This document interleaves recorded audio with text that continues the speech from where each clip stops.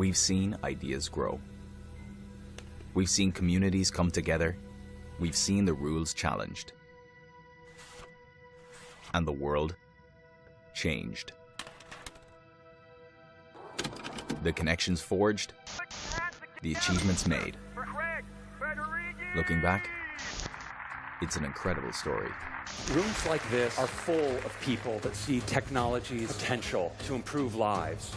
Here at Web Summit, we have so many doers, more people who just have a voice that people want to hear. We are all growing. That's what makes the Web Summit such a good place. One way that democracy dies is that people believe that their vote doesn't count. The status quo does not have to win.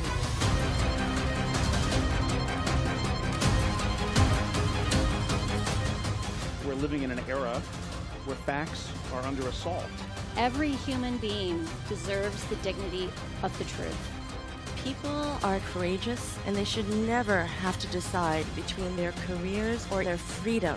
Do not be silent. We are the change that we have been waiting for. Activism comes in all different shapes and sizes. We want to have a better future. We want to have a future. Now it's time for hope.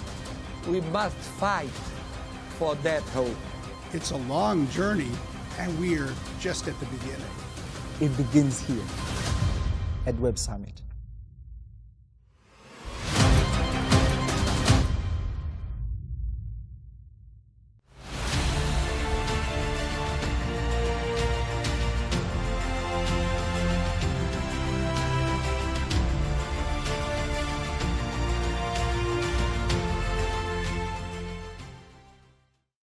I don't think there's anything like Collision, gathering point for entrepreneurs and founders. Forward-thinking, creative, ambitious.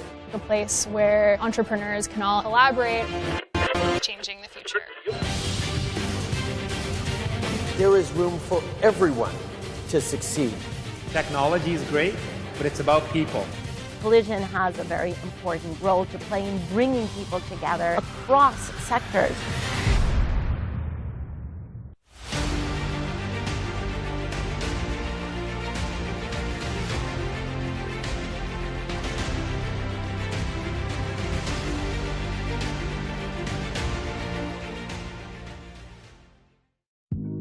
Welcome to the Q&A and experiences stage. This is the stage that's all about you guys. You guys ask the questions.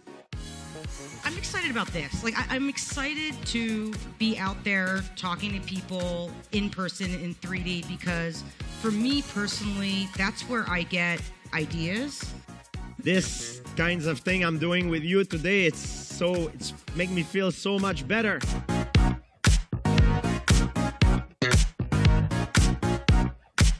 I get a lot of questions about what we're doing, and this was sort of way up there on the scale of good question. The idea of presence, where people share a space together, appreciating each other's music or making a song request, and then you just are okay to go on about your life, but you had a meaningful touch point. The only way we can bring about the change is to be the change that you want to see. Thank you very much for coming.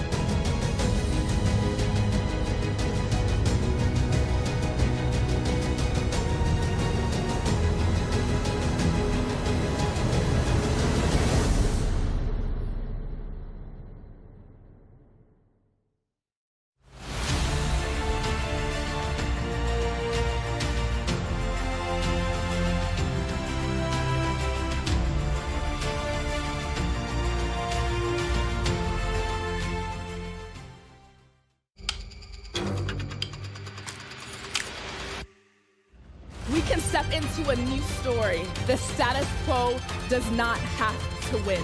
We want to have a better future. We want to have a future. We must fight. Now it's time for hope.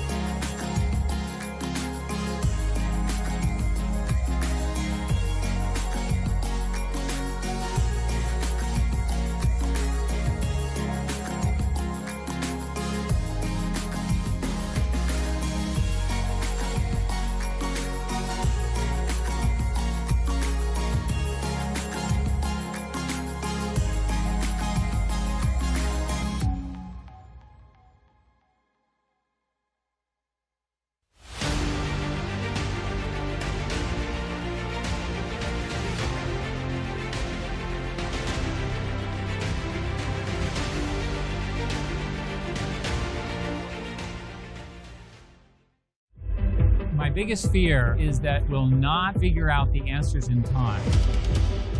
The uncertainty that we live with is enormously challenging. The world has a lot of problems, and fortunately, a lot of entrepreneurs to try to solve them.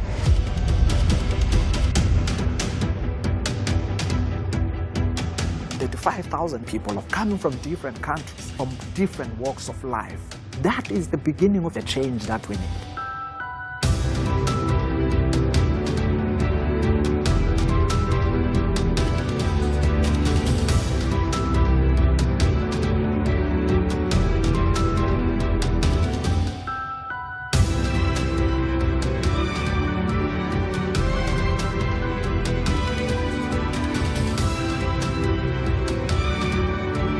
People who are willing to go first are what is driving our innovation.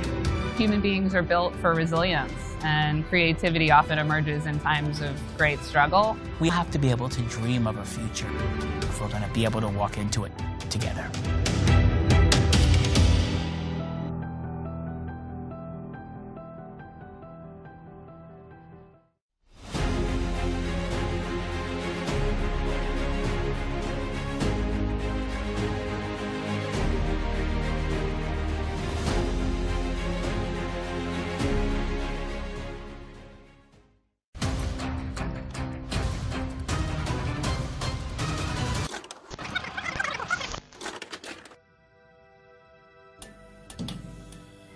We've seen ideas grow. We've seen communities come together. We've seen the rules challenged. And the world changed. The connections forged. The achievements made. Looking back, it's an incredible story. Rooms like this are full of people that see technology's potential to improve lives. Here at Web Summit, we have so many doers, more people who just have a voice that people want to hear. We are all growing. That's what makes the Web Summit such a good place. One way that democracy dies is that people believe that their vote doesn't count. The status quo does not have to win.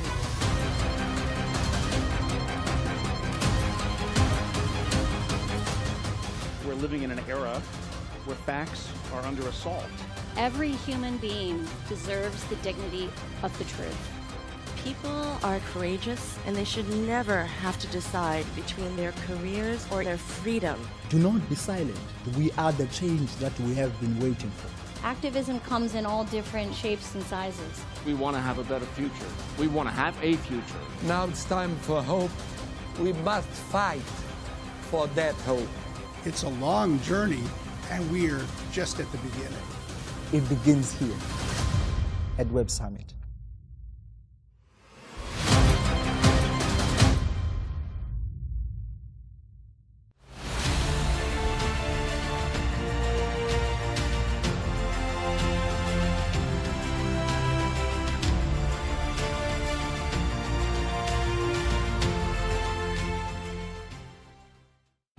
I don't think there's anything like Collision, gathering point for entrepreneurs and founders. Forward-thinking, creative, ambitious. A place where entrepreneurs can all collaborate, changing the future. There is room for everyone to succeed. Technology is great, but it's about people. Collision has a very important role to play in bringing people together across sectors.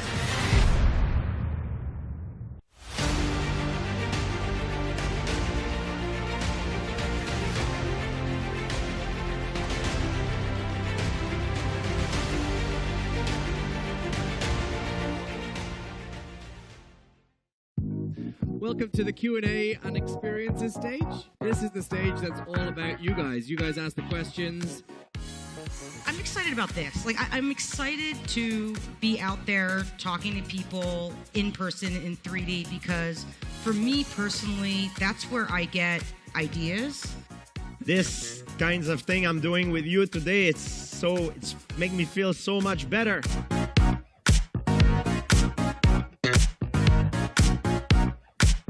I get a lot of questions about what we're doing, and this was sort of way up there on the scale of good question. The idea of presence, where people share a space together, appreciating each other's music or making a song request, and then you just are okay to go on about your life, but you had a meaningful touch point. The only way we can bring about the change is to be the change that you want to see. Thank you very much for coming.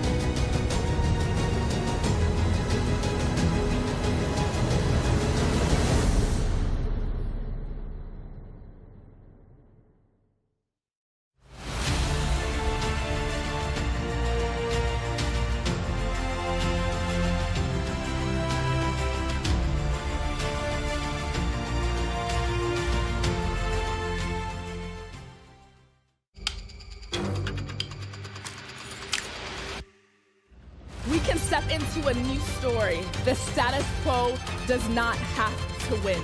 We want to have a better future. We want to have a future. We must fight.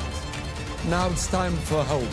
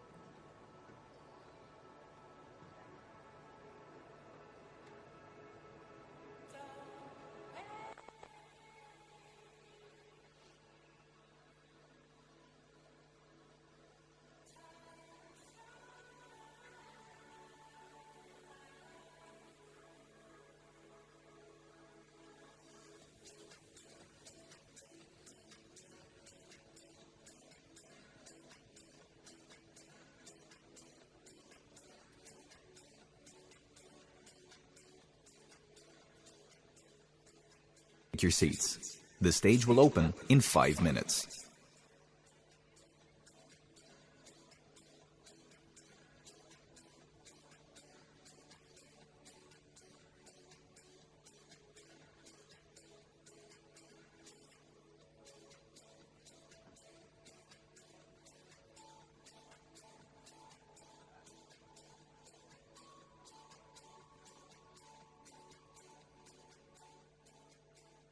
The world is very separate. We don't understand each other. At a work level, or if it's really just more at a communal and human level. And I think we need to live in a life. We don't live in fear, we live in optimism. We are optimistic of where we can go and what problems we can solve together. Bring people together so we can have better understanding across cultures and better ability to collaborate.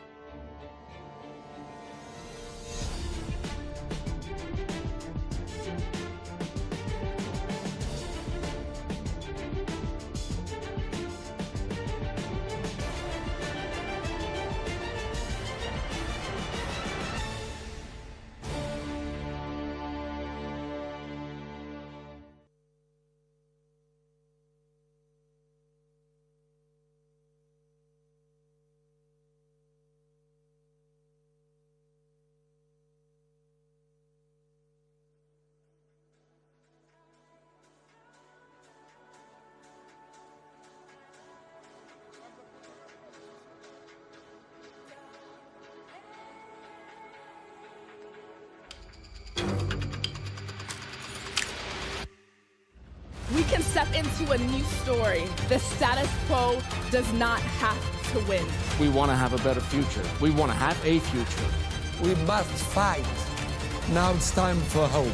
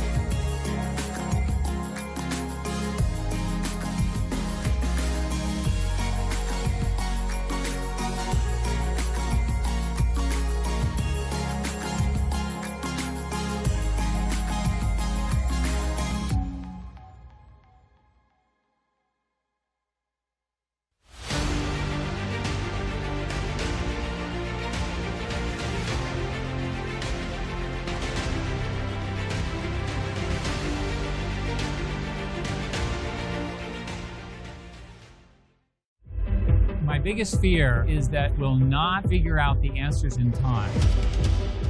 The uncertainty that we live with is enormously challenging. The world has a lot of problems, and fortunately, a lot of entrepreneurs to try to solve them.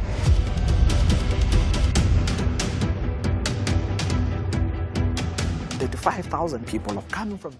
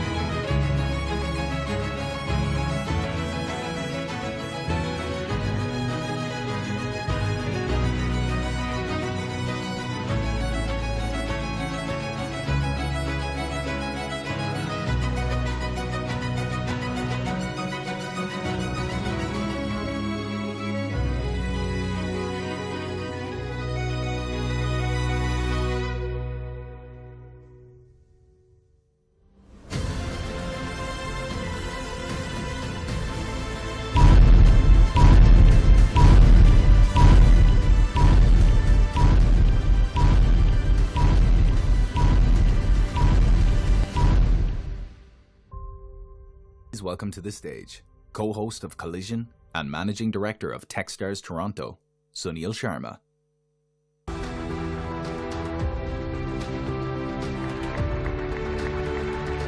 All right. Good morning, Web Summit. I hope you have all dusted yourselves off from last night. It was a wild night for most of us, for all of us. Pink Street.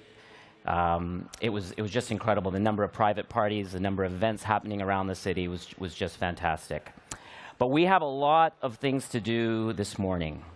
We're going to be discussing everything from Formula One to the metaverse, as well as looking at some of the most important marketing trends for the year ahead, and just in general, what to expect for 2023. Later today, we're going to be hearing from Apple and what their vision is for the future of healthcare.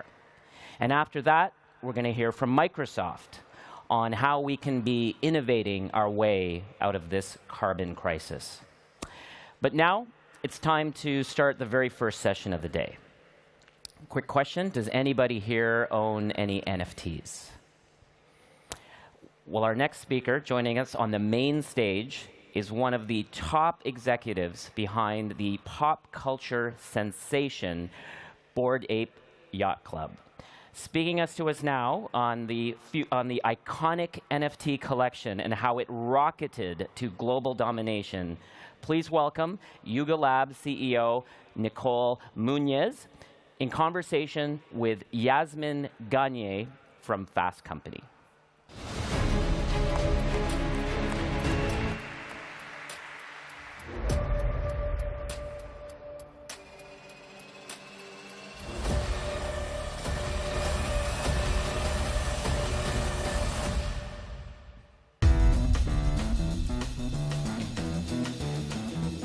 You know the day destroys the night. Night divides the day. Try to run, try to hide. Break on through to the other side. Break on through to the other side. Break on through to the other side, yeah. Break on through to the other side. Break on through to the other side. Break on through, break on through. Hello, Voyagers. Boy, am I glad to see you. Voyagers, make your way down the hill. What? To the sphere. I mean, a few years ago, you could barely put a few hundred people in one spot. Now we're running thousands of people through your browser flawlessly.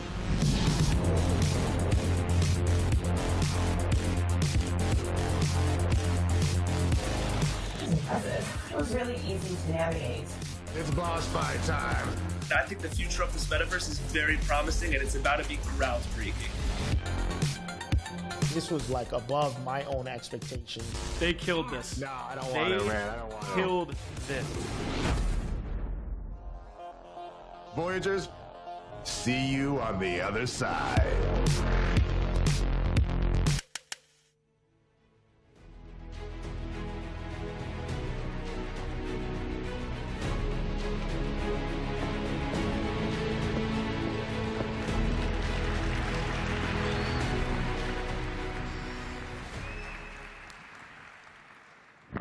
Welcome to the other side. Just kidding, we're at Web Summit. Yeah. One day. So before we talk about the video, I want to take a step back and just talk about NFTs. Now, something I see on the internet all the time is people saying that when you buy an NFT, you're really just buying an overpriced JPEG. What are critics missing? Well, I think, wow, it's weird hearing yourself. Yeah. Apologies. Ultimately, I think what's different between an NFT and just a typical JPEG is the rights and the fact that you have true ownership of that asset. And now that can mean that you just have effectively a JPEG, right? Like that might be all that matters to you and that's the only value that you see in it. But you can do so much more. Not only is it provable and, you know, it's effectively yours, as I mentioned, and everything is on the blockchain, but also what we've done with Bored Ape Yacht Club and then later with CryptoPunks and Meebits is giving commercial IP rights as well. And so that exclusive ownership is something that is really unique to this space, and it empowers consumers to actually shift into owners. And that's a paradigm shift overall. What are some of the things that people have done with those commercial rights? Like, just to give our audience examples.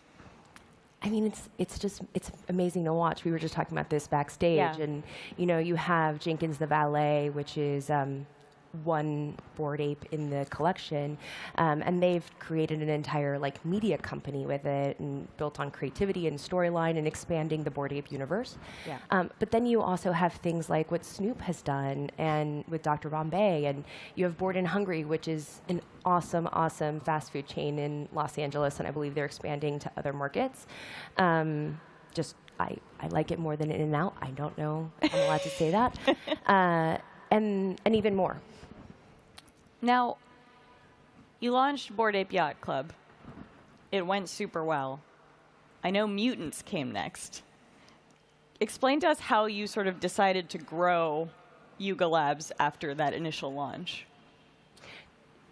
Well, I mean, I think, so Yuga started as, you know, really two friends, two co-founders that wanted to tell a really fun and silly story.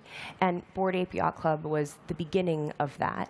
And it started really, I mean, if you go back to the beginning, it started with $200. It eventually became part of the zeitgeist and broke through. $200 was the initial price. Was the initial price to ape into the BAYC. If you only had a time machine, right? Yeah, I know. But so once, with the success of Bored Ape Yacht Club, we were able to really build an expansive brand, and growing that with Mutants, as you mentioned, but then really thinking through, well, actually, you know, events, how can we bring people together? We're seeing so much camaraderie on the Discord, you know, let's have Ape Fest. You know, and that's thousands of people coming into New York City once a year for, you know, performances and live events and an entire experience, frankly. And then it grew from there. You know, we had the opportunity to acquire CryptoPunks and Meebits and are building our metaverse. So I actually want to talk a little bit about acquiring CryptoPunks and Meebits. I think there's something that confuses a lot of people when they think about NFTs, when they think about the ethos of Web3, where they say, Web3 is decentralized, right? But then there's one company that owns like the three most valuable, I think, NFT projects. How do you sort of think about that philosophically? Well, we are a company. We're not trying to hide the fact that we are a company that has staff, that has shareholders, that has a vision for things that we want to build beyond, you know, BAYC. That is true. I think what gets kind of convoluted sometimes is the philosophies around Web3 when you think about identity and privacy and decentralization and interoperability. You know, those are philosophies that I think are actually very true to Yuga and everything that we're doing, because everything that we build is centered in ownership. When you think about identity and privacy and interoperability, all of these things are about ownership. If you own something, right? If you own a shirt in real life, you can do whatever you want with it. That's your shirt. And what Web3 allows you to do in the internet space is it allows you to own. You can now not only own your identity, who you are, but the character that you present yourself, or the assets that that character might wear and where it goes. You know? So we have a vision of a future where people can own these assets, whether they're NFTs or they're digital collectibles or whatever you want to brand them, and you can then take them wherever it is that you want because they're yours, and you can build on them and you can monetize. Mm-hmm. And to be clear, how does Yuga Labs make money from Bored Ape Yacht Club? Like, I know Yuga Labs doesn't take a cut of any project started based on an ape, right? Yeah, we're, you know, I know we've talked before this as like Web3 Disney being the analog, but in many ways we're a mirror because of what we're doing with IP rights. You know, all of those IP rights are actually granted to the member and to the owner, and we have none of those rights, and we don't actually take a licensing fee. So it's a completely novel idea and new to in general. In terms of how we make money, well, we have obviously the things that get the most headlines, which is the mints. So we'll have a mint price. For instance, with BAYC, it was a mint of $200 each. And then we have secondary sales. There's a royalty that you can apply, and that goes back to the creators. And that's with every single asset that's sold. And then we're also diversifying our revenue stream. And so we're building new things in the future that have more traditional revenue models if you start to think about entertainment and creating experiences. Yeah, that makes a lot of sense. Now, there's a meme out there, maybe you've seen it. The caption is, "All my apes are gone." And it stems from the fact that a lot of people have had their apes stolen or other NFTs stolen. Apes is kind of a stand-in there. Or have had related security issues. Is that something Yuga Labs is thinking about? I mean, do you see that as under your purview? How do you think about that issue? Well, I think as leaders in this space, we need to be thinking about how we can help onboard the next 100 million people into Web3. That's really a true mission of us at the company. And part of that is going to be lowering the barrier to entry. It's hard right now, not just when you think about fraud and fear, but also just like actually hard.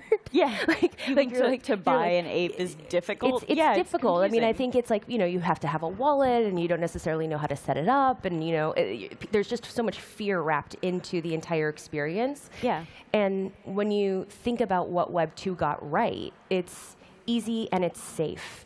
And those are two things that we want to start bringing into Web 3 so that people can feel comfortable getting into this experience. Now, Yuga Labs has grown. I mean, guys, you know this. Like 18 months ago, Yuga Labs didn't even exist, right? And now you're growing a huge company, a $4 billion company. You raised a $450 million seed round led by A16Z. The company achieved the $4 billion valuation. What comes next? How are you using that money? Well, I mean, we want to build and we want to grow, and we want to hire. I mean, I'm looking at you. If you want to build some of the craziest things on the internet and wrapped up in creativity and storytelling and lore and mythology and fun and really stupid, then you should come work at Yuga, because we are trying to hire the best and brightest minds to build the next phase of the internet. Are you primarily hiring engineers? I'm asking for the audience here. We are hiring engineers, but we're hiring more than that, because what we're thinking about is the Web3 through line across an entire ecosystem that across different categories. So, think about live experiences, lifestyle, infrastructure, technology. So how do we build all of that? We need smart people. We need smart people with differentiated backgrounds. How would you describe the different communities within Yuga Labs? And I say this because Bored Ape Yacht, having an ape will grant you access to their Discord. Having a punk will grant you access to a different Discord. What's the vibe? I mean, it's just so nobody would believe me. You guys have to just go into the Discord and see it for yourselves. It is so incredibly wholesome. Like last night, we were at a sort of spur of the moment community event here in Lisbon, and it's just warm, and people are so generous with their time. And I was talking to an ape last night, and they were talking about being at Ape Fest and how it was an emotional moment. Because these are people. This is the thing that most people don't understand. You're living and breathing these communities. These are people that are your friends. You talk to them all the time. Imagine someone that you Slack with every day that you may never have met in person, but you talk to them every day. That's what is happening here. These are real communities of real people sharing their lives together. And it's a lot of dog photos and baby photos and, just like true connection. Yeah. I like that. Now, I want to talk a little bit about the video we saw, or you all saw right before this. which was really cool. Very impressive, great soundtrack. But tell me what it was of. Tell me what it was depicting. That was sort of a mashup. So that was a rip that was put together. There's a combination of the Other Side original trailer that we used to launch Other Side, announce Other Side, the metaverse, and then we also have a Coda teaser that was released a little while ago that is beginning to tell the story of the Codas and their mythology.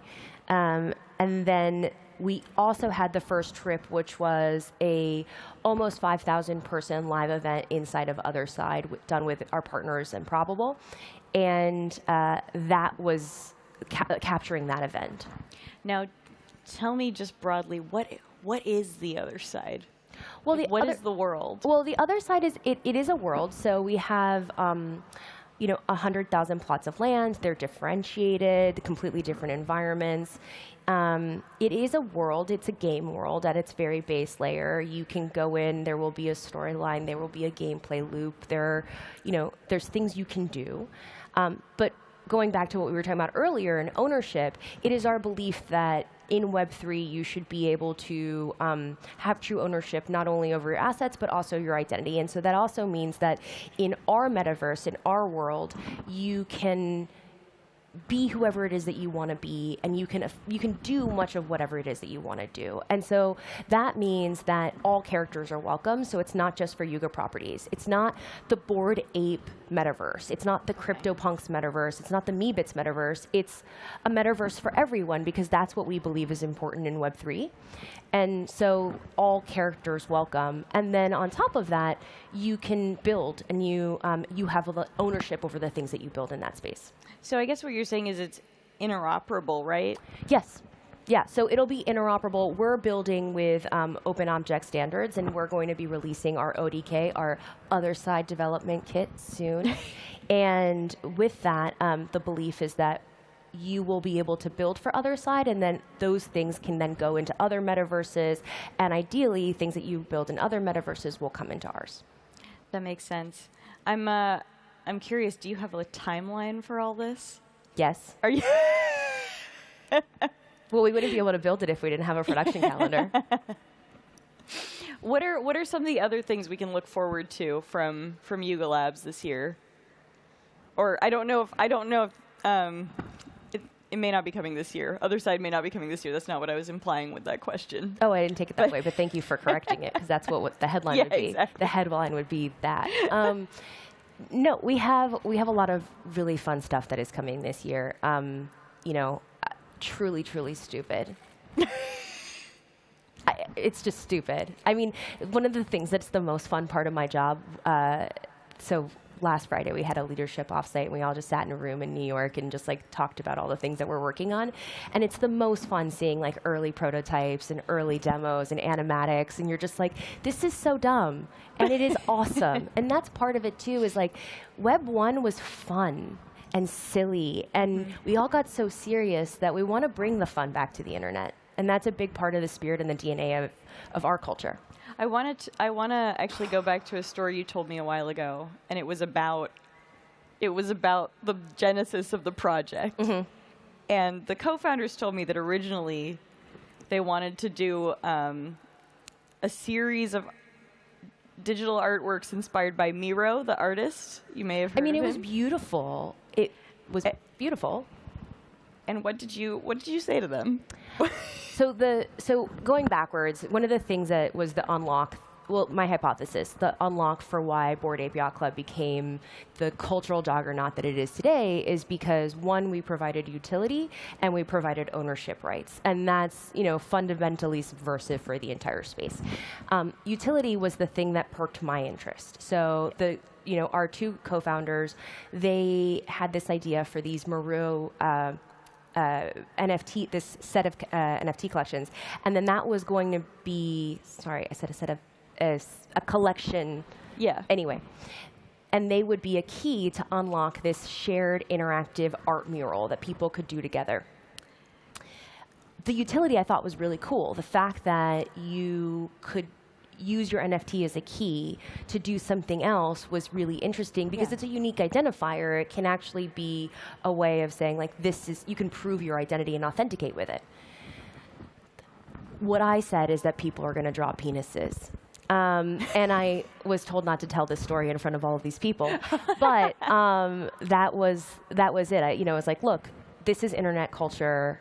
If you put, a whiteboard out and gave people markers, they're going to draw penises. And that's what happened. That's what people did. And so they reverse engineered the story from there, which was, okay, well, if people are going to draw penises, where are they going to do that? They're going to do that in a dive bar bathroom. If it's a dive bar bathroom, where is that? Well, obviously that's going to be in a swamp, but we're going to call it a yacht club. And then it's going to be for apes because that's who bought into crypto early. But because they bought into crypto early, they're just shit posting on Twitter all day because they're bored. So that's the story of the Bored Ape Yacht Club really fast. Well, I think that's a great place to end. We sort of reverse engineered this by starting with the future and coming back to the beginning. But thank you all so much for coming to the panel, and thank you, Nicole. Yeah, no, thank you. Thank you all.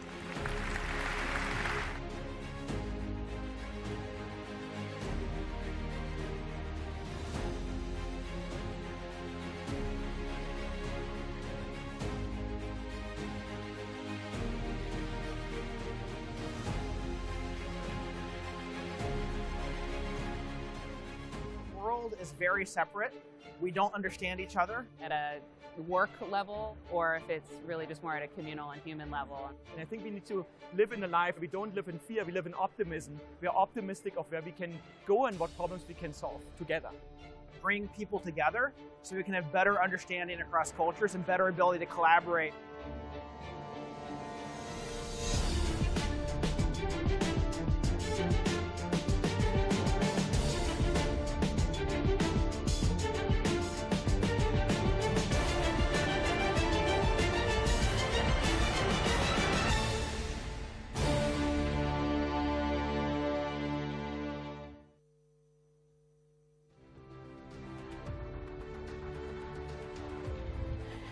Okay. Now, uncovering the dark side of crypto is the Chainalysis mission.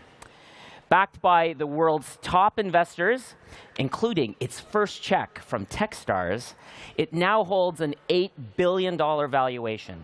And Chainalysis has investigated everything from cyber hacks to real-life conflict zones. Joining us now are the Chainalysis co-founder and CEO, Michael Groniger, Excel partner, Philippe Botteri, and in conversation with France 24's Marjorie Payon. Please welcome them.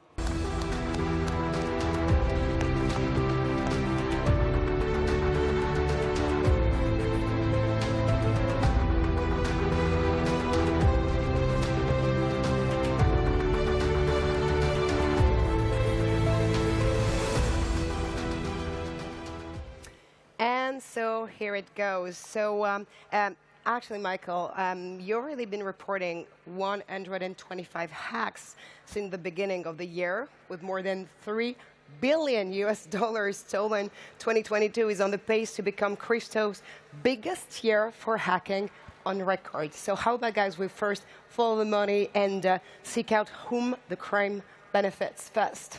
Yes, I think it's very interesting to jump into this very dire topic of crypto crime, for sure. And what happened last year? Last year was a record of crypto crime in general, but this year, crypto crime is actually down, but hacks has been bigger than ever. So this year we are close to $3 billion, as you said. We probably end at a higher number, so on. And what is happening there is I would say there's two types of hackers, if you look at it very simply. There's nation-state hackers, and then there's a lonely wolf that got lucky in a basement and basically in over their head. The big problem here are nation-state hackers. So nation-states, one big example is North Korea. They're known to have the Lazarus Group. The Lazarus Group is really good at hacking. And they've been able to steal more than $1 billion of funds this year. And when you look at North Korea, it's particularly worrying because it's actually more than 10% of their GDP. So that means that when they steal cryptocurrencies, it will fund production of nuclear weapons, it will fund missiles. And we saw that very real this morning, where missiles were basically fired and tested. So it is actually a big concerning thing. Following the money is important here because what happens in a hack is that first you hack something, then you need to launder the funds. And in that process, if you are fast, no one knows that you've been hacked yet, so you can actually launder them like this. It's simple, no one knows funds are stolen.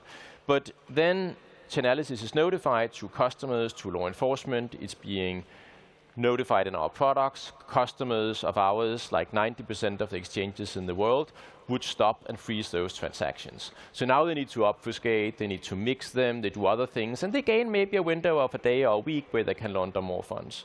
But the interesting thing, the last hack that happened, one of the hacks that happened this year, the Ronin hack, 10% of the funds have already been seized at exchanges, paid back to the victims, which is great. It's like a big win. We're talking about $600 million, so it's like real money. And then the rest, a lot of the rest of the money have not been laundered yet. They're basically sitting and waiting for some technology to evolve where they can now launder the money again. But we are sitting and watching them all the time.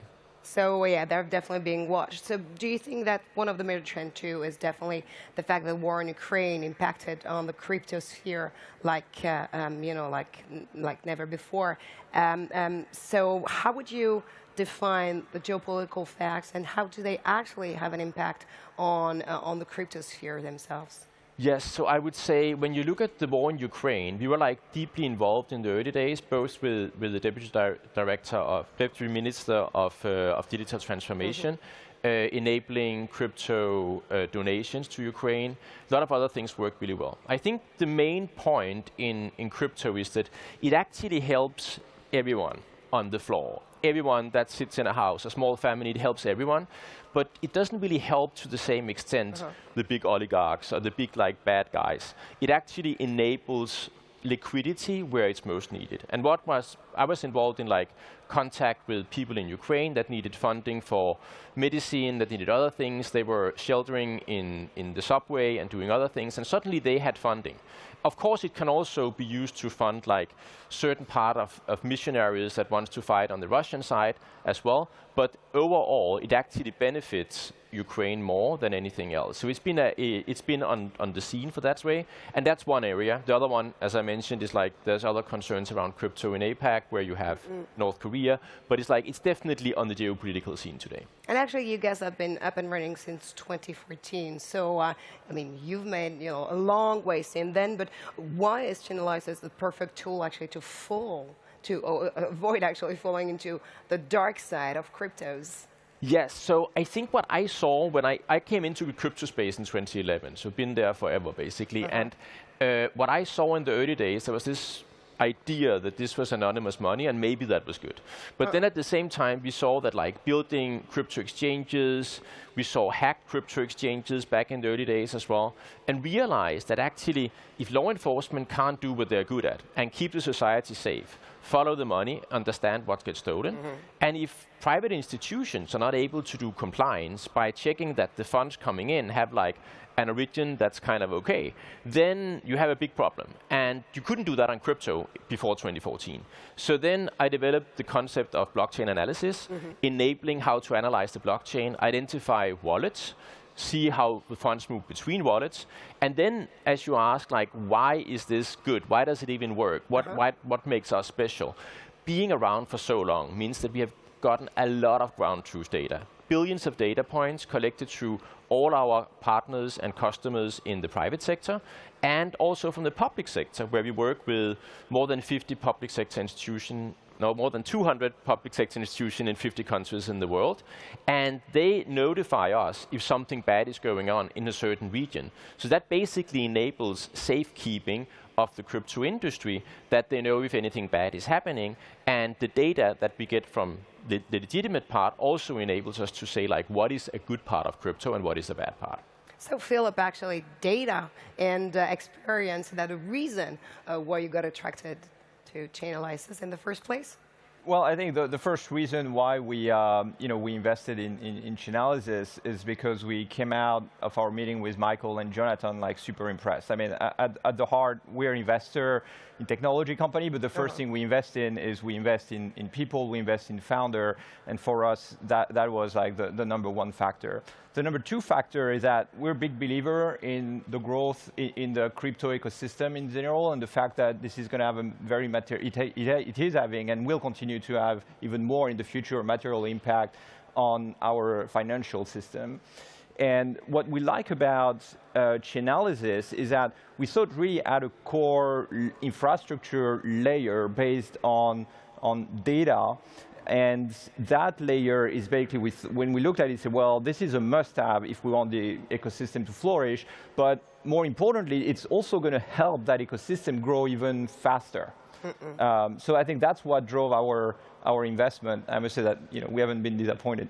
Well, I can't. You bet, actually. So you've been backed since 2014 by top investors, of course, Michael, and you're now on the top of your game with $8 billion valuation. Was it really difficult in the first place to actually raise funds? It was awful. It was like, I was in 2014. That year, everyone says crypto winter, and I'm said like they never experienced that time because that was bad. It was to the point where we couldn't get admitted into an accelerator program because we had Bitcoin mentioned in our like text that we wrote them.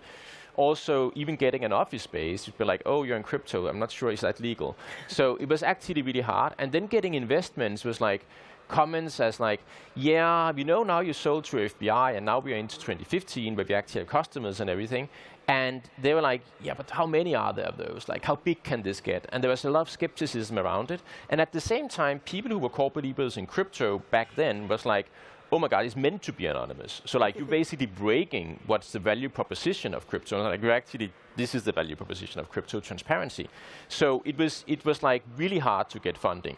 When we came to the end of the year, I was like, we got funding through Techstars first, and then an angel investor, then we got a seed round done with 0.9, and then we were good. But we always had like this concept of efficiency, bootstrapping, doing things in a scrappy way. That's a core part of the company.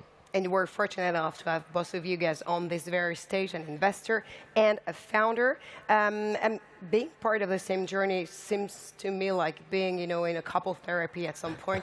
But I mean, we're not going to, I'm not going to ask you to like lie on a couch or something. But still, one happy family. How can you actually make this business adventure work? So I think that one of the things that I really look for in a board member is that board member and investor, it's first of all like being the window into a lot of other companies and a window into having seen a journey that's similar to ours. So again, we are like, when we started and Excel invested, we were a small scrappy company. We didn't know anything about like running a sales team, having the right finance people, running HR, anything else.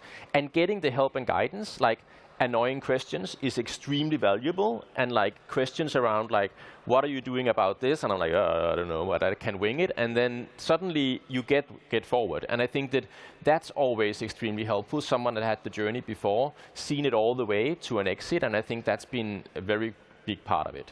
So communication is definitely the way. Yeah, I think it's communication and it's trust. I think at the heart of it, you want to build that trust between the investor and the founder, the board member and the CEO. And that trust is something that is basically the foundation of everything that's gonna happen. And when I think about my role as an investor and board member, I think as Michael mentioned, my role is not to do things, is not to tell things. My role is to ask questions. My role is basically, so as Michael mentioned, we have a view on other companies who have, we have 200, 300 portfolio companies globally. Many of them have gone through this growth journey before, and we are here basically to share that experience, to ask the question, to challenge. But at the end of the day, the decision is made by Michael. It's made by the founder, and the CEO. And of course, the other thing we're trying to do is also try to be helpful, especially on the recruiting side. I think one of the elements that really helped companies scale very fast is its ability to anticipate the hiring of the right level of senior manager at the right time. And I think one of the things we have seen is that when high growth companies suddenly start to stall a bit, is because they haven't made the right hire in time, so they need to make the right hire and then they continue. And if you can actually help to make sure that this hire happened like 6 months before, then they are there at the right time. So it's been a very important point as well. Absolutely. Now back to reality in the crypto sphere. A crypto winter is coming, believe it or not. Should we panic, guys? Run. No, I would say, I think clearly crypto winter. The interesting thing is the financial industry in general has slowed down, right? We've basically seen like tech stocks like down 50%. This is the world we live in, and it's mainly driven by high interest rates. What's interesting with this crypto winter, and I mentioned I've seen many crypto winters going back from like the early days, and what's interesting with this crypto winter, it's actually followed the rest of the globe. So the rest of the world and the rest of finance. And you could actually say that, is it even a crypto winter, or is it just like a winter in general? And what I actually saw on the data side of things were that we had like basically in the early part of the year, crypto and the price of Bitcoin and Ethereum, they basically followed like precisely tech stock indexes and saw that was the jump. Then they had a little extra jump when there was like different investment schemes that went wrong in crypto, slightly more, but not a lot. And now we basically follow the same trends again. Actually, when the Feds in the US raised the rate like 75 basis points, which is a lot, crypto performed better than stock this time. So we clearly see that these things are being much more integral in the global economy and less of like, oh, there's a crash in crypto. It's actually more like it's more an established business today, an established industry, and that has changed. And I would say, just to add on what Michael is saying here, look at the Bitcoin in 2019. It was around $6,000. Ethereum was around $140. Now, you look at the price of the Bitcoin, it's around $19,000, $20,000. The price of Ethereum is like $1,400. So if you forget the big spike in the last 2 years, and you look at this trend and you say, wow, we have a 3x on crypto on Bitcoin in like 3 years, and we have close to like 8, 9x on Ethereum in the same period. So I think calling this a winter, I'm not sure is the right term. Now, can we say that there's been an NFT winter? I mean, I would say that there has been probably an NFT winter, right?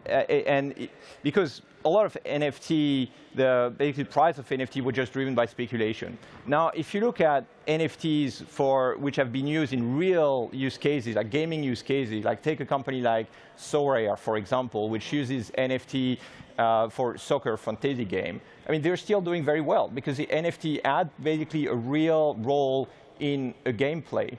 So I think that's why I agree with Michael. I mean, I'm not sure we can call this period really a crypto winter. I mean, look at 2 weeks ago, BNY Mellon, which is the largest custodian bank globally. I mean, they just announced a custodian offering for cryptocurrency. So, I mean, is that what you call a winter? I'm not sure that's the right definition. Happy you guys do agree, actually. But if crypto winter isn't your normal, then we definitely have to tackle sobriety, both on the climate and digital side, because this is definitely the trend of the season and the way to go. Now, how can we dive beyond and beyond buzzwords when it comes to sobriety, be more eco-conscious when it comes especially to the crypto sphere? Yeah, I think that it's a great question. I think that what we see in finance, every time you see a growth of an asset, there'll be a lot of people expecting to be rich tomorrow. And we also see like investment being geared. We see speculation. You want leverage in your investment. You can see I can double my amount of funds in 2 weeks, but maybe I can quadruple them if I do like lend against them and do it again and so on. So all the time when you see high growth of an asset, you will see speculation, and then you will see some level of a crash, of a bubble burst. And we see that in pockets in crypto. We saw it in some cases in NFTs. We've seen it in some of the algorithmic stable coins that crashed at some point, where you just see where stuff goes into the sky that goes bad. I think the interesting thing and the opportunity in the crypto space is that this is the first economy or like any sub-asset class that we've ever seen where there's that level of transparency into the movement of funds. And that basically enables regulators long-term to look at this and be like, hey, what's going on here? Are things being leveraged? Are things healthy here? And all of that. And that actually enables a much more sober ecosystem than any other part of finance. We are not there yet, but the tools and the methodology and the transparency is available to get there. Well, but actually, so greed is good was supposed to be, well, used to be a tagline. Now it's green is good, Philippe, isn't it? Well, of course. I mean, everybody has to do its share for the climate. I mean, this is. I don't think you can look at it and say, oh, you know, you're exempt from it because you're whatever tech, etc. I think every part of the economy needs to do its share to reduce global warming. And if you look at the merge from Ethereum, you know, this move from the proof of work to the proof of stake, I think reduces energy consumption, from what I understand, around 90% plus. So this is a step, I think, in the right direction. And I hope that there will be more steps going in the same direction in the future. Time flies literally on this very stage. So let's dive into what we can call the tokenization of the economy. So we're literally shifting from a data-driven economy to a token-driven society, Michael, aren't we? Yes, so this is one of the things I'm very excited about. I have to say I'm actually old enough to experience the growth of the internet as well. I remember like books coming out around content is king. And you saw like what happened on the internet was like, oh, this is funny. It very much looked like the NFT landscape. You had websites with marquee blinking text and like colors that were very neon. And people loved that in the early days because that was humanity playing with a new technology to understand it. It's very similar to what we see in NFT today. But NFTs are interesting because they basically represent that technology for tokenization. And tokenization of real-world asset is content of the blockchain. It's like the content that we need on the blockchain. So as soon as you have your car, your house, your everything, ownership of that, tokenized on the blockchain, you can finance against it, build new financial instruments against it, and actually unlock liquidity that's illiquid assets today. So that's going to change the world, and that's going to be like the change over the next basically 10 years. It will take a decade before we will see the full amount. So is it also a powerful tool to actually enter Web3 in a way? Yeah, I mean, what I would say, I think, is if you look at, there's been a big inflation of a lot of crypto assets in the past couple of years. I think that speculation now is gone.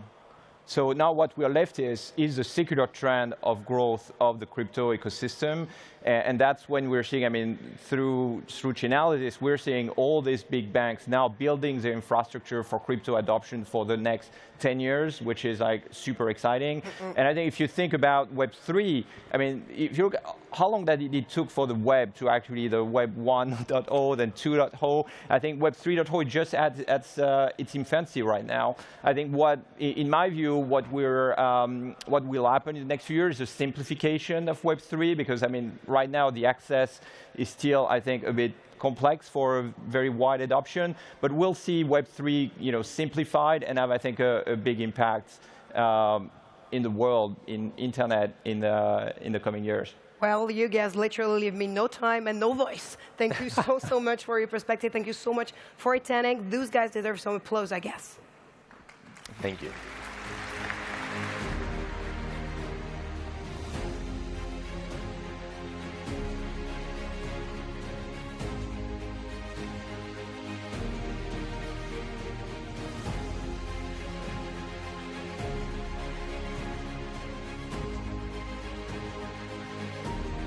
So, look, we're all looking to build campaigns that go viral, right?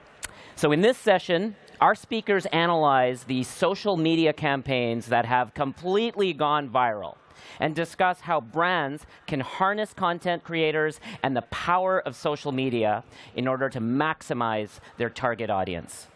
Please welcome to the stage YouTube superstar Casper Lee and Influencer.com CEO Ben Jeffries, who will be talking to Sophia Smith-Gaylor from Vice.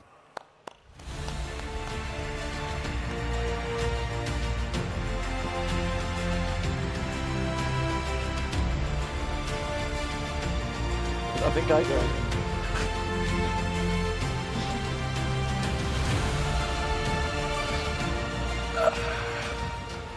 Hello, everybody. Thank you so much for coming to watch our chat today. Bienvenidos to the Web Summit.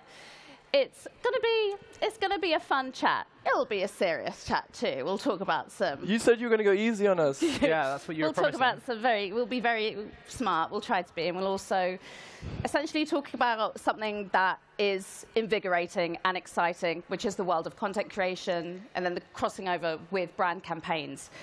We are here with Ben Jeffries, CEO of Influencer.com, Casper Lee, creator and co-founder of Influencer.com, and I'm Sophia Smith-Gaylor. I am a journalist by day and TikTok content creator by night, weekend, and whenever I find a spare minute of the day, basically. For those who may not be familiar so much with Influencer.com, give a little taster of what it is that you do. Of course. So hi everyone, thank you very much for having me here. So I suppose to give a little flavor on what Influencer.com actually does, we're a data-led global marketing business. We built a complete end-to-end solution to how influencer marketing works. We built our own end-to-end influencer marketing platform, and we've got our own impact studio, which really helps to produce those big ideas and those big strategies for brands. We've really become obsessed with this idea of true human influence. We believe that, I suppose, the influencer marketing industry has become obsessed with likes and the number of comments, where we focus on more outcome-based. So things that actually genuinely shift the needle, which I think in today's world is really, really important. Casper, what would an outcome-based sort of result or return on investment look like? It really depends on what the brand or company is looking for.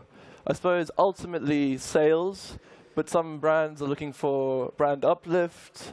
Sometimes they're looking just to get a certain message across about a new product they're releasing. So yeah, it completely depends. So we'll work with our clients and find out what they're looking for, and then work out a strategy of what platforms they should be using, what sorts of creators they should be using, and how to go about that. So not only prior to Influencer.com, but obviously for creators not necessarily working with you, do you feel like the space of essentially the middleman, the middle person between brand and influencer, has now become a lot more saturated since you founded Influencer.com? Without a doubt. I mean, I think every single time I'm in a brand pitch or speaking to our investors, consistently they're saying, "Oh, have you heard of this company?" or "Have you heard of this company?" So I think this space is becoming increasingly crowded, but I think that's a testament to how far the influencer marketing industry has come. I mean, we're only at 4% of digital ad spend at the moment, yet kind of brands are flocking to it because they're seeing those returns. I was actually at a conference a couple of weeks ago, and someone mentioned this quote, which was famous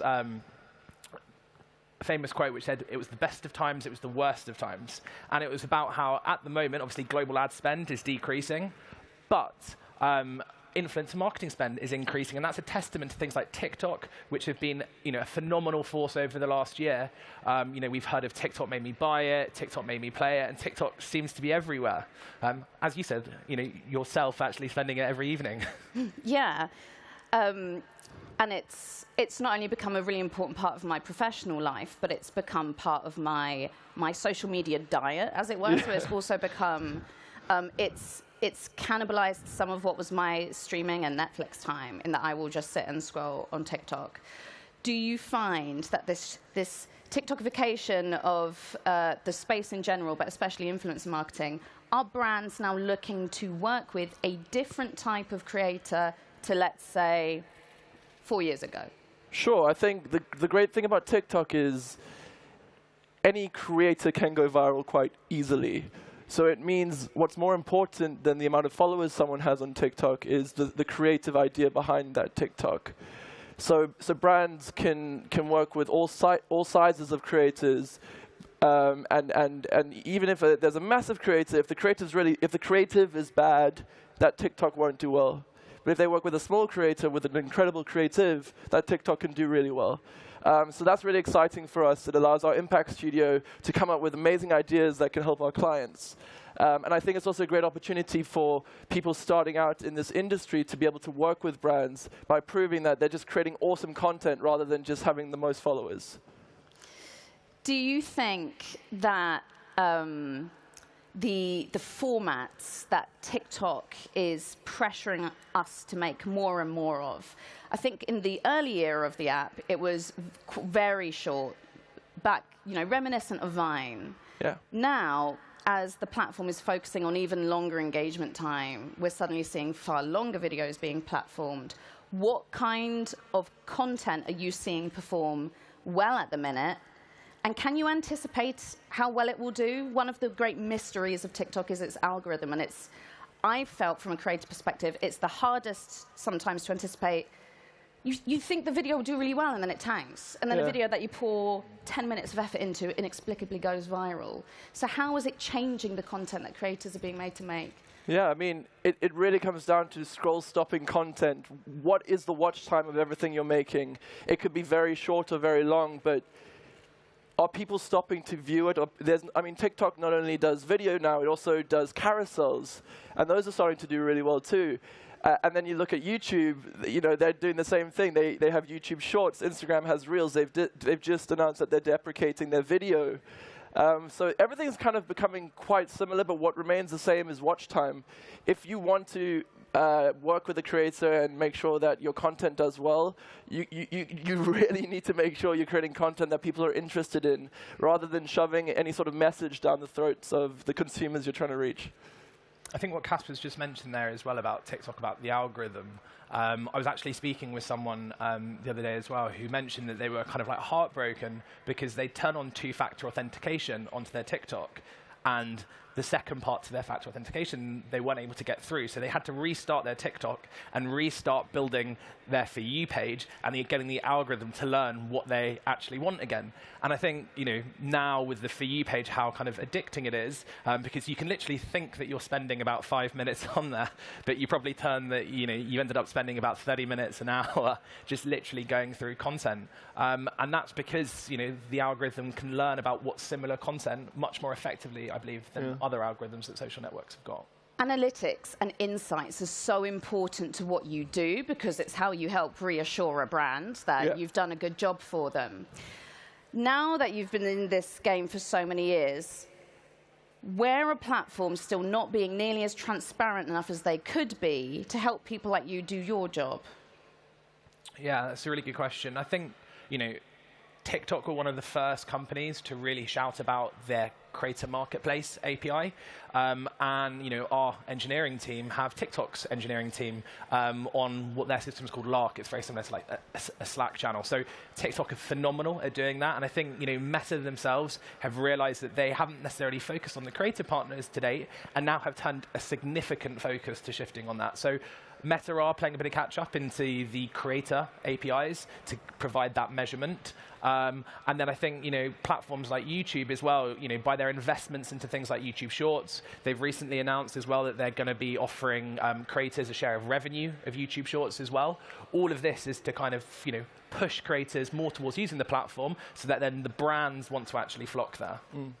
How do you feel about an app like TikTok wanting to be you? Because if you go on the platform as a creator, you can see brands approaching you directly, and you just do it through the app. So you'll get a notification that says, oh, so-and-so wants to work with you, and you can check out the campaign, and you can reject it or accept it, and then you'll be given a certain amount of days, I think, to do it.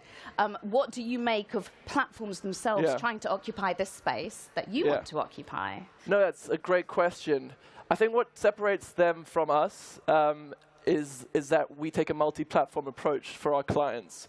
So we work out what do they want to do and which platforms should they be working on to achieve this, whereas a TikTok is a more fully automated platform approach, which I think lends itself very well to the microtransactions and the creators who are doing kind of TikTok deals at scale. But our clients are looking for that more bespoke approach to a multi-platform environment. And I think just to add on to that as well, the platforms themselves have partner programs. So whilst it may come across as the platforms doing it themselves, they rely on the partners to actually work on the activation and the delivery side. So that's largely what we do. We're a global marketing partner of Meta, TikTok, and if a brand approaches one of those platforms, they'll then come to us as a recommended partner to actually work on influencer campaigns. I think we've painted a good idea of the landscape in which you're working. I would now like you to show off. So why don't you tell us a bit about some of the campaigns that you've been part of this year that you're especially proud of? Yeah, I think probably one of the most exciting campaigns for me earlier this year was a campaign we did do in partnership with TikTok, which was to do with Levi's, and it was called Then and Now. And it was around the concept of creativity where your parents probably have all owned a pair of Levi jeans. So it was encouraging creators to try and find a photo of their parents wearing a pair of Levi jeans, and then subsequently get them to kind of replicate that photo of them in a pair of Levi jeans themselves. So it's called Then and Now. And we did it with creators across 6 different markets across Europe. And what we were noticing was, despite getting tens of creators involved in this campaign, I think we had like 50 creators, we were having a lot of organic push of people wanting to join in the actual trend. So I think that's what it's all about when you're trying to build a viral campaign. It's doing something which can encourage participation. Come on. Well, I'm gonna plug my favorite phone brand, Google Pixel, which I was told to do on stage at Web Summit. So can we grab a quick photo, everyone? But no, to be honest, yeah, we work with Google Pixel. I love their Magic Eraser, and so it was really fun to come up with a creative concept with them, whereby you could basically take a photo with a friend, and then you get rid of your friend and send them into wherever you send Magic Erase people. And I just thought it was such a fun, creative idea. It sounds very simple and weird to explain on stage at Web Summit, but when you see the content, you'll see what I'm talking about. So check out my Instagram, Casper_Lee. This is just you promoting yourself, I always like to do a bit of self-promo. Also, add me on LinkedIn, please. And do you want to do your TikTok promo? I think the original question was favorite campaign, not favorite creator. This is a bit of a provocative question, but have you identified any campaigns, I imagine they wouldn't be your own, but where people have really tried to perhaps seize upon this short-form video revolution, and it's just not gone well, it's not gone right? Where is it you think people are going wrong?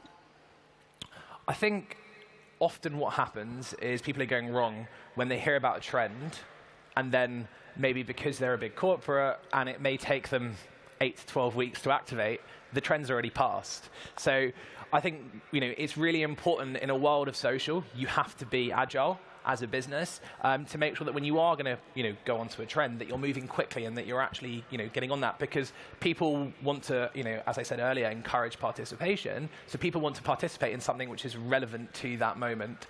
And if you're taking 8 to 12 weeks to try and activate on a big campaign which is trend-based, then you're going to be probably embarrassing yourself as a brand. Ben, that's a great segue into our Creator mobile app.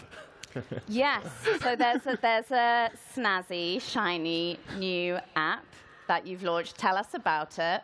So as Ben was saying, and we were talking about earlier, data is so important for our creators. And right now, there's a lot of screenshots going on. So creators are just sharing screenshots, which takes a lot of time. And when they're working with their managers, it's difficult to share that and also verify that. Break that down. So you're talking about screenshots that show the analytics of and the performance of the content that they've been paid to make. Exactly. So we already have access to the APIs for the creators in our network, which we have 13,000, who can now download the app and share the share their media kits directly with the brands. But also going back to what Ben said around speed, it's allowing us to activate a lot more quickly where our creators live, which is on their phones. Because of the pressure to work so quickly, which I do think has been sped up even more probably by the TikTok revolution, does it mean that a lot of creators kind of become one-hit wonders? And is that something that endangers possible longer-term brand partnerships? Or how is it that creators can try and keep this up beyond when the trend's gone? It's a really good point. And the thing I love about TikTok is anyone can blow up. But if anyone can blow up, it means that people are constantly being they're constantly being overshadowed by new people who are blowing up on TikTok. And so you're addicted to the app rather than the individual creators sometimes, which is obviously great for growth, but for sustainability, which you talk about, it makes it slightly more difficult. So I always suggest creating also longer form content. And so now you can do that on TikTok, but you can also do it on YouTube. You can create podcasts and so on. And I think that's really how you can build a sustainable business as a creator. So you've got to migrate your audience and not rely just on one single platform. And one of the points you mentioned there was around the longer term brand partnerships. So we're definitely seeing brands shift towards working with creators on a longer term basis. So we're seeing creators themselves only really want to partner with like 3 or 4 brands across the course of the year. That's so they can build that more authentic relationship with their followers, so that they can actually show that they genuinely care about the product, they're genuinely interested about the product, and they've researched it as well. So all of our collaborations that kind of we're pushing on a long-term basis, we're saying, look, form those relationships with the creators. With Google Pixel, as Casper mentioned earlier, they're getting creators actually involved in product sessions, hearing feedback directly about them. And it really helps to actually build up that trust and build up, ultimately, that return on investment, because the followers are buying into it much more.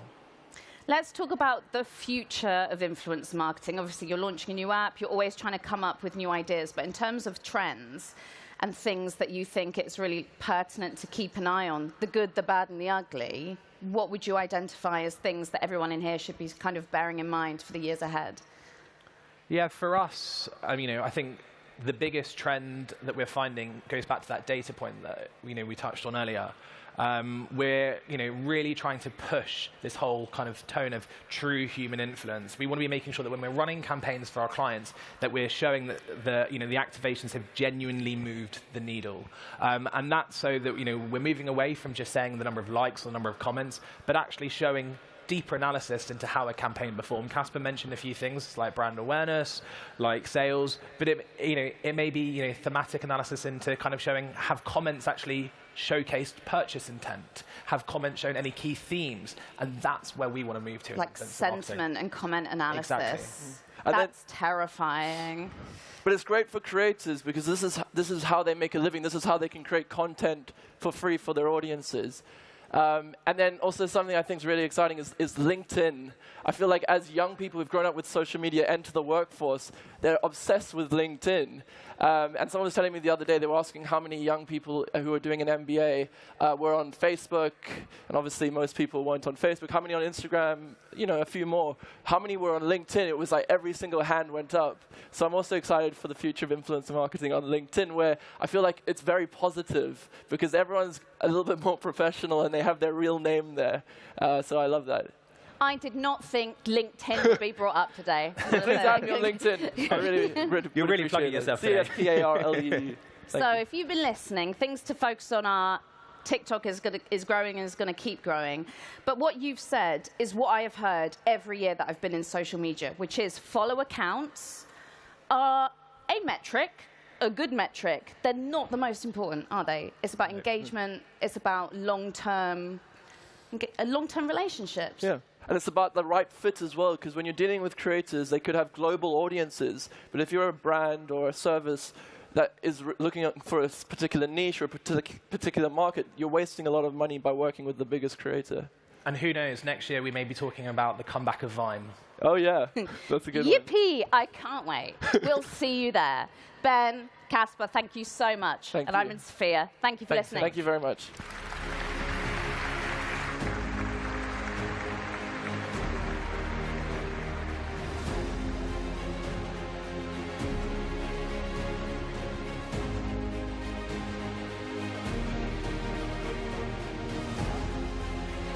All right. Do we have any Formula One fans in the house? All right. Well, you may have seen the Netflix series Drive to Survive, which has helped bring the thrill of Formula One to new audiences across the globe. You can ask my teenage daughter. What's really driving things is that technology and real-time analytics are racing at breakneck speed to give teams a competitive edge. So joining us now to discuss how technology and teamwork set the pace on track, please welcome Mercedes-AMG PETRONAS Formula One team principal Toto Wolff and TeamViewer CEO Oliver Steil in discussion with F1 Television's Rosanna Tennant.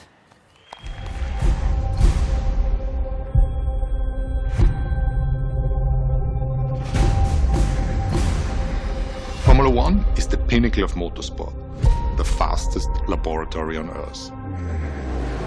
If you want to be a winning team, there is no margin of error or complacency. Every team member, every component needs to deliver peak performance at all times. We are working with some of the world's best designers, engineers, always pushing the boundaries.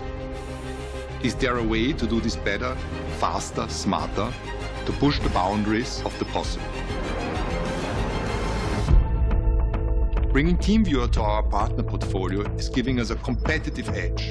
TeamViewer enabled us to keep innovating when navigating remote working during the pandemic, and it allows us to augment the small trackside crew that travels the world with the full force of the team back in the UK, remotely.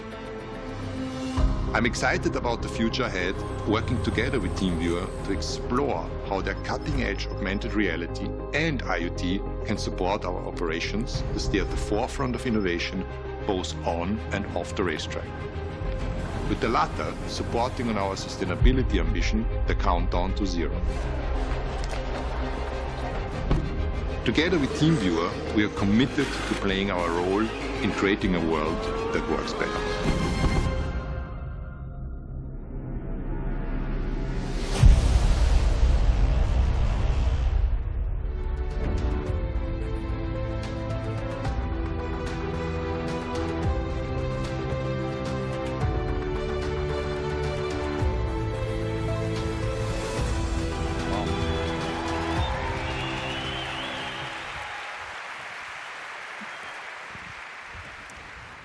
Good morning, everybody, and good morning, Toto and Oliver. Well, let's start by having a little look at the F1 season that we're currently enjoying. Toto, 20 races in. We've just got back from Mexico. 2 more races to go. How would you describe the season you are having? So first of all, hi, everybody. I'm glad that you responded positively when we asked whether you're Formula One fans. It could have been booze also. So the season has been difficult for us. We won the championship 8 times in a row.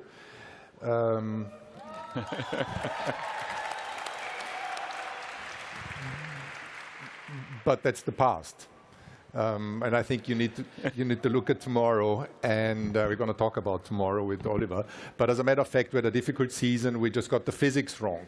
There is no mystics in Formula One. And we got the concept of the car not in the right place. And in Formula One, it takes a long time to unwind things that you built into the car. So in that respect, this season is a learning process now. We hope that we can very much challenge the Red Bulls and the Ferraris, but it's all sails are set for next year. Well, I think everybody's excited for 2023. Oliver, you've been now in Formula One, partnered with Mercedes-AMG PETRONAS for a year. You've had a chance to get under the skin of the sport. What do you make of it? I think we are incredibly happy with the partnership. In general, I think it's a fascinating place to apply technology. And there's so much change in the season, as Toto mentioned. There's new drivers in the team, there's new technology, a new layout in the team, and you really see emotion, growth, personal growth, and technology at work at the same time. So it's really cool to see how much is happening, how many engineering hours go into this, how fast you have to be, and that's where we want to be. So innovation at its core, and that's what fascinates us. It really is a fascinating sport, both on and off track. So let's talk about the partnership you have together. It's now been a year, announced officially in 2021. But Toto, the team was using TeamViewer solutions before that, like many other companies. Of course, during the pandemic, we all had to switch how we worked, a lot of people working from home and remotely. And as we're coming out of the pandemic, I think those habits have stuck around. But when you look at Formula One, I suppose it looks almost impossible to continue that method, because I would think you need to be by the car or in the factory. So how have you applied that new way of working, and how has TeamViewer helped you with that? So we operate very much on the field, like we call it. We're racing 23 times around the world, around the globe, and our core team is just 90 people, 90 engineers. And back at the factory, we have 2,000. So we have 1,000 on the chassis side and 1,000 on the engine. And as you can imagine, operating in the field, how we call it, surgery in the field, is not always trivial, because if you open up an engine or a complicated cooling system, you want to have the resource from back at home.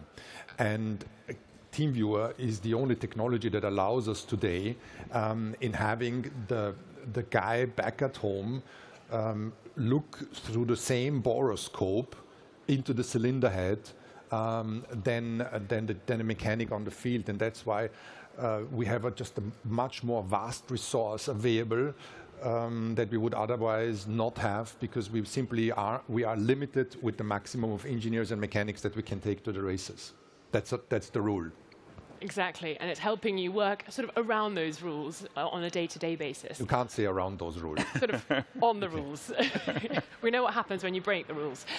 Oliver, let's talk about the laboratory that is Formula One. Toto's alluded to sort of almost open-heart surgery going on in the paddock each weekend, but we're always constantly developing and innovating in Formula One, and I'm sure you are working on things together. Can you tell us a little bit about some of the developments and solutions that you're working together on?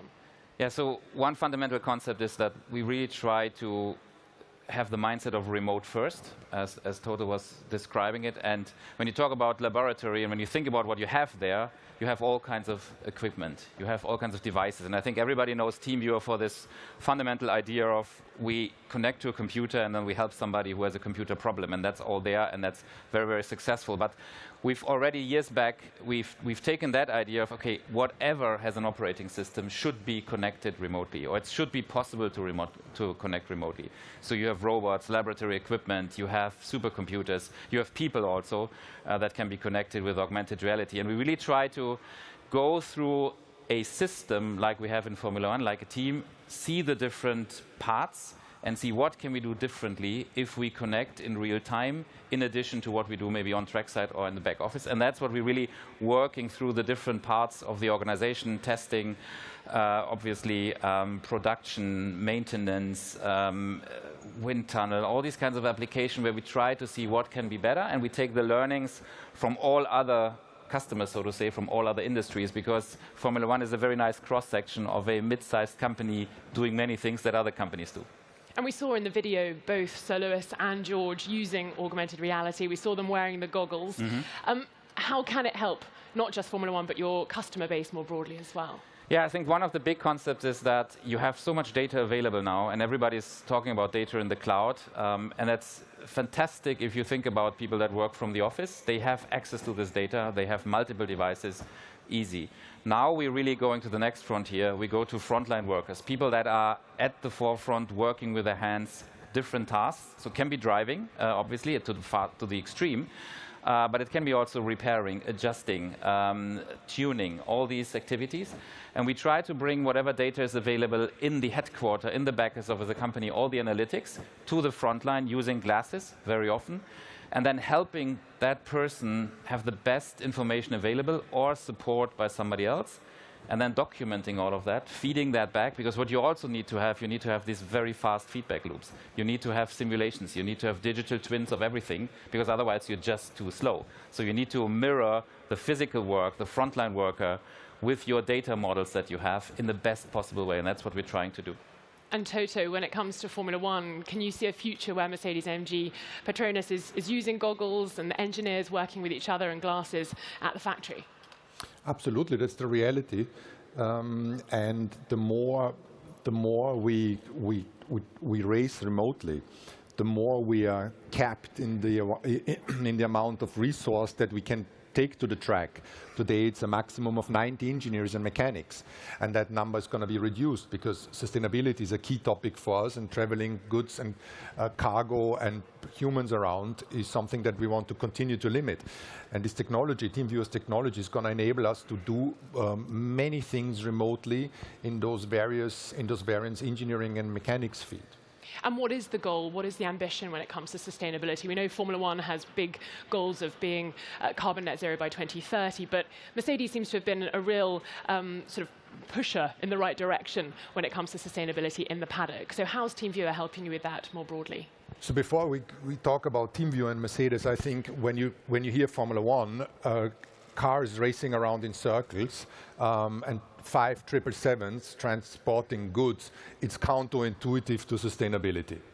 And I think it is our responsibility on our global platform with more than 1.5 billion viewers around the world that we can demonstrate that if we can do it, everybody else can do it. So we are the first ones who are trailblazing into sustainable aviation fuel. Wherever we can get sustainable aviation fuel, we are utilizing it. Where we can't have it physically, it goes through the book and claim process. And in the same way, we are powering our trucks with 100% biofuel, and we've been able to reduce the emissions by almost 90%. And I found myself, when speaking to opinion leaders, chief executive officers, in presenting our case, that these people come back to their staff and say, well, if these guys can do that, we can do it. And I think this is why it's super important that we take our responsibility and showcase that in front of our global audiences. In terms of the relationship with TeamViewer, I alluded to that the more you can do remotely, the less you need to ship. The more qualified your resource is back at base, the better the surgery and the operations on the field are. So it's not only the sustainability target, which is #1 priority, I guess, for all of us, but it's also a performance advantage. Because if I can use 10 of my best engineers back in Oxford, where our factory is, rather than just one guy that I can take on the field, this is about performance. This is about beating our competitors. And so I'm super happy when we met, Oliver and I were on the same wavelengths, basically in our first telephone conference, because it's not a marketing cooperation per se. The branding comes on top, is the icing on the cake. But what is really important that we are showcase for Oliver and TeamViewer and what our technology can do in the pinnacle of sports, and at the same time for us gaining an advantage. And of course, this is just Formula One that we're talking about, Oliver, but this, I'm sure, is relevant for society at large and for the broader economy. So I wondered if you had any numbers in terms of what TeamViewer has been able to achieve, trying to tackle carbon emissions on a global scale. And I imagine with billions of installations, those numbers are going to be fairly remarkable. Yeah, it is very remarkable, and I'll come to the number. I think the interesting piece is it needs to Toto's point, it needs to settle in a little bit or sink in when you think about sustainability. Also for us, when we entered the partnership, actually, internally in the organization, you get many question marks. Why would we as TeamViewer, young company, providing software for remote, very sustainable, also us internally, of course, with best sustainability ratings, why would we partner with Formula One? And we also did a partnership with Formula E in parallel to see what the differences are. And if you think about it a bit longer, it's exactly this case. You have to go and think through the difficult business processes. It's relatively easy to set something up which is very sustainable if you put it on the site in almost like a microcosm. But if you take your normal business operations, everything you do, if you do chemicals, medtech, manufacturing, production, this is difficult because there's frontline workers and people are traveling and there's logistics involved. So you have to push your thinking. And then obviously we know that we have customers across many industries. So we have very small companies that started very early on to do everything remotely. And that kind of is a trend that's going through the organization. And then we wanted to know how much is it. And it's actually already, I think last year or so, it's 37 megatons of carbon which are saved due to use of remote first. So you take the principle of, I do it remotely, I don't travel, and that's not during COVID times. That was already kind of before and after. So 37 megatons, to give you an idea, that's, I think it's an A380 flying New York, Singapore, 7,000 times. And for those who are more in cars, actually in traditional cars, I think it's 11 million cars a year. And that's TeamViewer. So TeamViewer is not a massively sizable company, but if we are winning more customers and the whole concept of remote first is adopted, it's a huge value add. It's a huge value add to get sustainability up in companies. Wow, and this is right at the beginning. I feel the future is going to get even bigger. Yeah, and it's coming more and more. I think also to the augmented reality piece, the glasses, it all looks still a bit fancy, very immersive, and there's use cases where it works well and use cases where it's just too advanced still. But it's coming. You can clearly see it's coming. People talk about it adopting. It creates interest, and people want to try it out and then deploy it in real life, day-to-day processes. And I'm sure other teams up and down the paddock are wishing they were partnering with someone like TeamViewer, Toto. Well, I guess so, because in that case, it's so advantageous to utilize the technology, and obviously, we're in an exclusive marriage. Which sounds pretty healthy. I think my wife is in the audience, so I meant it from a professional standpoint. So good. You can clear things up later on. Let's look ahead then to 2023. 2 races left this season, but you're already focusing on next season through running on track in Brazil and Abu Dhabi, I imagine. Yes, absolutely. So there's 2 races left, one in Sao Paulo in a week's time and one in Abu Dhabi. It's testing for us. We are very limited in the possibilities of running the cars, and being out there, going through a race weekend with all the practice sessions, with qualifying and with the race, is immense important for us to clarify for us whether we're on the right track for next year, whether the problems are more or less solved, hopefully, and allows us to perform. And if not, well, we have to dig deeper and analyze more, but in any case, very important for us. And for you, Oliver, what are the expectations for the partnership and for being involved in Formula One next year and into the future? So it's interesting times, obviously. I think, as we said, so our goal is to kind of embed our technology even more, find more potential, find optimization potential, and that's obviously as a technology provider, also together with many other providers in the technology area. It's very hard to do that, kind of these fundamental changes, to do this during the season. I mean, obviously there is every week, every second week, every third week there is a race. This is day-to-day operation, so it has to work. It just has to work, and you cannot experiment a lot. Now I think when we go into into winter and then between the seasons, there is more opportunity, like last year, to go to new use cases, see different situations, try to optimize, and then see what can be part of the standard process maybe next year. And so that's a very interesting phase that we're entering now.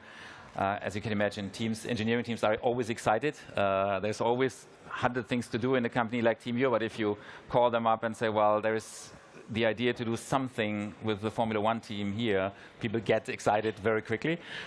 So that's coming now. Yes, I can imagine. And I bet you have to tell them, no, you can't go to the race, you have to do it remotely. Yes, yeah. Somehow it's actually quite interesting that you have to find the right balance also. In our own operations, visit customers, you have to visit customers, but you also want to do it efficiently. So it's a good mix and a good challenge.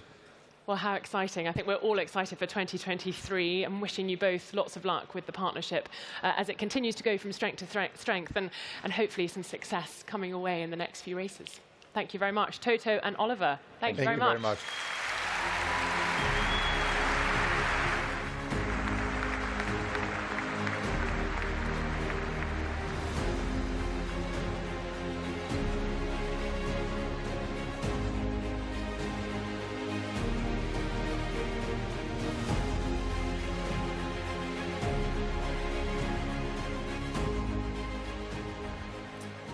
Okay, so innovations in the metaverse, cross-posting on social media, and virtual reality have changed the face of marketing this year. But what lies ahead for 2023? Well, our next session features some of the most revered names in the marketing game to share their insights. Please welcome to the stage from S4 Capital, Sir Martin Sorrell, the Lego Group's Julia Goldin, and Susan Lee from Fox Business.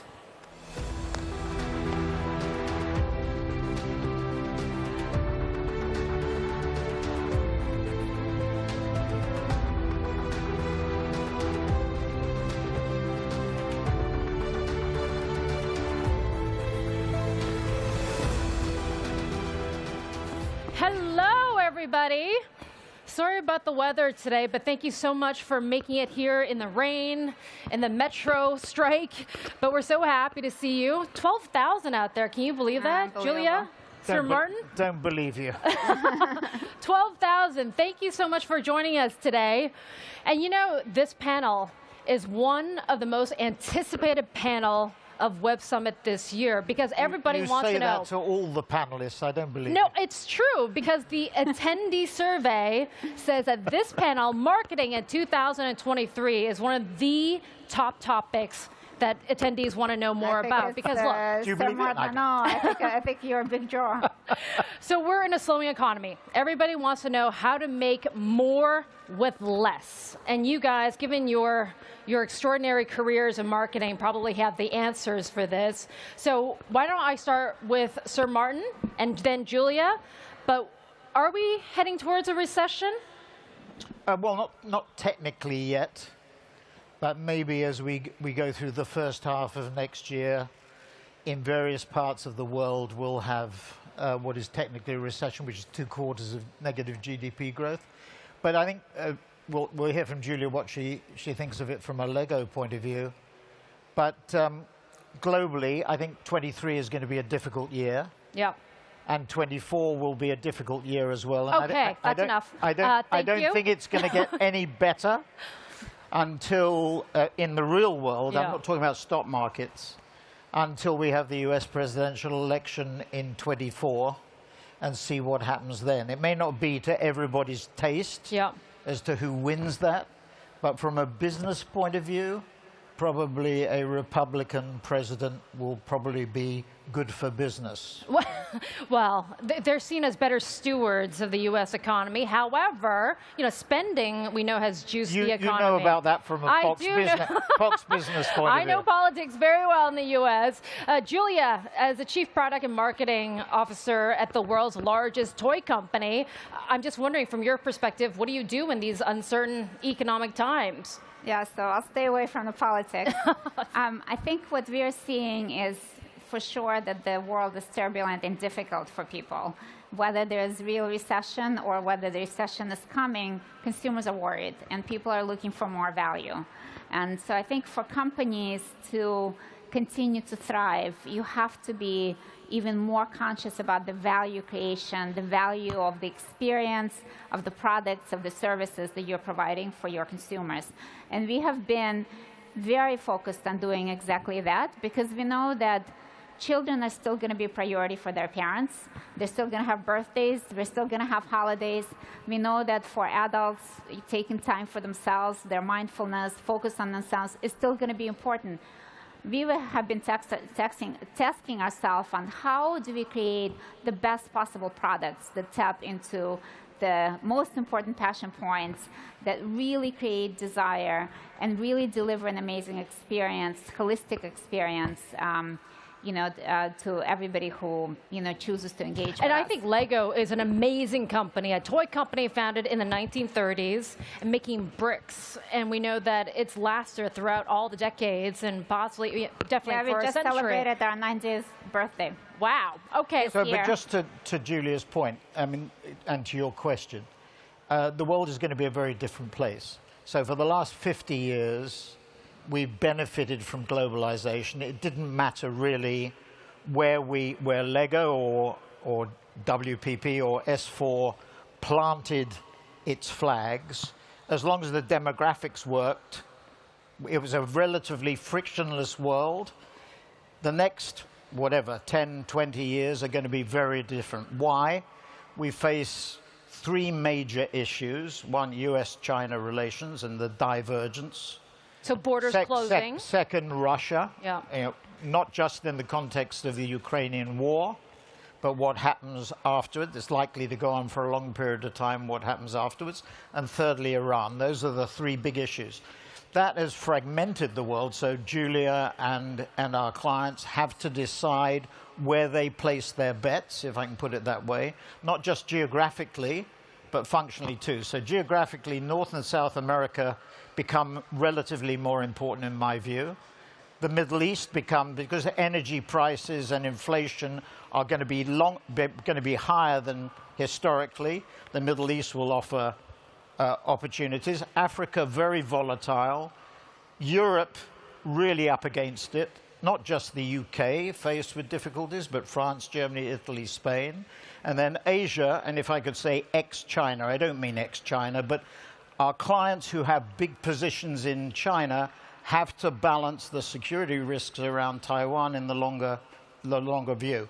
The other thing is functionally, things have changed dramatically. So 60, 65%, I don't know what what it is with Lego, but 60 to 65% of the average client's budget is in digital. Yep. By that makes sense. 2025, it's going to be 75%. So you have to be much more selective now about where you place your bets, Right. both geographically and functionally. Well, Julia spends, so I'm just wondering, where are you spending digital versus linear, and then geographically? Where are you putting your ad dollars? So speaking of geographies, I think diversification is going to be very important. And for us, you know, for the Lego Group, I think that the fact that we are focusing on touching, and we have made it our mission to touch as many children around the world as possible, I think has created a really good platform for that diversification. Obviously, our heart is in Europe. That's where we started, in Denmark, in a small village. And so that's where the company started to grow. But we have a tremendous business with a lot of potential still in the US and North America, as well as in China and in Asia, where we are also growing and investing. And just to your point, we have announced just recently 2 new manufacturing sites, one in Vietnam to augment the already a plant that we have in China, and another one in Richmond in Virginia. Yeah, so let me ask in you the about US. that. You just mentioned Vietnam. So Apple's doing the same. I just came from Silicon Valley. I was speaking to Apple's CEO, Tim Cook, for earnings, and Apple's doing the same thing. They're moving their manufacturing outside of China. So with their zero COVID policy, is that... We're not moving. Supplementing, augmenting. No, not... Finding a different route to make things. Just to make sure that you have wide representation and ability But to actually all cater to Asian markets. Yeah, but this is all about supply chain and managing the supply chain. So if you look at Asia, I mean, clearly the big issue around China is, and we saw that in the Party Congress, the recent Party Congress. I mean, President Xi has taken a hard line. The wolf warriors inside China, just like the equivalent of the wolf warriors on Fox Business You're not gonna let that in go. America. Yeah. So navigating that is extremely difficult. There's many clients, you know, I was in Korea just recently, in New York as well, just over the last couple of days. Clients are really, particularly with big Chinese positions, having to evaluate whether they go further or whether they moderate their positions given the Taiwanese situation. I mean, the general view, I think in New York earlier this week at the Four Square conference, was that Taiwan, the issues around Taiwan would mature, if I can put it that way, over the next 5 years. That poses very distinct issues, quite apart from zero COVID policies and the impact it had on the economy in the short term. Big issues as to whether you double up in China or whether you increase your presence or maintain it or even reduce it. On supply chain, Vietnam grew last year, I think, by 13.5% GDP growth. So High inflation, Indonesia, though. Malaysia, the Philippines, all these markets, India is going to be a major beneficiary. I mean, India, in private equity terms, has become extremely strong in the last few months, last year or so. So the pattern of growth in Asia Pacific is very different post the war in Ukraine, or as a result of the war in Ukraine, and worries about Taiwan. It's going to be very different. What about But Asia, though? I would put a different slant on this, because for us, China is a very important market where we see a lot of potential. We have stores, 380 stores, and we're going to open more stores in China. We're building 3 Legoland parks there. There's a lot of kids in China that benefit from Lego Play, so we will continue to invest in the business, and we for sure have a factory there as well. Yeah. What we see is a potential for Asian growth, because I think that to the points that have been mentioned, there will be more opportunities there as well to reach kids, and that's why for us, having another area where we can actually develop products and service more of the Asian markets will be really important. The only thing I would say is this: look, we misinterpreted, either deliberately or accidentally, Putin's objectives in relation to Ukraine and building the old Russia, the old imperial Russia, back again. We shouldn't do the same. Make the same mistakes in relation to China. Okay. If you actually read... Well, let's stick to actually marketing dollars and just what the audience wants to know in terms of brand building across borders. Sorry. It is really important.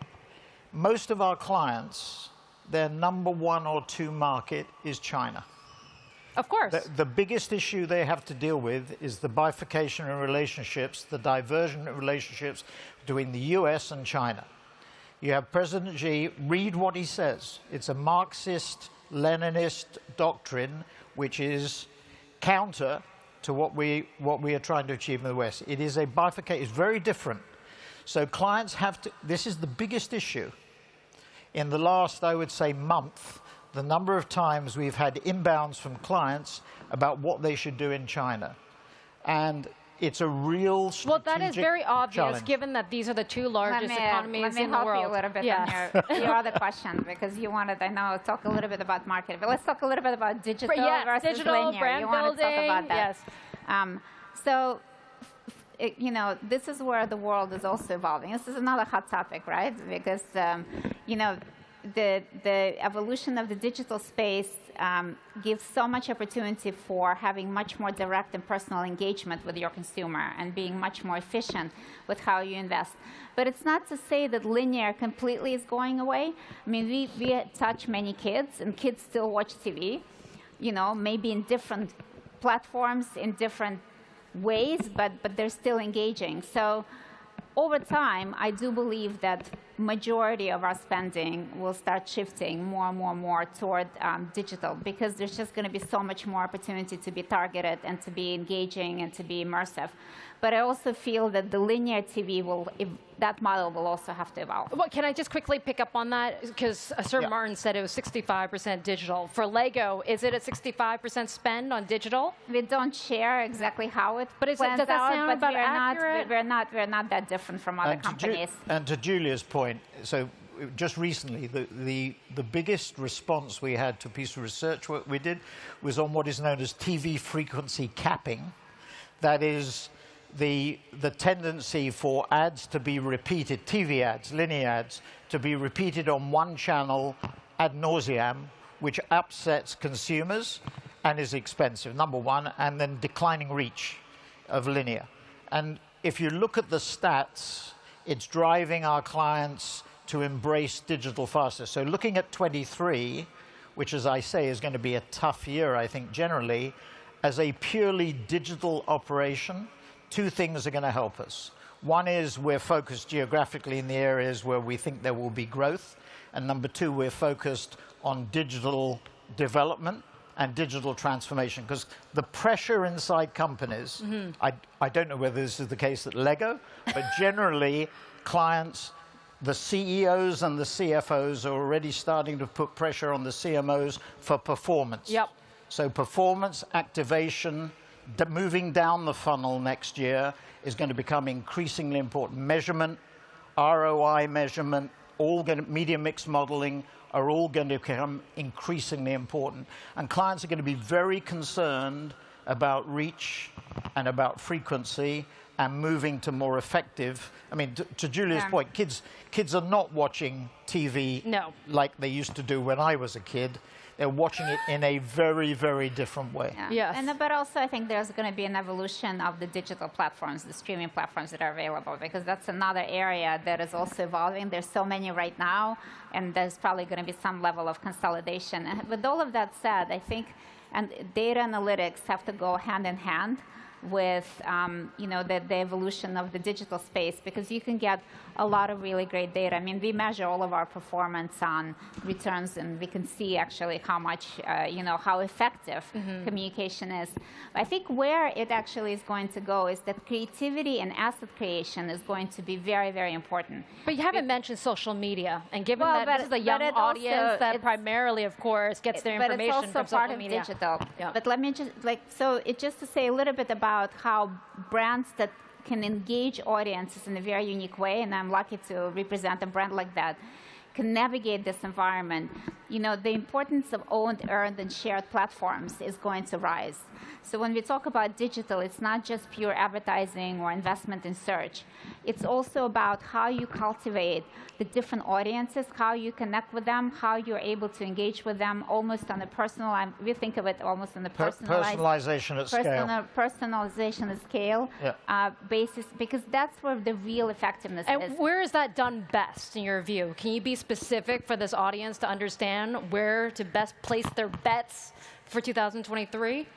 To me, it's not so much about where you place your bets; it's how you organize yourselves and how you how you create the organization that can actually do it. Because where you place the bets has to depend on the audience. So that's the big change that needs to happen. You need to become audience first in how you set up, and you need to set up the right capability internally to be able to track your audience, see where they are, and be able to respond to them. But the numbers never lie. The numbers never lie. So if the digital market is 450 to 500 billion, Google, the rumors of the demise of the platforms are exaggerated. Google this year will do about 220, 225 billion. Facebook or Meta will be flat at around 115 billion. Amazon will go from about 30 billion to 40 billion. TikTok, we're guessing, but I think this year TikTok will be overall around 60 billion worldwide, maybe 20 ex-China, 40 in China. Talk of it being Wall Street Journal, part of your group, 90 billion next year, maybe 30 billion or more, 40 billion coming out of ex-China. That's where the key elements are. A lot of focus, obviously, on Twitter and on Snap. They're not rounding errors, but remember, each of them are about 1% of global spend. And if you say it's just US spend, it's 2%. They are the smaller end. The key variables here are Alphabet, which is a performance and activation metric. Amazon, the same. We'll see Meta improve because the comparatives will get easier. TikTok, also around activation, critically important.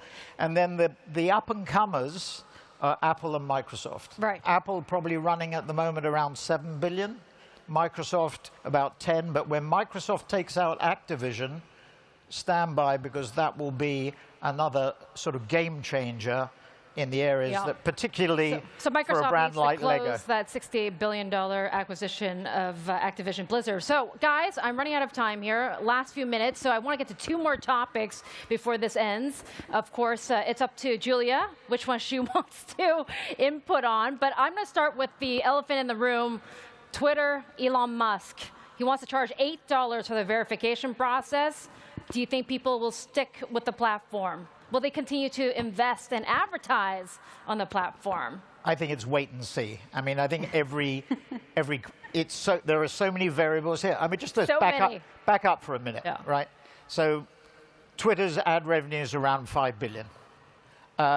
Musk said early on in his negotiations, and that's the right way for it, that he wanted to quintuple, to go from 5 billion to 25 billion and reduce the proportion of advertising from 100% to 50. Do the numbers, that means 12.5 billion. So he has to go from 5 billion to 12.5 billion. How's he going to do that? One is subs. Yep. He's already done it with the blue check. We'll see whether that works out or not. But the critical issue, and I'm sure Julia feels this as well, is the moderation issue. Yes. He has been inconsistent so far.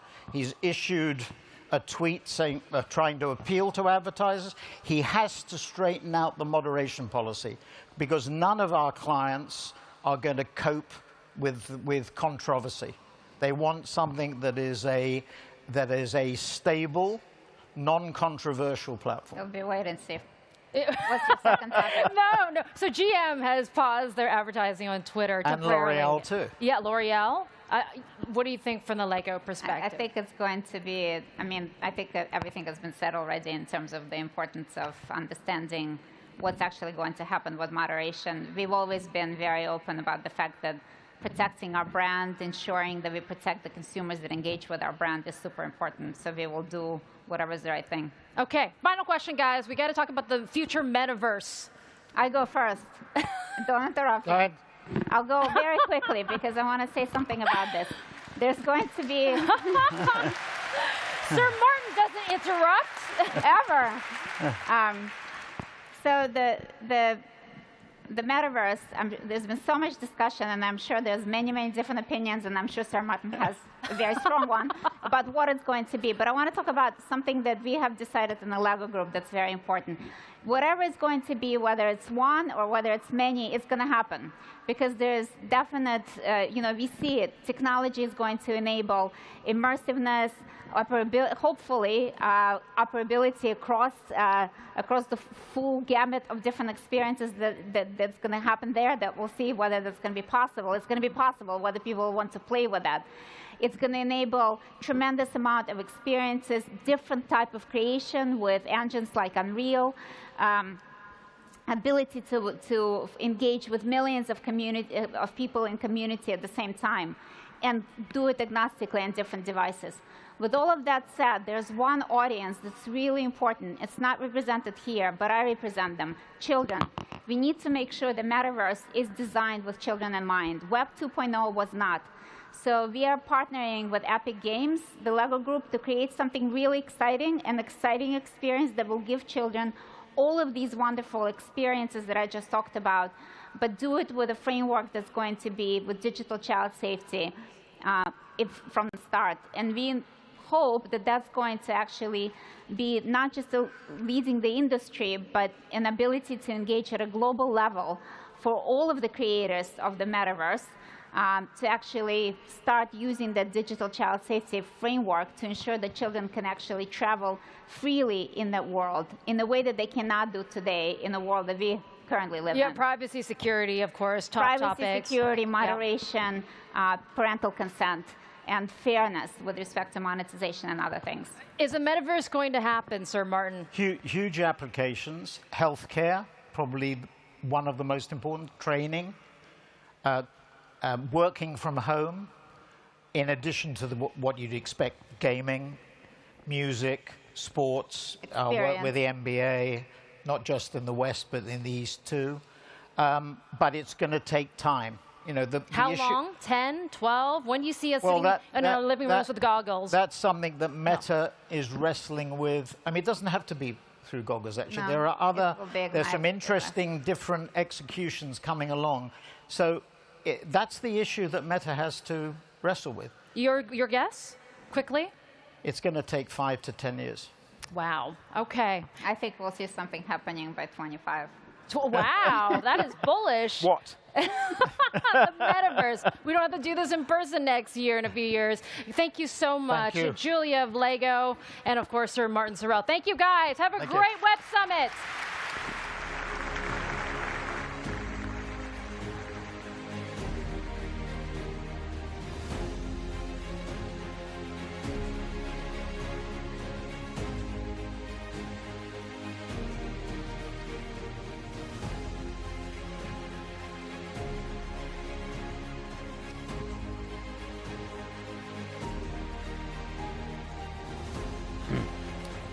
So 2022 has been a year of alarming weather events, with temperatures hitting all-time highs across the world and record-shattering flooding. But how can we combat climate change and the increasing uncertainty we see across the globe?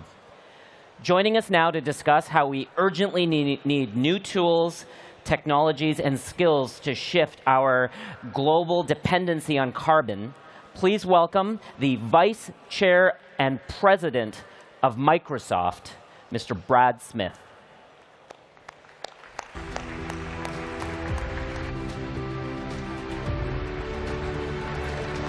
Good afternoon.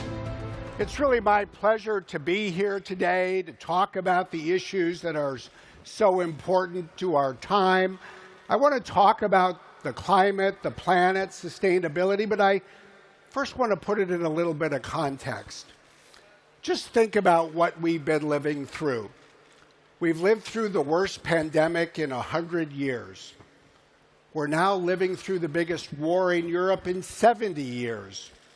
We're addressing the most severe macroeconomic headwinds, or recession, if you will, that the planet has seen in the past 12 years. And we're frankly dealing with the biggest change in the world's climate in 11,000 years, when the last ice age ended. And all of us in this room and around the world have been living through all of this together in just the last 2 years. If you wake up in the morning and you feel a little anxious, I think we're all justified. It's a time that frankly requires that we focus on lots of different things. That's part of what brought me here to Lisbon to the Web Summit today and this year. It was in part to stand up this morning with the Vice Prime Minister and Vice President and Digital Minister for Ukraine so that I could announce that Microsoft would extend throughout all of 2023 and commit, in effect, another $100 million of technology aid to support not just the government, but the people of Ukraine.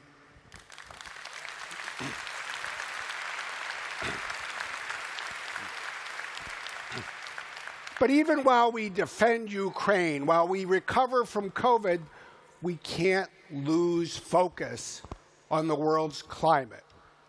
It's just so clear, I think, that the climate crisis will outlast every one of these other crises that is grabbing our attention. And that's what I want to talk about. We live in a world where, frankly, all of us, whether we're individuals, as consumers, or work for a business, need to put our own house in order.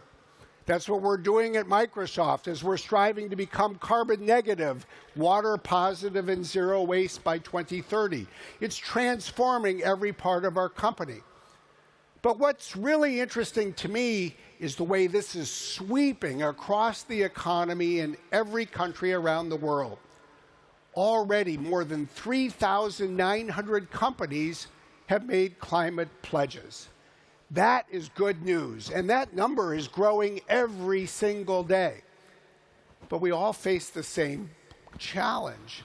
How do we turn these pledges into progress? Well, one of the things that is becoming so clear is we need to do many different things. We need to change the way we work. We need to look at all of our different business processes and operations. But I think one thing increasingly is now coming to the forefront. All of us are going to need to find new ways, frankly, to innovate our way out of this mess. I mean, in so many ways, we benefited, humanity as a whole, from almost 3 centuries of the Industrial Revolution that started in England. It's brought prosperity to so much of the world.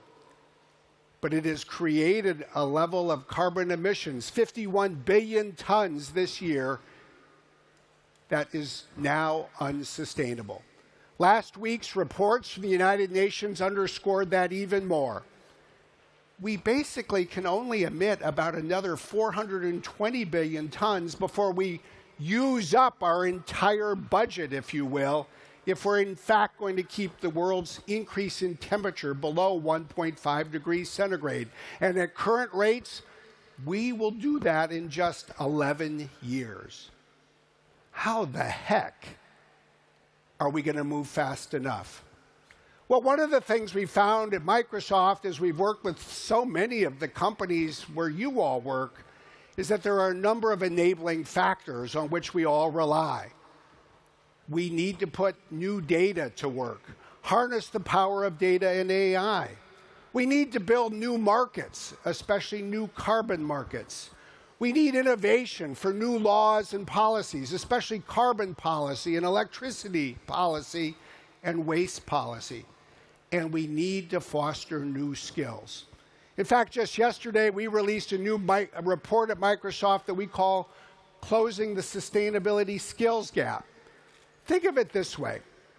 When humanity first decided to go to the moon back in the 1960s, it required that physics move from a narrow academic discipline to the mainstream.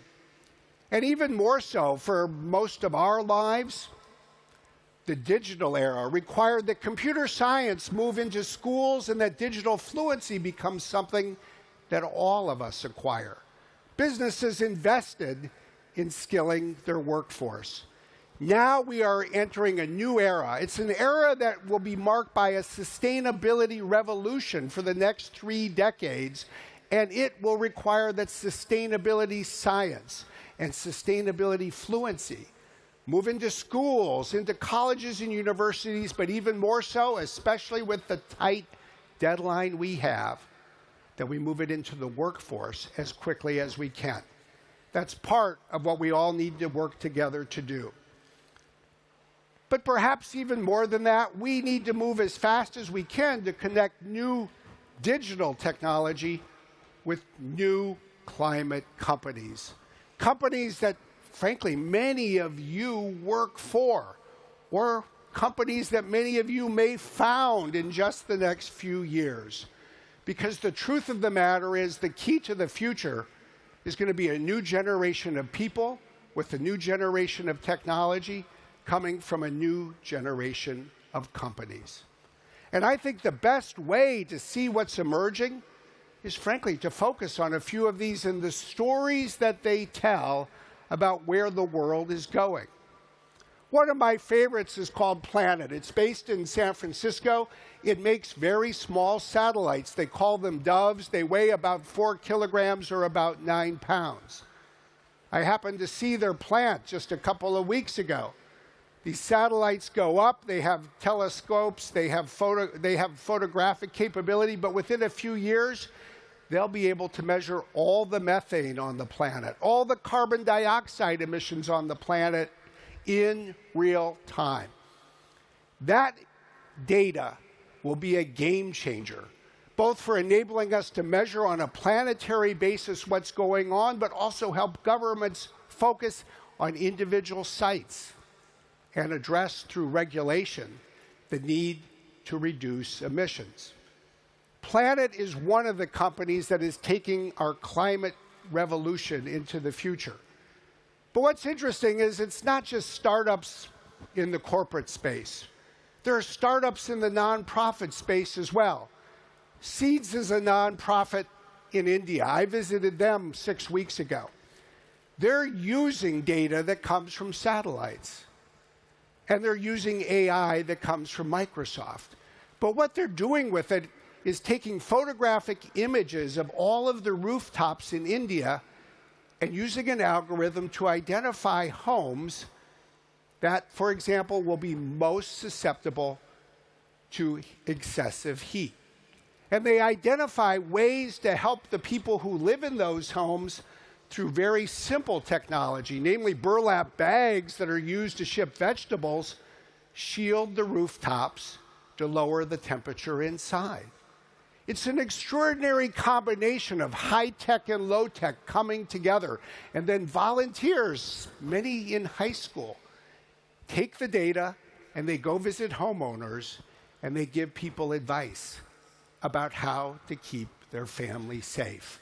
It's part of what the world needs to do to adapt to climate change, something we'll hear a lot more about just next week when COP27 convenes in Egypt. But it's not just adaptation that is important. When we focus on the need for carbon emissions reductions, for mitigation of climate problems, so much of what we're really needing to focus on is the world's energy transition. Because so much of the carbon that is emitted today, in fact, comes from the generation of energy. And here, too, the innovation in startups is extraordinary. Just 2 weeks ago, there was an announcement of new investments in a company called LanzaJet.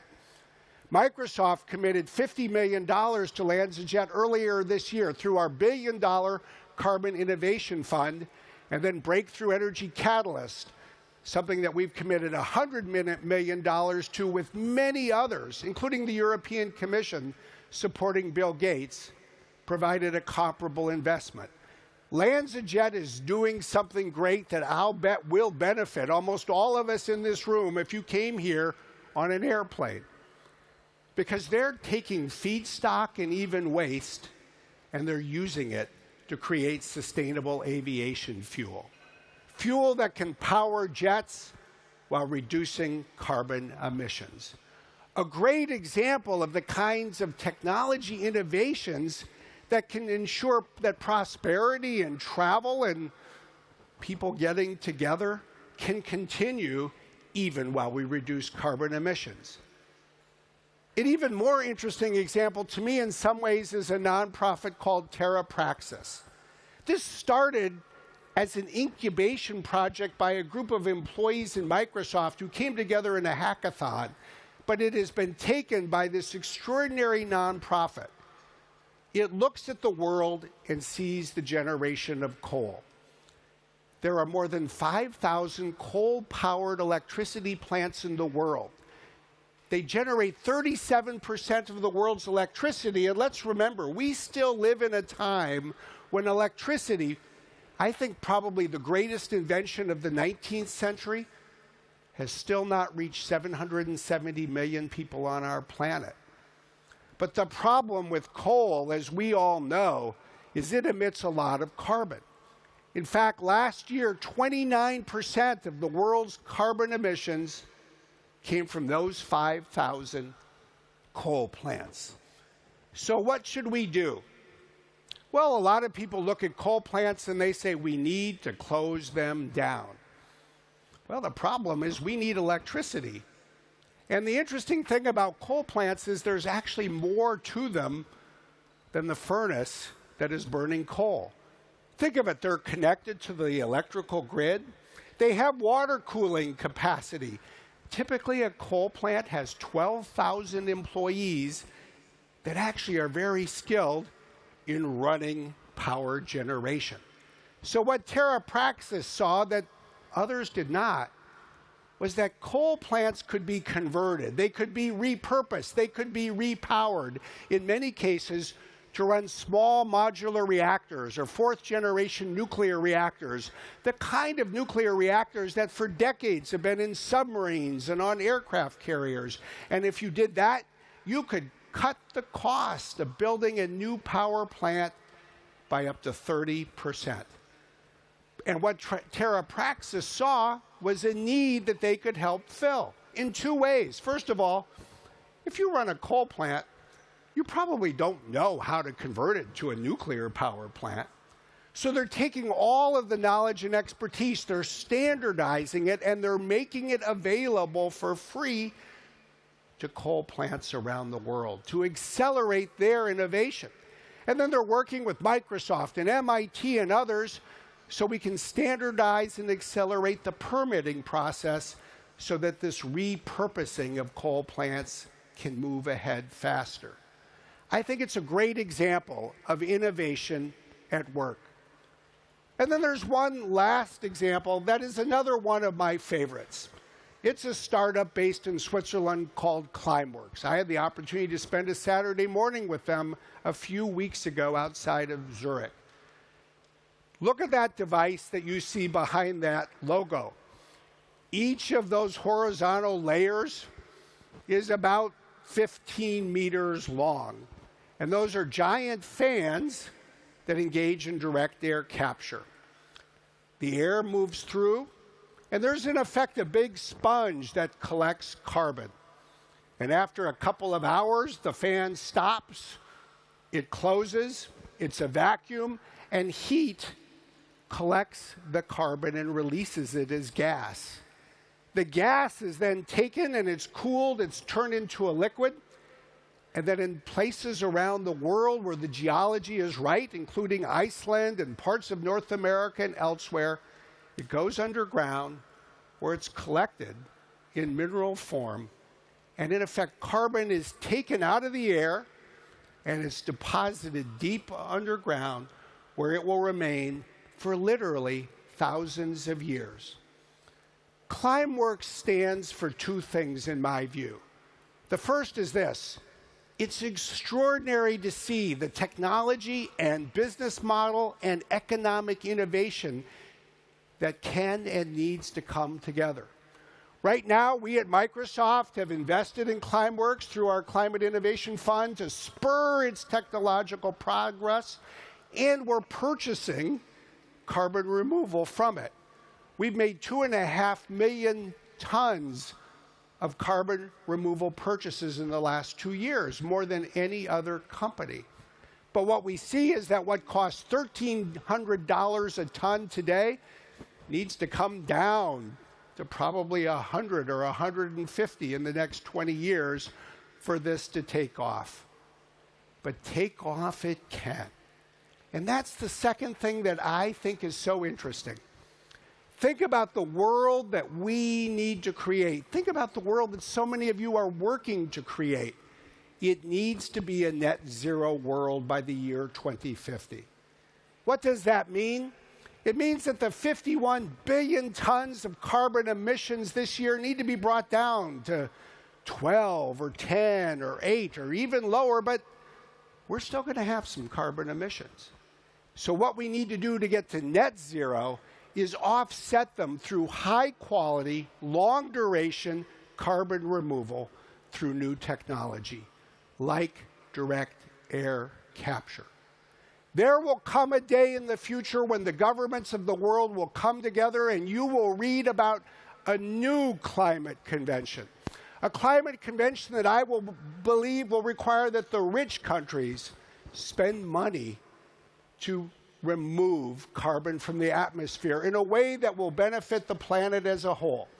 And a company like Climeworks and others will be a big part of it. We'll be needing to remove, say, 5 billion tons a year by 2050. But then think about what we can do for the rest of this century. We can continue to take that technology forward. We can continue to decide as a planet, as governments come together, whether we in fact want to go farther and reverse the impact of 3 centuries and correct this increase in temperature and start to bring it back down. You look at all of this and 2 things are clear in my opinion. First, this will be hard. This will be the hardest thing that humanity has ever done. We who are living today, those of you in this room, we need to look to the future and recognize that we need to do more in less time than almost any generation has ever done before. But when I look out and I see you, when I see the companies that you're building, when I see the technologies that you and others are inventing, I say this, 4 words that we should remember every day when we get up. This can be done. It's up to us, it's up to you to make it happen. Thank you very much.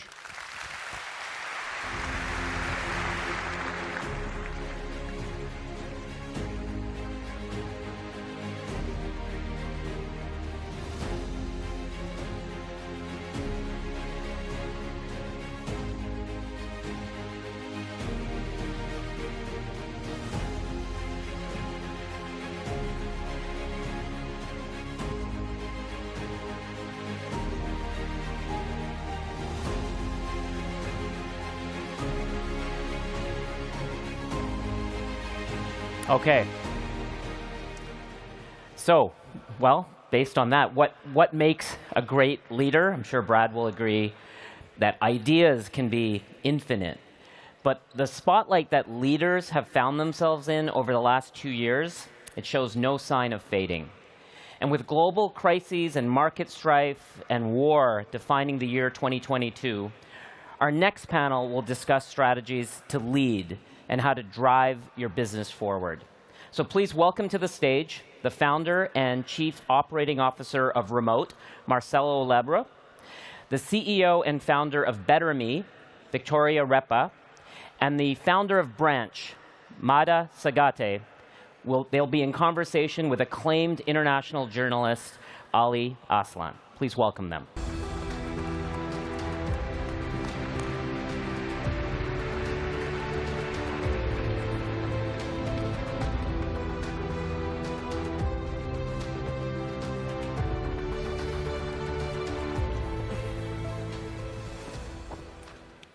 Leading in a time of a crisis, what makes a leader is going to be our discussion for the next 18 minutes, a very timely one indeed. And let's dive right into it, Victoria.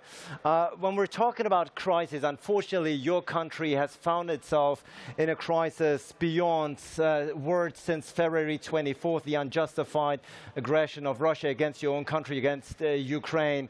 Obviously, your life has changed, the lives of your country has changed. How do you lead through a crisis such as a war? What are the main obstacles here? How to be an entrepreneur in such difficult circumstances and in such a difficult environment? Okay, as an entrepreneur and CEO with more than 200 people stationed and working in the heart of the war, Kiev, of course, I lead my business in a different way. First of all, number one key principle today for Better Me is prioritize the safety of my team and their families. There is no plans, maybe IPO, margin, or etc. Number one priority today is safety. Second, it's maybe meet fear in its face. We create all worst-case scenario to protect our company from total system breakdown. And number third is me as a CEO, maybe it's like number one priority for today, keep your energy high by healthy nutrition, daily workouts, and mindfulness practice like deep breathing or guided meditation. Because during a crisis, our brains typically use sugar, alcohol, or drugs to cope with fear and stress. And the problem is that it gives only short-term results with long-term negative consequence. Stress inhibits you from seeing situation in clarity. And as a CEO, manifesting energy and solution is the top priority. Yeah, main task for a CEO under any given circumstances, let alone the one you find yourself in. Better Me, of course, leading Ukraine-based healthcare company with over 100 million users worldwide. Victoria, I'm going to come to you again in just a moment. Let me bring in Marcelo here, a local hero, if you will. International brand, of course, Remote, which simplifies how companies hire global talent from anywhere. Marcelo, leading in a time of crisis. Certainly, we've had the pandemic. Was that a blessing in disguise for somebody who advocates and works on how companies hire global talent from anywhere remotely? Is that something that worked in your favor even? Yes, but it served the world a very good purpose.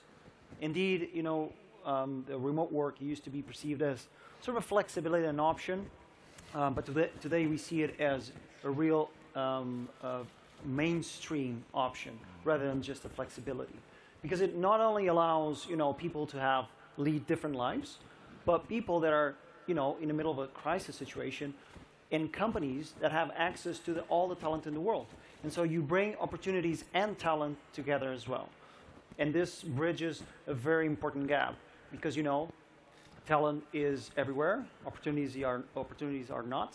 And so it brings, a better quality of life to a lot of people across the world.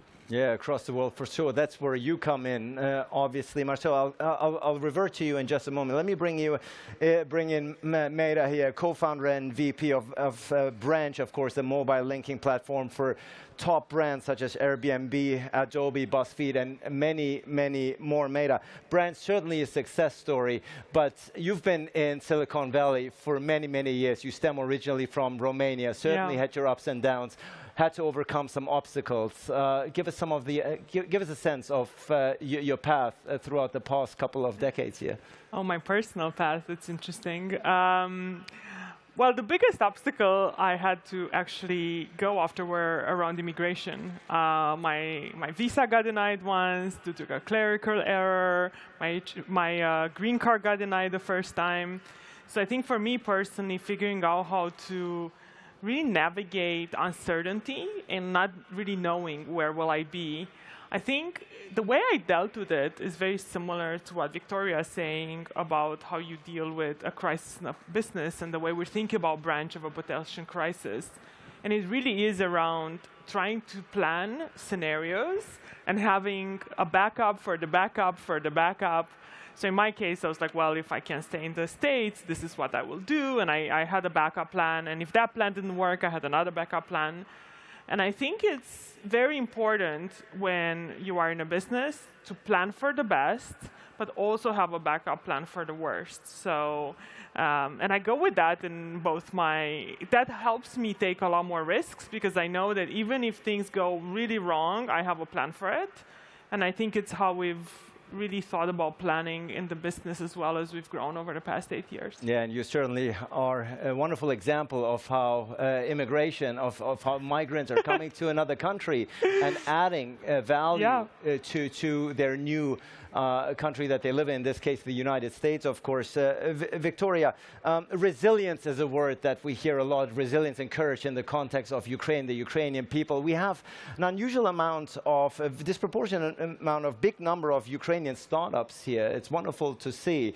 Certainly it speaks for and to the resilience of your people in these times, doesn't it? Of course. Thank you for this question. I'm waiting for it because if I talk about Ukraine, I can see it. So I would like to tell you more about the tech people. Ukraine have more graduates in tech today than any other European countries. 240,000 people today employed in the technology. And this number will double to the 2024. And second, it's maybe more interesting part that technology sector of Ukraine is one of the most resilient as we get our revenue globally. For example, BetterMe have more than 70% of our revenue from the United States and 30% of the latest is Europe and Latin America. And other stuff, if we talk about Ukrainian tech after the war, I see that Kyiv can all opportunity to be the next Silicon Valley after the war because we have all opportunity from one side, a lot of great techy, intelligent people, and from other side, we have really brave, resilient entrepreneurs. So, and if we talk about BetterMe, we will continue to grow and represent our country with a pride. Well, you certainly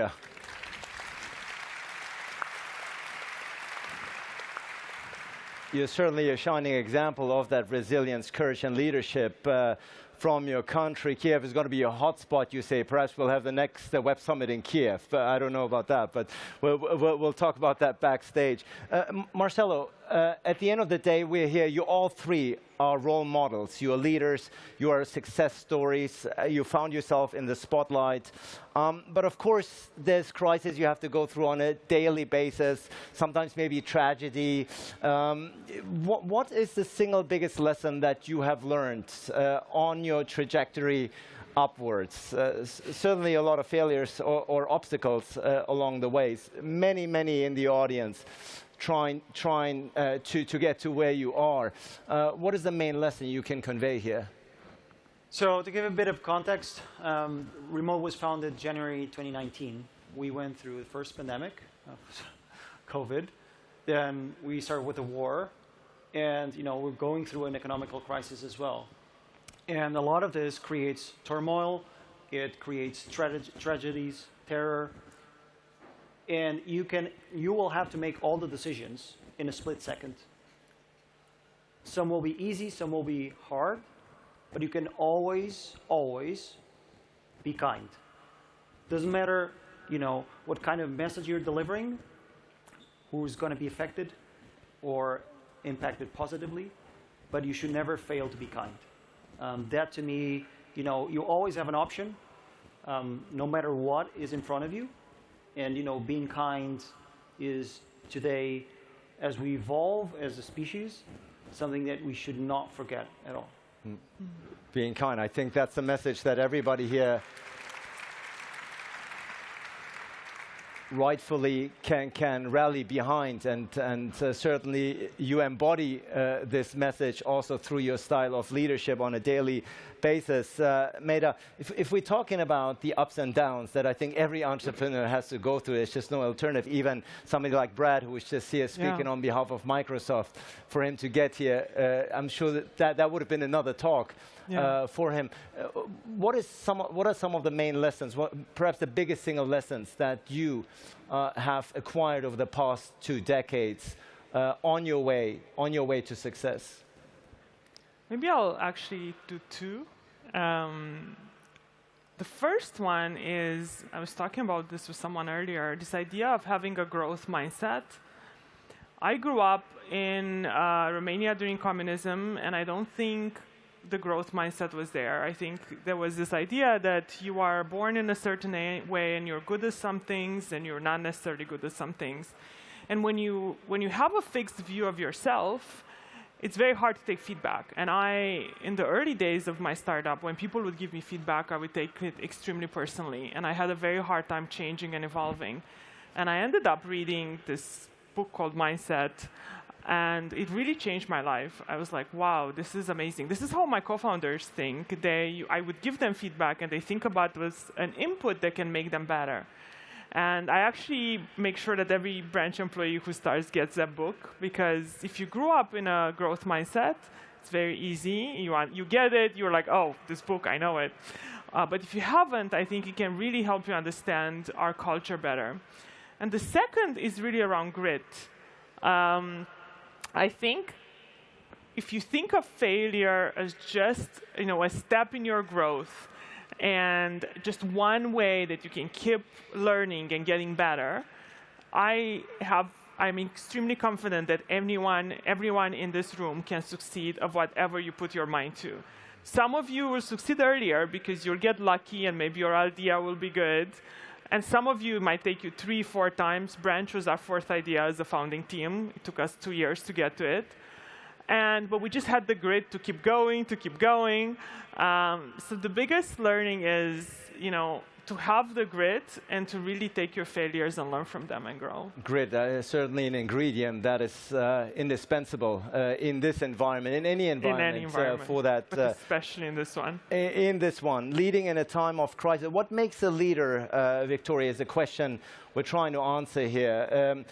Some of it is innate, some of it you are probably born with, and some you have to acquire. Which ones apply in your particular case? Which one did you have to acquire afterwards by observing other leaders, by reading books, by listening to mentors? Which ones were those?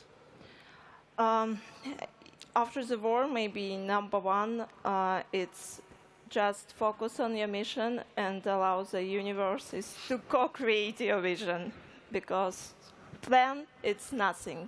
Only important is your team. Better.me is the best team ever. I'm so proud of my team. I know that a lot of them now in Kyiv see me. You're the best.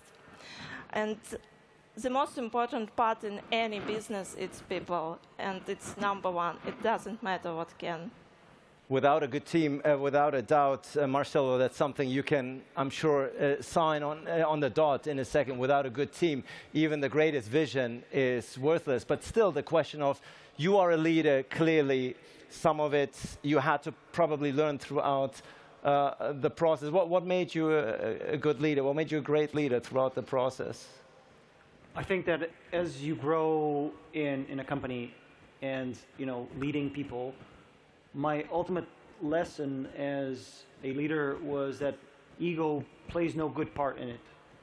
When you show up to work every day, people look up to you, for direction, and they're going to amplify whatever you put out. If it's good, they're going to put out good things. If it's bad, they're going to scale that. And if you bring your ego, then you're priming no one but yourself. And so at the end of the day, everyone will do better.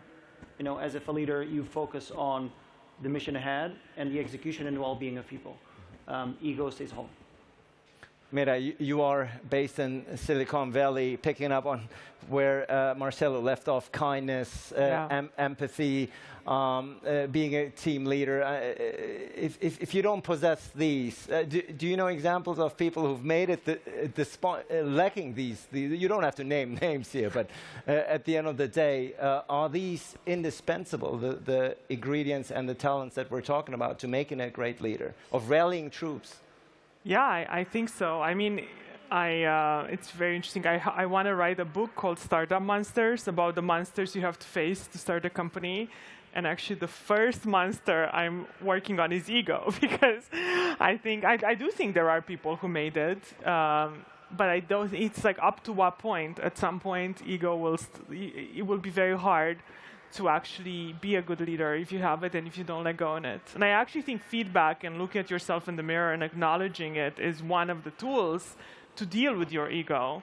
And I think that's really interesting. I think the main one for me is really this idea that empowering others is extremely important. When you are a founder and entrepreneur, you're used to doing everything yourself, and you love doing things. So as your company grows, the biggest challenge I've seen in myself, my co-founders, and others is really this idea that now others need to do the work, and you just provide the vision.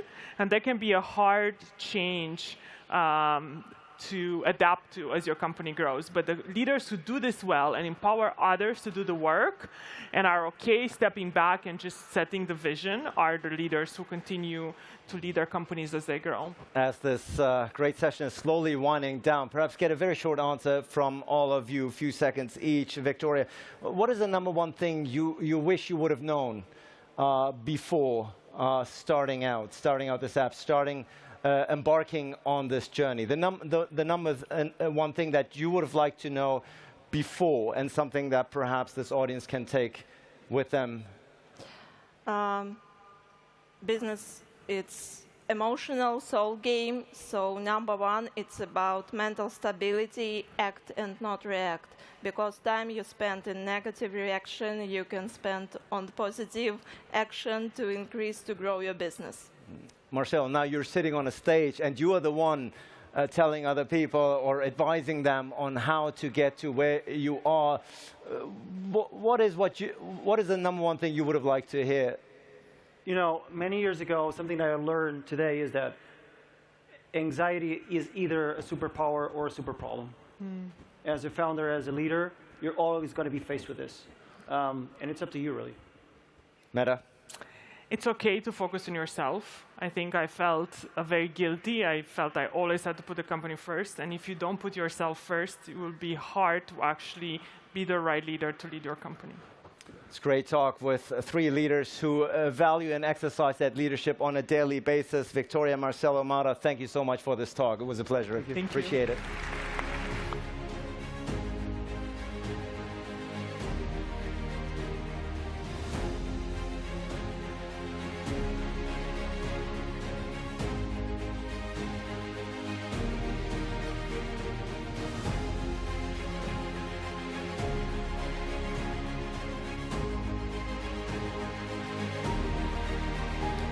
Okay.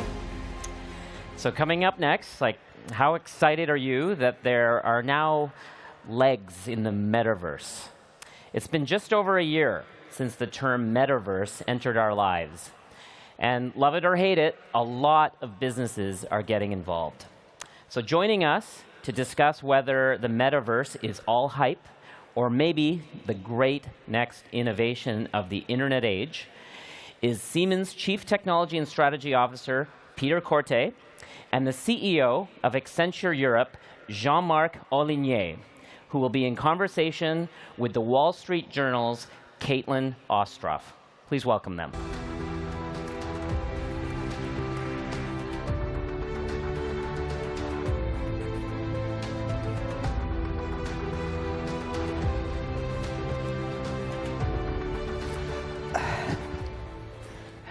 So welcome, both of you. So Siemens and Accenture are two companies that are doing a lot of investment in the metaverse. Start off with, Jean-Marc, what is the metaverse? How do you define it? And more specifically, how do you define the industrial metaverse? Thanks, Caitlin, and good morning, Lisbon. Good morning, and it's a great opportunity to talk about the metaverse, on what it is, and maybe what it is not as well. At the end of the day, the metaverse is the natural evolution of the internet. It is the new internet. It is connecting people, it is connecting devices, equipment, all over the world. But the metaverse is doing something very different. It is connecting the physical reality with the digital virtual reality. This is a new thing that the metaverse is bringing, and is doing that with a lot of technologies that some of them we already know. Digital twin technology. We're going to digitalize everything. Asset, equipment, manufacturing capacities, infrastructure, cities, or maybe some of us as well. We're going to leverage blockchain technology because we need to know who owns those digital assets, and we need to be able to transfer them from one place to another place. So we're going to use those blockchain technology. But more importantly, we're going to use all the immersive technology that are out there, coming from the gaming, from virtual reality, augmented reality, and so on, to change the experience we have between the physical reality and the digital reality. This is what the metaverse will bring. This is our collective innovation that will make it a reality. And certainly, you have always heard about the metaverse in some consumer experience. All of us as consumers have some experience of it, but we're going to try to bring to life today a bit more around a very exciting topic, which is what's happened in the industrial world. And you guys are going to show some examples of the digital twin side of it in a bit, but for kicking it over to Peter, I mean, what is the balance between what you hope this industrial metaverse can be versus, I guess, how much of this is hype? Yeah, clearly. And this is why it's important that we distinguish between the general metaverse that is meant for us, for social interactions, as opposed to on the industrial side. And the two reasons why I clearly think it is not a hope, but it is almost there already. So it's not a hype, but clearly it's addressing it, are two things. Number one, everything that you heard today, yesterday, was all about resilience, about how can we make supply chains more resilient, how do we cope with energy crisis, how do we cope with supply shortages when it comes down to COVID lockdowns, to electronic components, all of that, huge issue, right? The metaverse and the digital twins can really help in order to address that. The second reason why I think so is that actually a lot of building blocks do exist already. And let me show you one example, and maybe we can see something of a complex product, such as a boat. Take this boat, for example.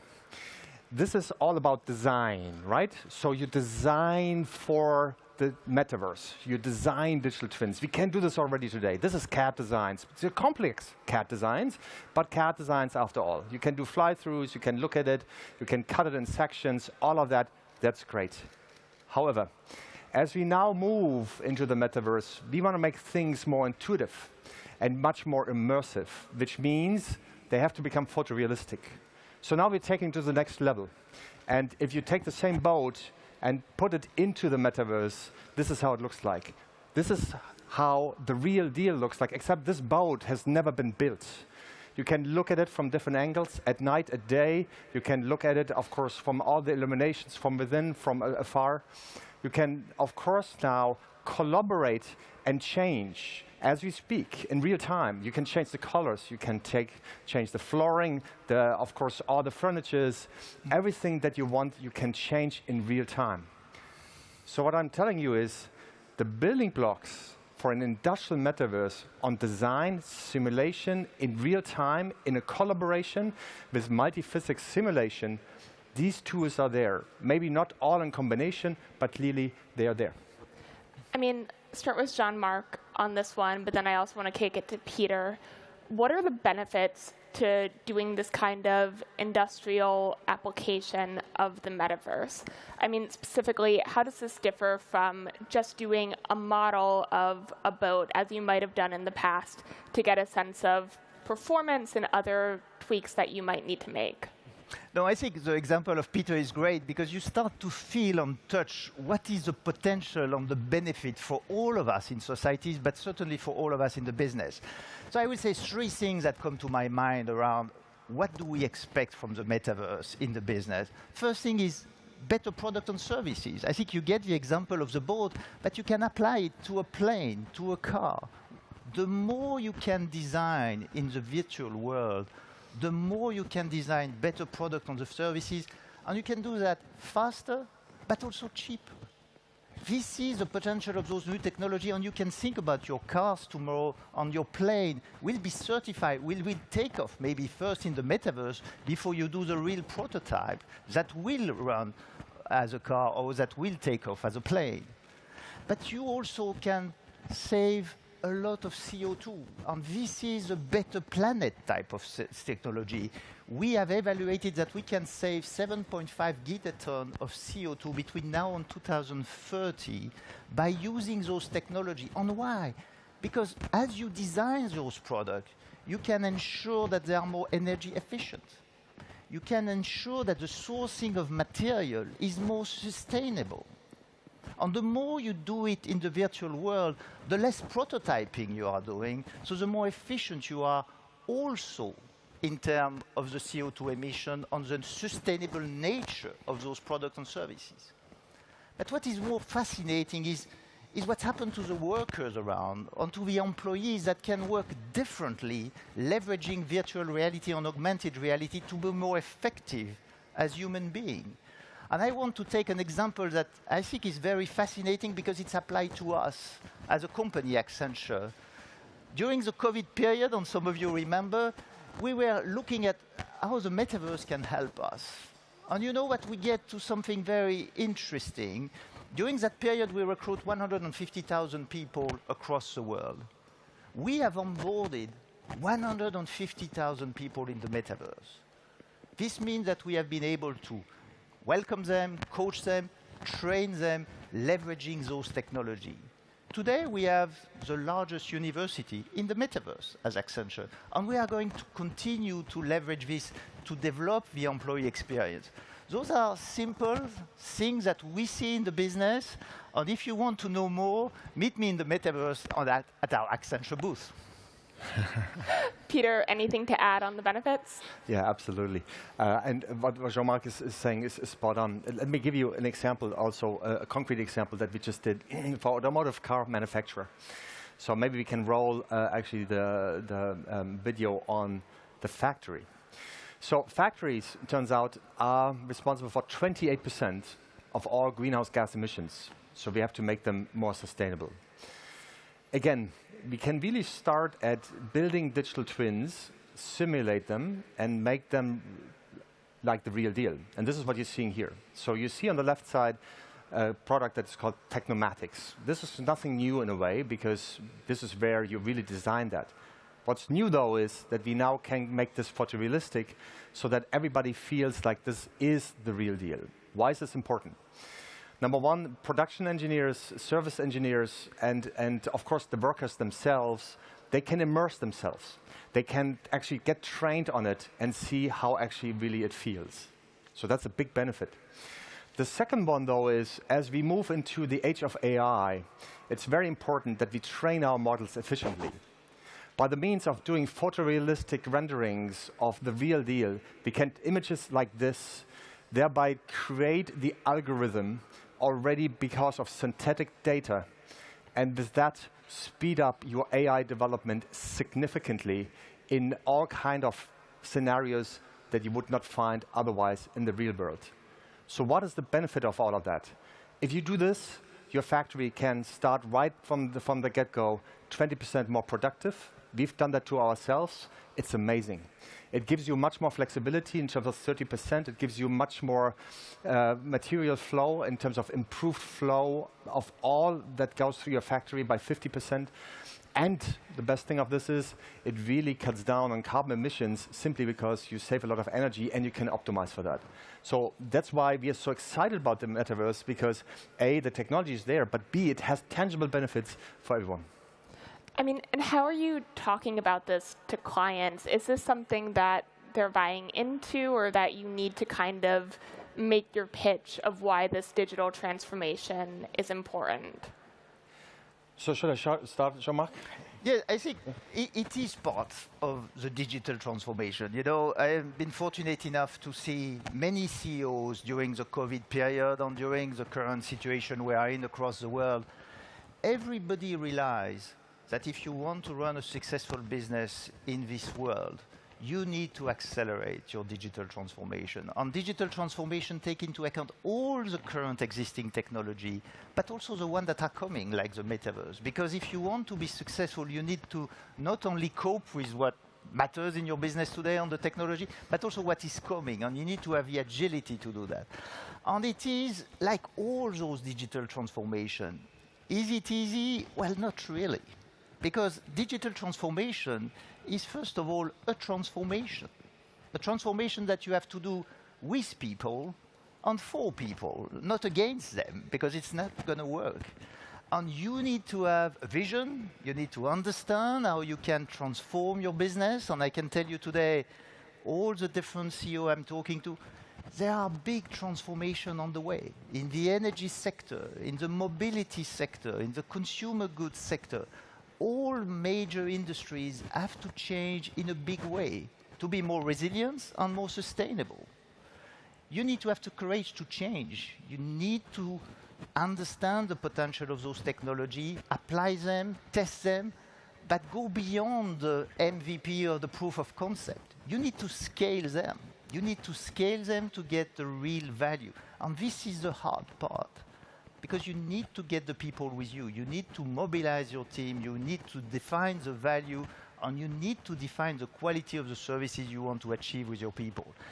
This is what is at stake. So it's, yes, a lot of technology, yes, a lot of very exciting opportunities, but it is also hard work to get all those organizations to get there. So that's what we see coming from our clients right now. And certainly the metaverse is there.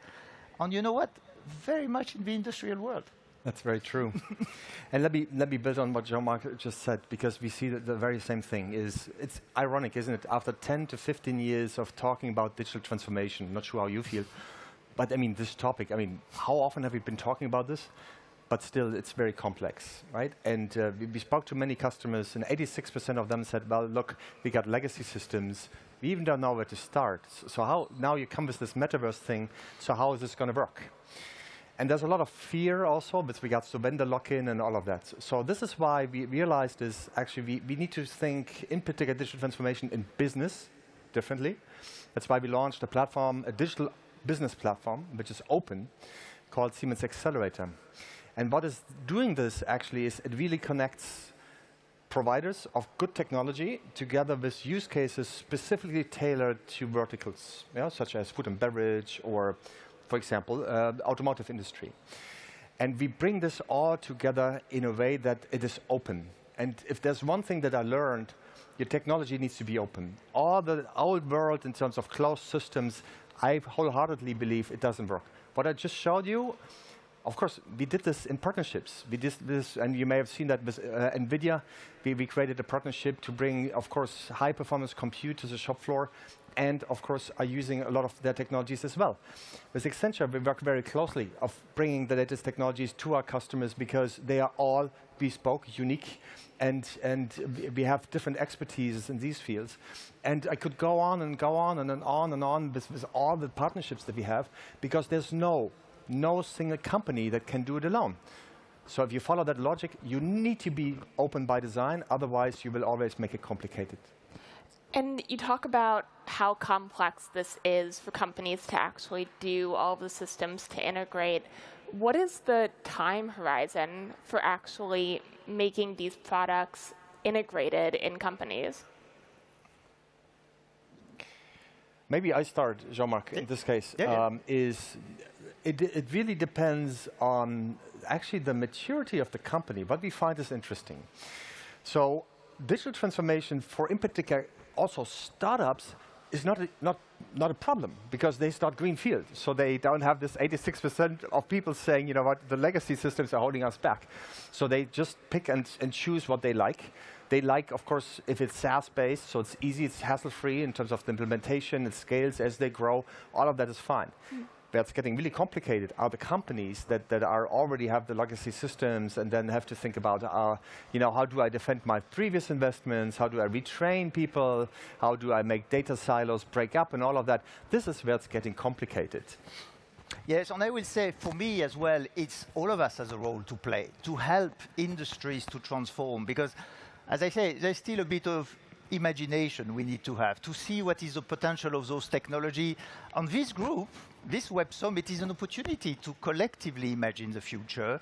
And we absolutely need to keep innovative ideas because that's where the world is going. Now, as also business like Siemens and Accenture, with many of you's help, we need to help our clients by designing those solutions, make them easy and more ready to use. And that's why we are investing today. We, both of us, are investing. Many others are investing to create solutions that are more ready for implementation than what we have today. We are working typically with Siemens on some PLM solution in order to really digitalize product engineering at the next level. We do that on the cloud. We do also stuff around asset management in order to help our clients leveraging those technology into this very important space of asset management. So all of us has a role to play. We try to play our role modestly, but we are part of that ecosystem. But we need your help because the future has infinitive option. We see massive opportunity. We see massive opportunity of true transformation. But we need to operate as an ecosystem because, as Peter said, none of us, none of our clients, big companies, big organizations, can do it alone. It's going to be the quality of this contribution, this ecosystem, that will make the difference. And I encourage all of you to help us. You come to a conference and you give homework to the audience. Is that how you aim for Exactly. popularity? That's part of Web Summit. I've got a lot of work to do as well, so don't worry. I mean, we're wrapping up on time, but just real quick, I guess what makes both of you excited about the potential for the industrial metaverse? The fact that it really delivers tangible value and that on that journey, of course, we're not entirely there yet, but the internet wasn't built overnight either. That there's so many good building blocks already and the potential is immense. So definitely get on this bandwagon because those who employ that will succeed in the future. I think what is more exciting for me is maybe the external world sometimes create a bit of that pressure. I have never seen a time in our economy where so many changes are going to happen. You probably have seen many changes in the last decade. I can tell you we're going to see way, way more in the coming decade. And technology will play a central role to create more resilient business, but also more sustainable business and better product and services. That's what is at stake. All the industry are lining up for that. We are going to live the most exciting times that I have ever seen in my business career. So welcome to that world, and it's going to be great. Thank you both so much for your time. Thank you. Thanks a lot. Thank you.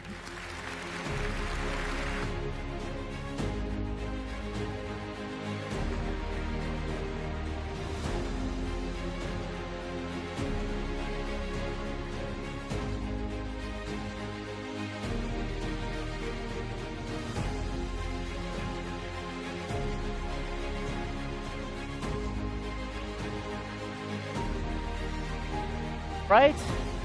Okay, well, thank you, everyone. That's it for the morning session here on Center Stage. Don't go anywhere too far, though. We are moving straight into the lunchtime breakout pitch sessions. And we're also going to be back here right after the pitches, where we will continue to hear from just phenomenal speakers. This afternoon, it includes the Sandbox, as well as Apple, as well as the Minister of Digital Transformation for Ukraine. Awesome. Okay, well, I'm going to take over now. Thank you, Sunil. Let's get started with a selection of the most exciting startups attending Web Summit for you to have an advanced preview of throughout this next few minutes, I guess. All of these companies are from the Growth Summit stage. So if you want to find out more about them, they'll be speaking there today and tomorrow. So let's bring out our first speaker. Please welcome Sam Jones from Generate, the startup enabling people to control and earn from their own data. Please put your hands together for Sam. All right.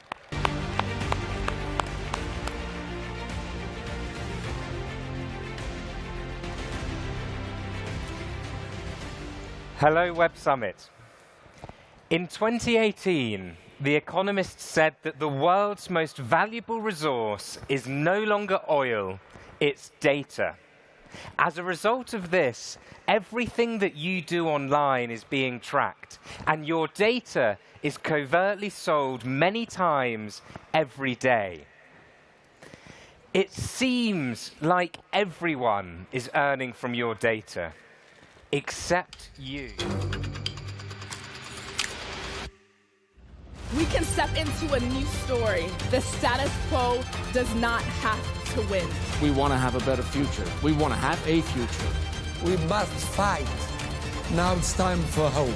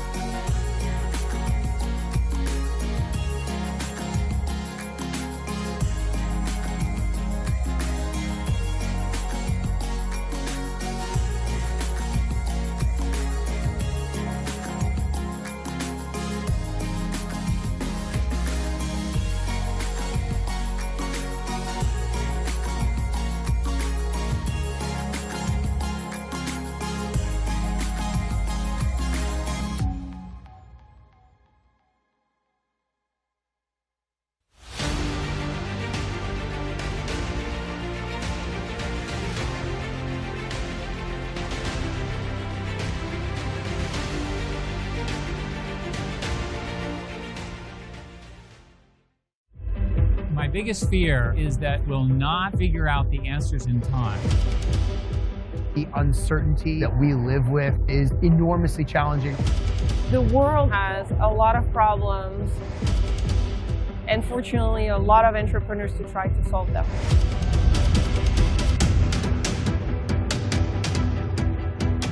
The 5,000 people have come from different countries, from different walks of life. That is the beginning of the change that we need.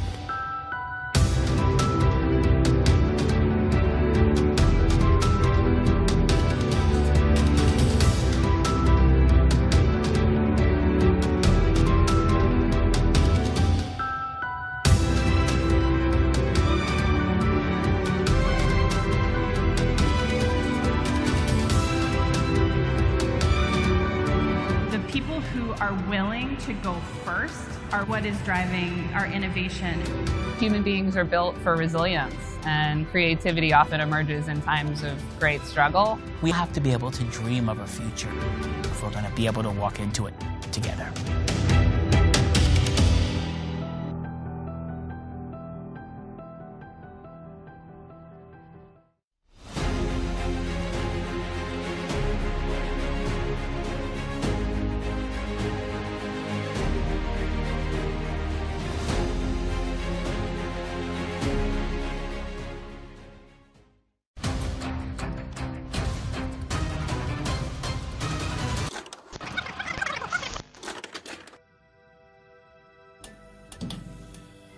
We've seen ideas grow. We've seen communities come together. We've seen the rules challenged. And the world changed. The connections forged. The achievements made. Looking back, It's an incredible story. Rooms like this are full of people that see technology's potential to improve lives. Here at Web Summit, we have so many doers, more people who just have a voice that people want to hear. We are all growing. That's what makes the Web Summit such a good place. One way that democracy dies is that people believe that their vote doesn't count. The status quo does not have to win.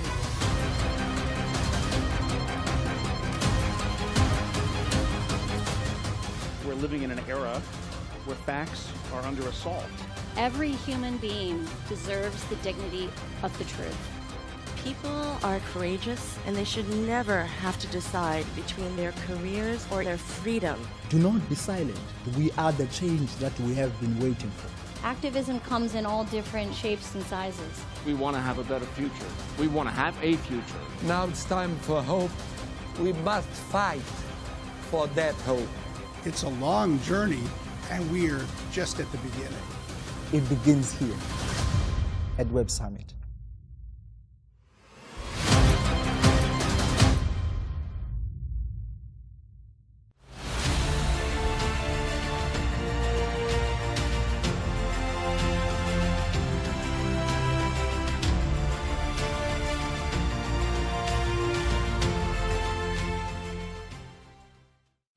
I don't think there's anything like Collision, gathering point for entrepreneurs and founders. Forward-thinking, creative, ambitious. A place where entrepreneurs can all collaborate, changing the future. There is room for everyone to succeed. Technology is great, but it's about people. Collision has a very important role to play in bringing people together across sectors.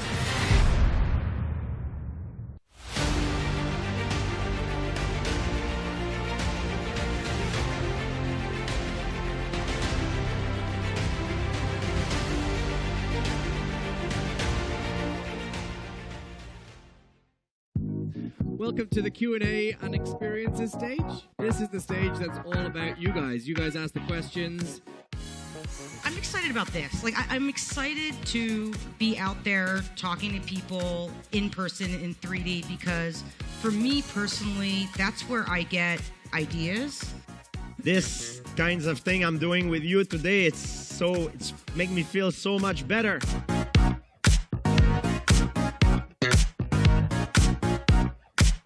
I get a lot of questions about what we're doing, and this was sort of way up there on the scale of good question. The idea of presence, where people share a space together, appreciating each other's music or making a song request, and then you just are okay to go on about your life, but you had a meaningful touch point. The only way we can bring about the change is to be the change that you want to see. Thank you very much for coming.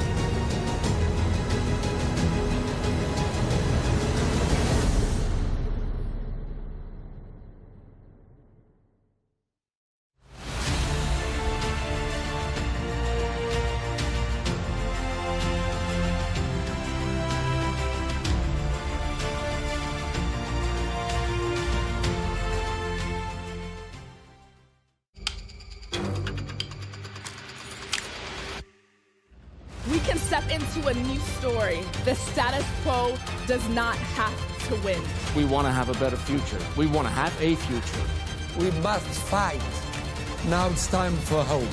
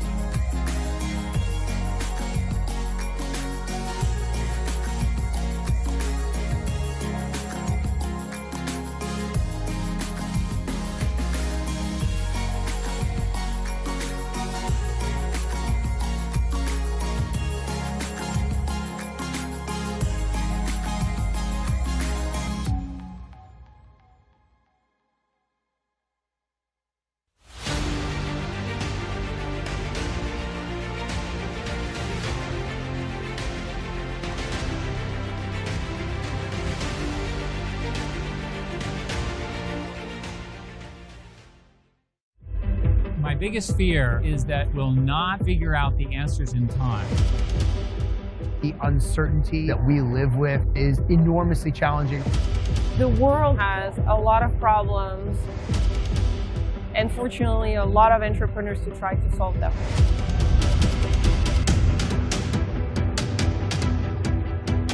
The 5,000 people are coming from different countries, from different walks of life. That is the beginning of the change that we need.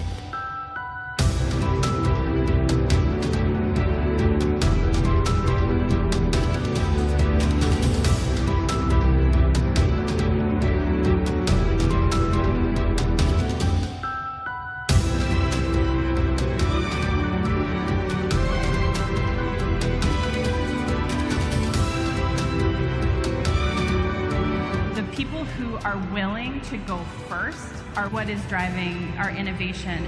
Human beings are built for resilience, and creativity often emerges in times of great struggle. We have to be able to dream of a future if we're going to be able to walk into it together.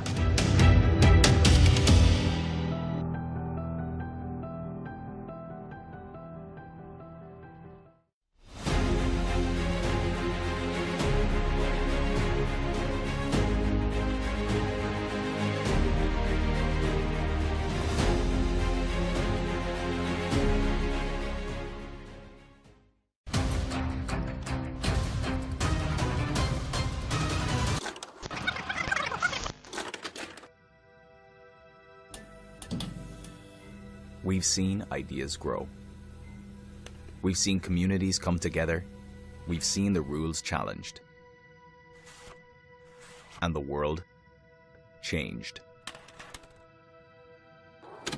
The connections forged. The achievements made.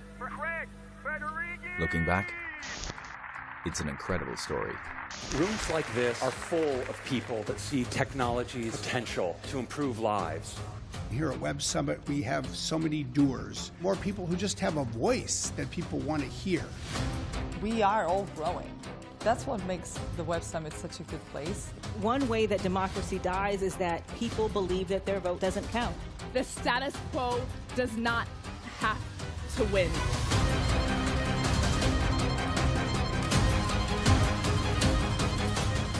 We're living in an era where facts are under assault. Every human being deserves the dignity of the truth. People are courageous, and they should never have to decide between their careers or their freedom. Do not be silent. We are the change that we have been waiting for. Activism comes in all different shapes and sizes. We want to have a better future. We want to have a future. Now it's time for hope. We must fight for that hope. It's a long journey, and we are just at the beginning. It begins here at Web Summit.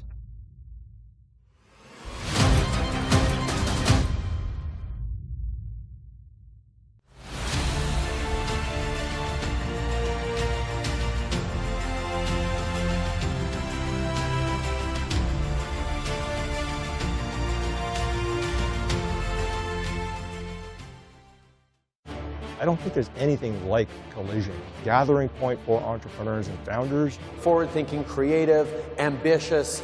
A place where entrepreneurs can all collaborate, changing the future. There is room for everyone to succeed. Technology is great, but it's about people.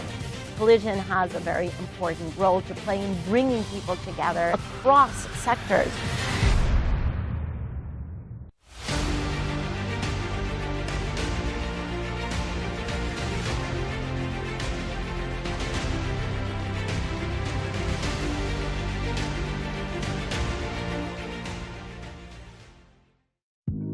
Welcome to the Q&A and experiences stage. This is the stage that's all about you guys. You guys ask the questions. I'm excited about this. I'm excited to be out there talking to people in person in 3D because for me personally, that's where I get ideas. This kinds of thing I'm doing with you today, it's making me feel so much better.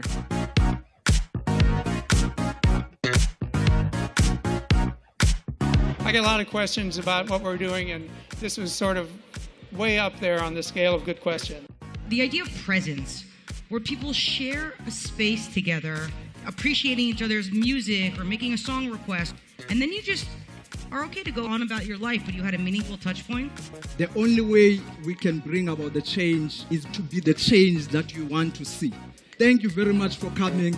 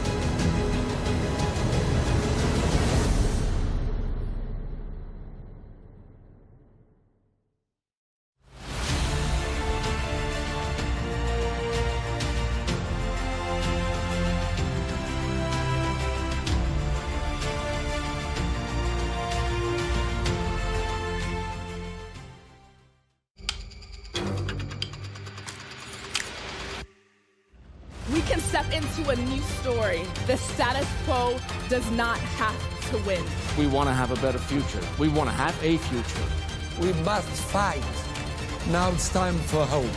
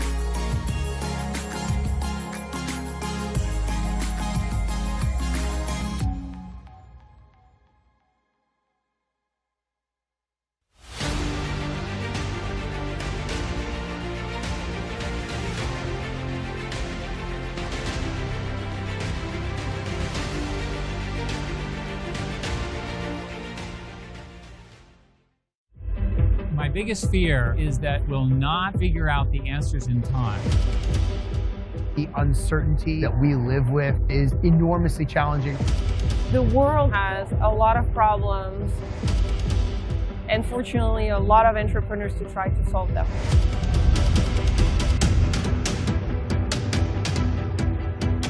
The 5,000 people are coming from different countries, from different walks of life. That is the beginning of the change that we need.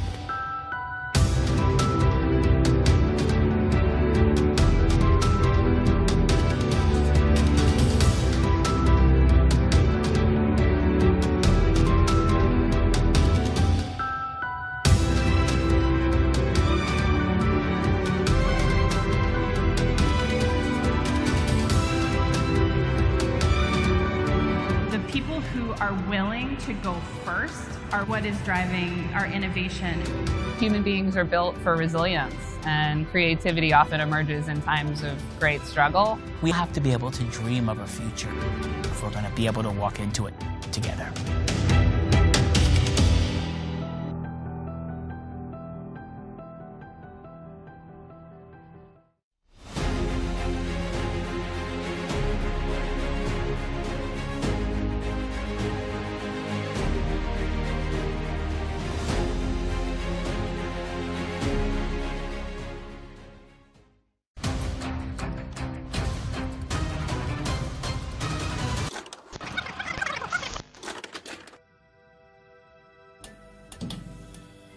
We've seen ideas grow.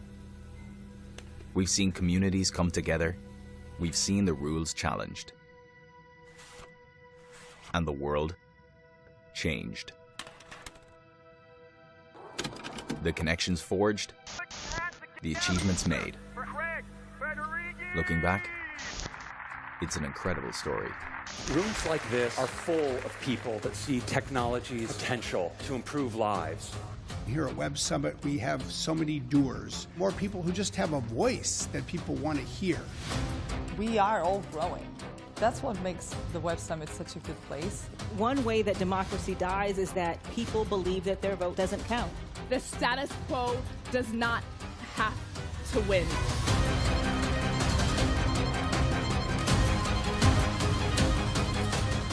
We're living in an era where facts are under assault. Every human being deserves the dignity of the truth. People are courageous, and they should never have to decide between their careers or their freedom. Do not be silent. We are the change that we have been waiting for. Activism comes in all different shapes and sizes. We want to have a better future. We want to have a future. Now it's time for hope. We must fight for that hope. It's a long journey, and we are just at the beginning. It begins here at Web Summit.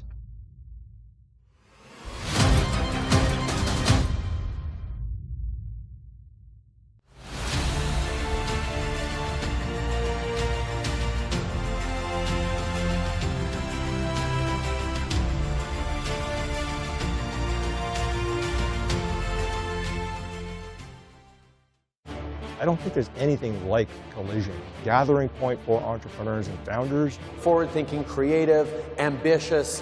A place where entrepreneurs can all collaborate, changing the future. There is room for everyone to succeed. Technology is great, but it's about people. Collision has a very important role to play in bringing people together across sectors.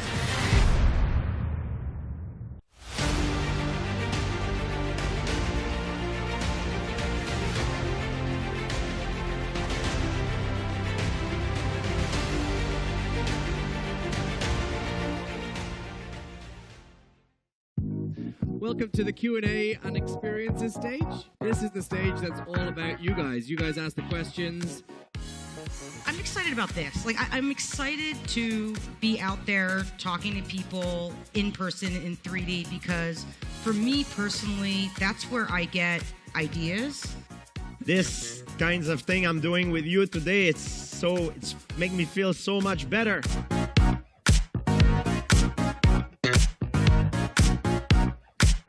I get a lot of questions about what we're doing, and this was sort of way up there on the scale of good question.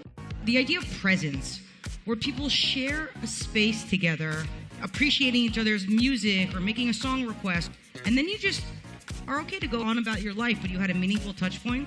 The only way we can bring about the change is to be the change that you want to see. Thank you very much for coming.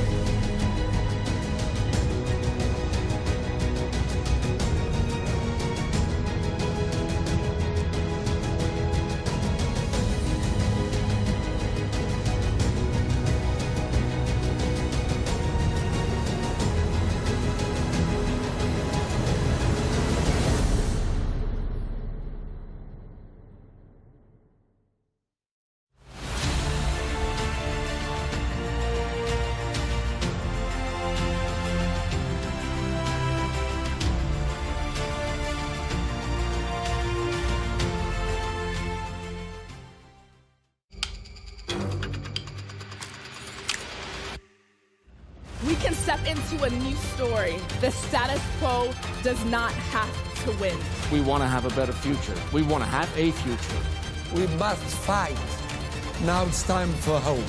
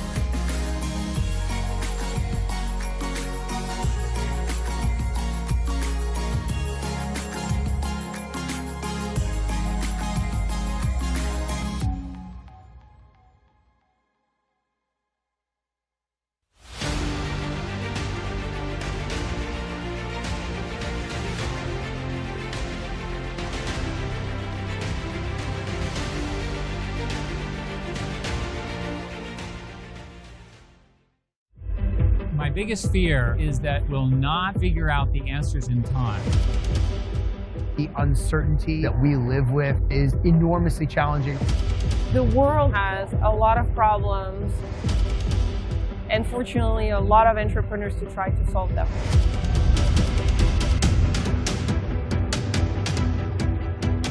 The 5,000 people are coming from different countries, from different walks of life. That is the beginning of the change that we need.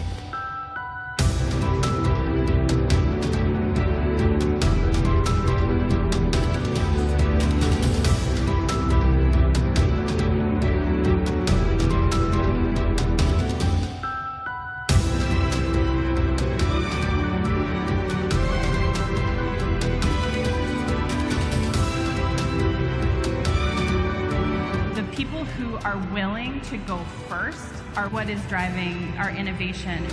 Human beings are built for resilience, and creativity often emerges in times of great struggle. We have to be able to dream of a future if we're going to be able to walk into it together.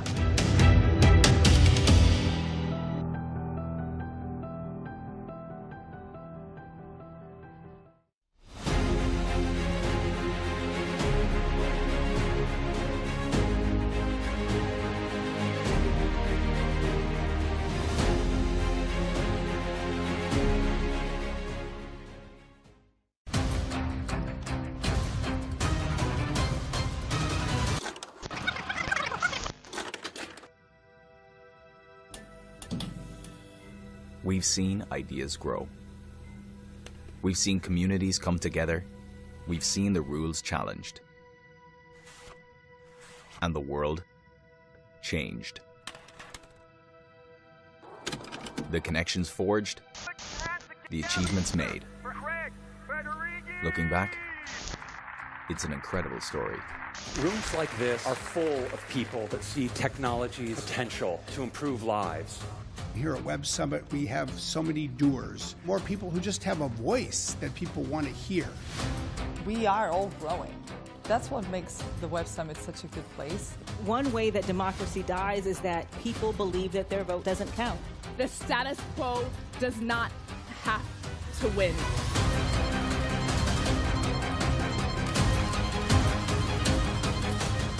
We're living in an era where facts are under assault.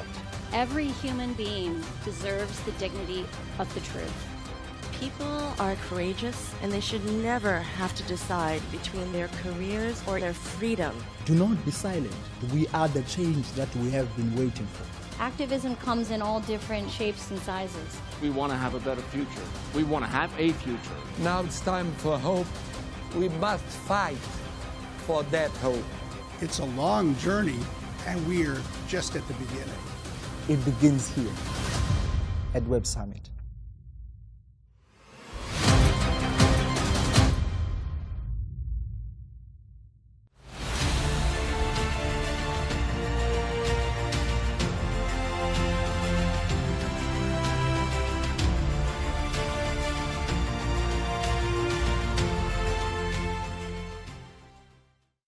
I don't think there's anything like Collision, gathering point for entrepreneurs and founders. Forward-thinking, creative, ambitious. A place where entrepreneurs can all collaborate, changing the future. There is room for everyone to succeed. Technology is great, but it's about people. Collision has a very important role to play in bringing people together across sectors.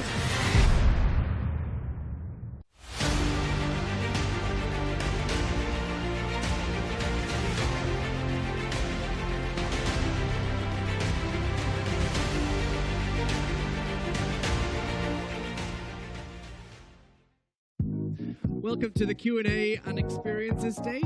This is the stage that's all about you guys. You guys ask the questions.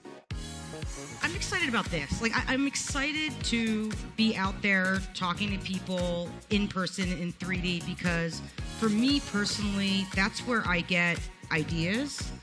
This kinds of thing I'm doing with you today, it's make me feel so much better.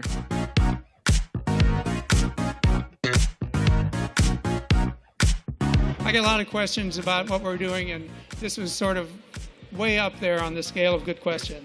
The idea of presence, where people share a space together, appreciating each other's music or making a song request, and then you just are okay to go on about your life, but you had a meaningful touch point. The only way we can bring about the change is to be the change that you want to see. Thank you very much for coming.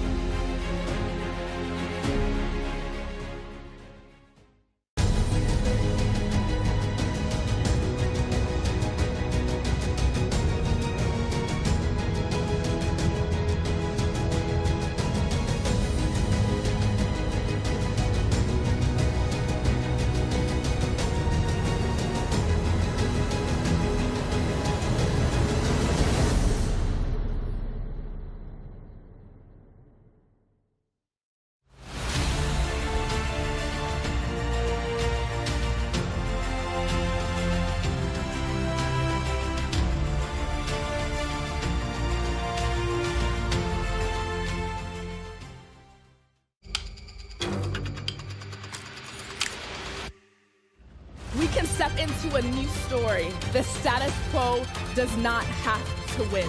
We want to have a better future. We want to have a future. We must fight. Now it's time for hope.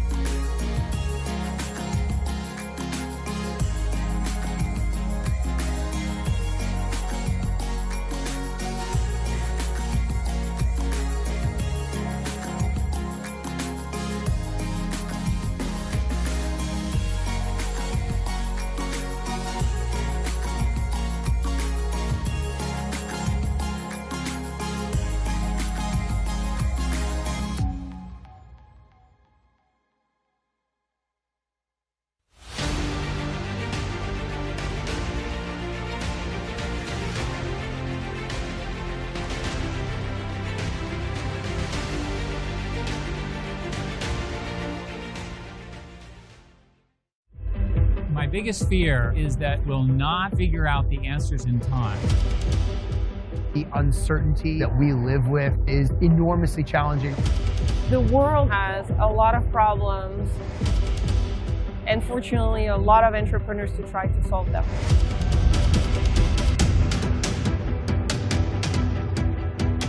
The 5,000 people are coming from different countries, from different walks of life. That is the beginning of the change that we need.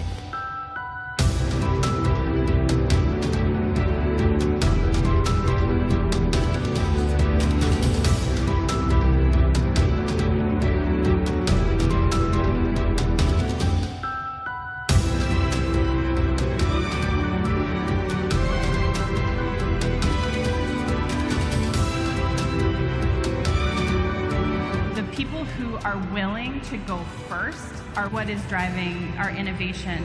Human beings are built for resilience, and creativity often emerges in times of great struggle. We have to be able to dream of a future if we're going to be able to walk into it together.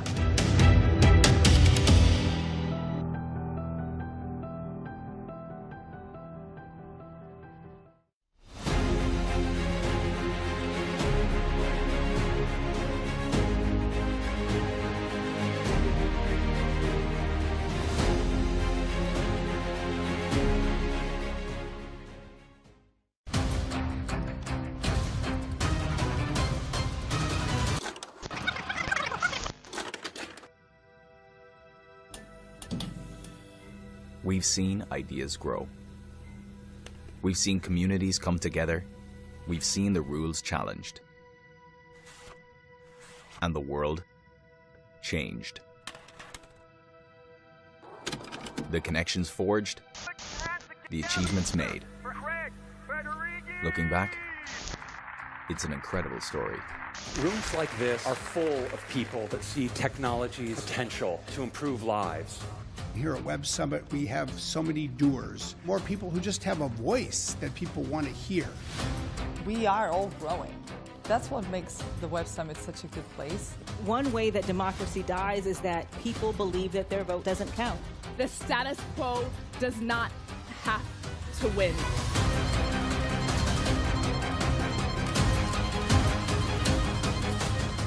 We're living in an era where facts are under assault. Every human being deserves the dignity of the truth. People are courageous and they should never have to decide between their careers or their freedom. Do not be silent. We are the change that we have been waiting for. Activism comes in all different shapes and sizes. We want to have a better future. We want to have a future. Now it's time for hope. We must fight for that hope. It's a long journey, and we're just at the beginning. It begins here at Web Summit.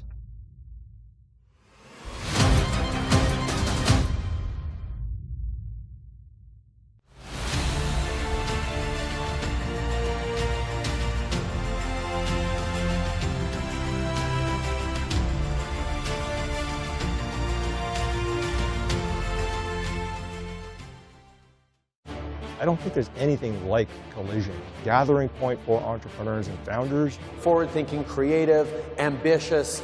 A place where entrepreneurs can all collaborate, changing the future.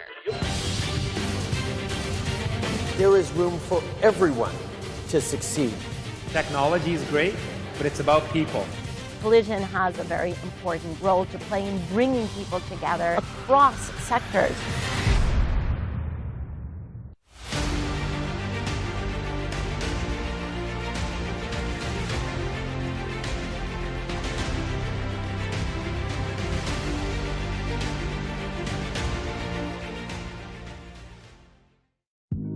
Welcome to the Q&A and experiences stage.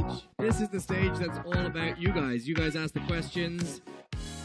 I'm excited about this. I'm excited to be out there talking to people in person in 3D because for me personally, that's where I get ideas. This kinds of thing I'm doing with you today, it's make me feel so much better.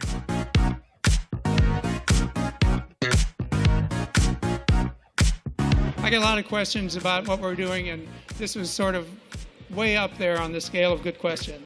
The idea of presence, where people share a space together, appreciating each other's music or making a song request, and then you just are okay to go on about your life, but you had a meaningful touch point. The only way we can bring about the change is to be the change that you want to see. Thank you very much for coming.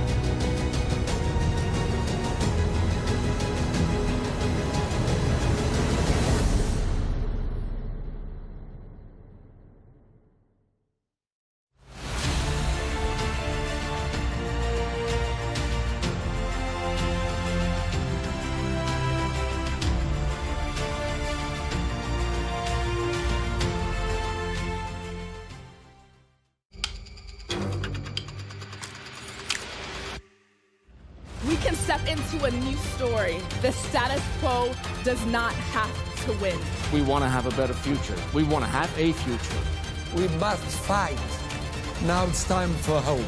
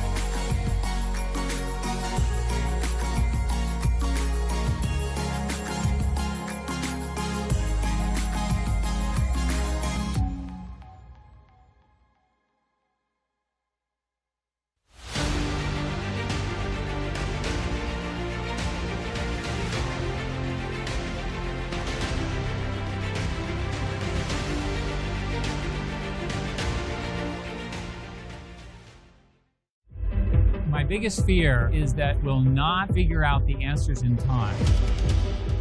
The uncertainty that we live with is enormously challenging. The world has a lot of problems, and fortunately, a lot of entrepreneurs to try to solve them.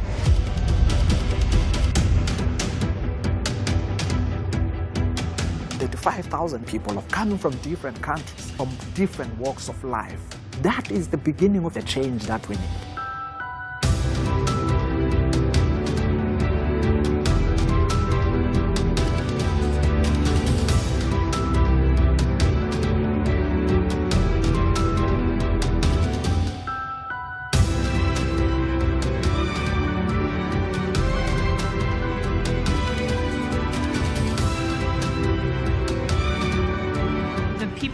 Are willing to go first are what is driving our innovation. Human beings are built for resilience, and creativity often emerges in times of great struggle. We have to be able to dream of a future if we're going to be able to walk into it together.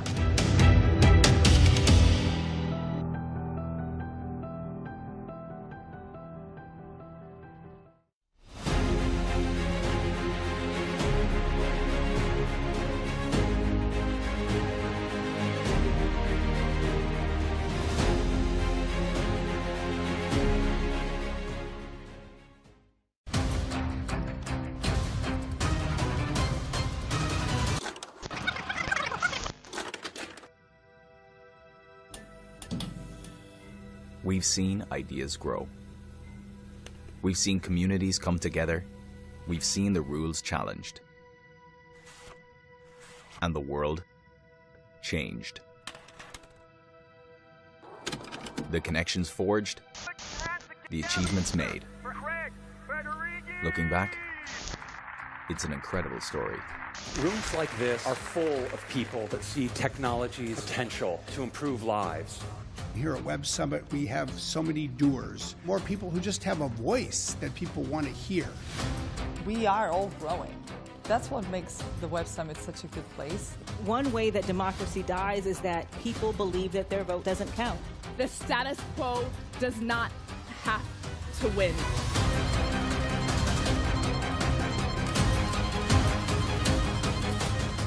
We're living in an era where facts are under assault.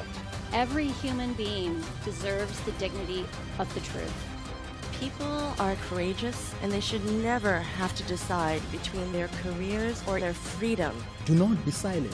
We are the change that we have been waiting for. Activism comes in all different shapes and sizes. We want to have a better future. We want to have a future. Now it's time for hope. We must fight for that hope. It's a long journey, and we're just at the beginning. It begins here at Web Summit.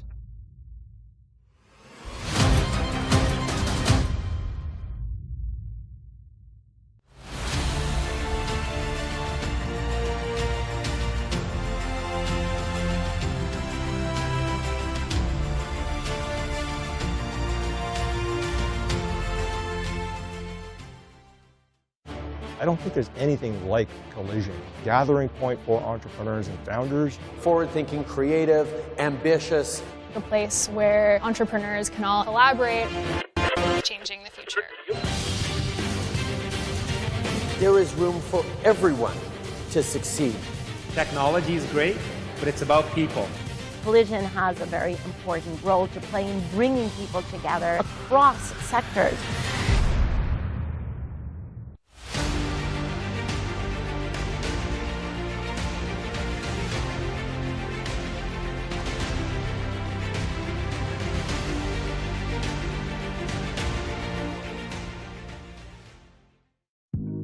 Welcome to the Q&A and experiences stage. This is the stage that's all about you guys. You guys ask the questions. I'm excited about this. I'm excited to be out there talking to people in person in 3D because for me personally, that's where I get ideas. This kinds of thing I'm doing with you today, it's making me feel so much better.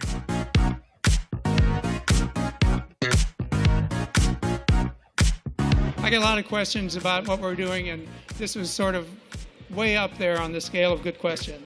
The idea of presence, where people share a space together, appreciating each other's music or making a song request, and then you just are okay to go on about your life, but you had a meaningful touch point. The only way we can bring about the change is to be the change that you want to see.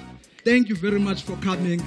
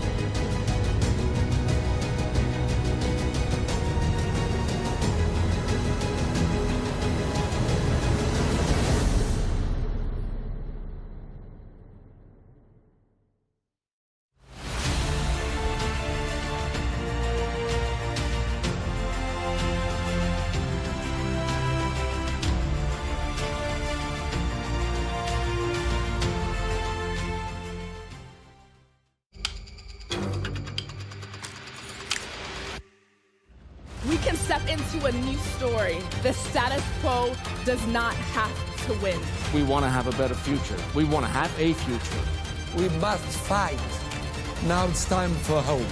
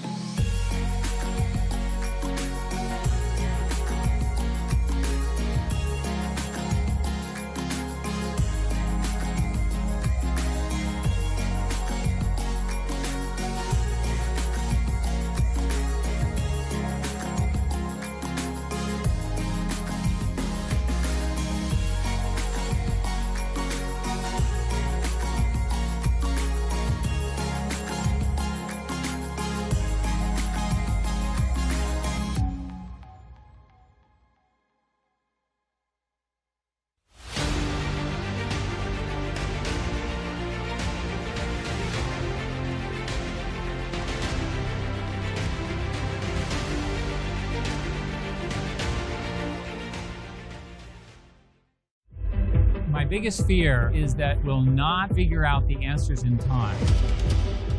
The uncertainty that we live with is enormously challenging. The world has a lot of problems, and fortunately, a lot of entrepreneurs to try to solve them.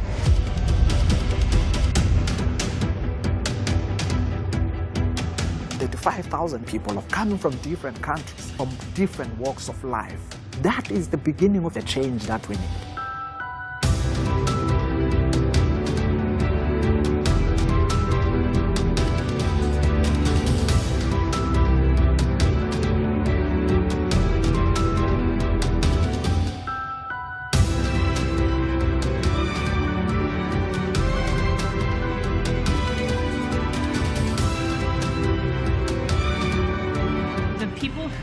Willing to go first are what is driving our innovation.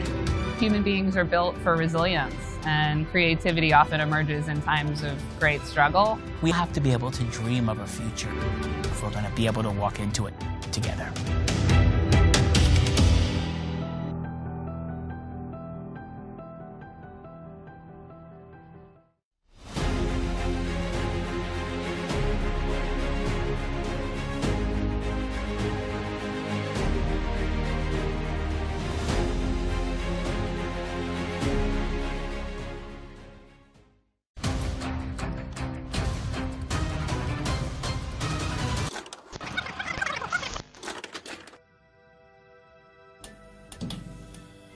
We've seen ideas grow.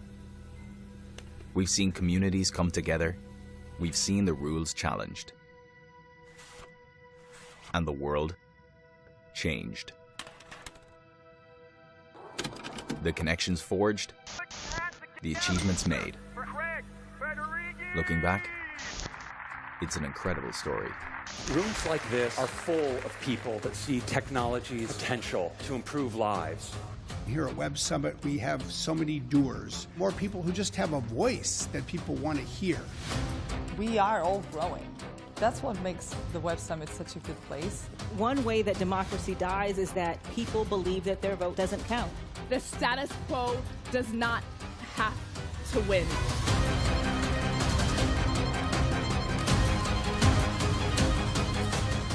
We're living in an era where facts are under assault. Every human being deserves the dignity of the truth. People are courageous, and they should never have to decide between their careers or their freedom. Do not be silent. We are the change that we have been waiting for. Activism comes in all different shapes and sizes. We want to have a better future. We want to have a future. Now it's time for hope. We must fight for that hope. It's a long journey, and we are just at the beginning. It begins here at Web Summit.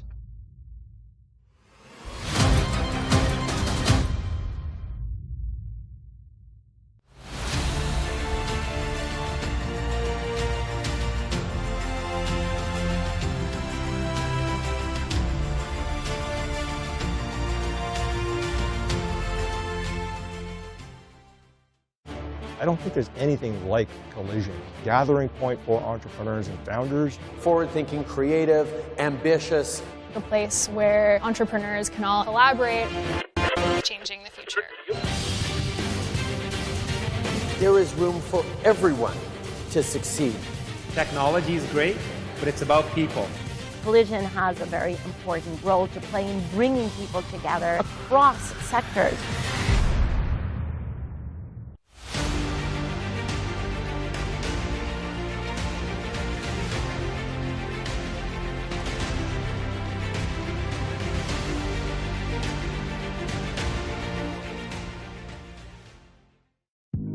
Welcome to the Q&A and experiences stage. This is the stage that's all about you guys. You guys ask the questions.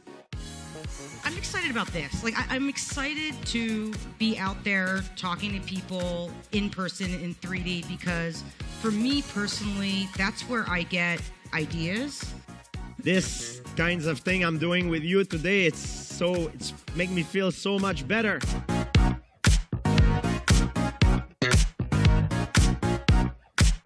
I get a lot of questions about what we're doing, and this was sort of way up there on the scale of good question. The idea of presence, where people share a space together, appreciating each other's music or making a song request, and then you just are okay to go on about your life, but you had a meaningful touch point. The only way we can bring about the change is to be the change that you want to see. Thank you very much for coming.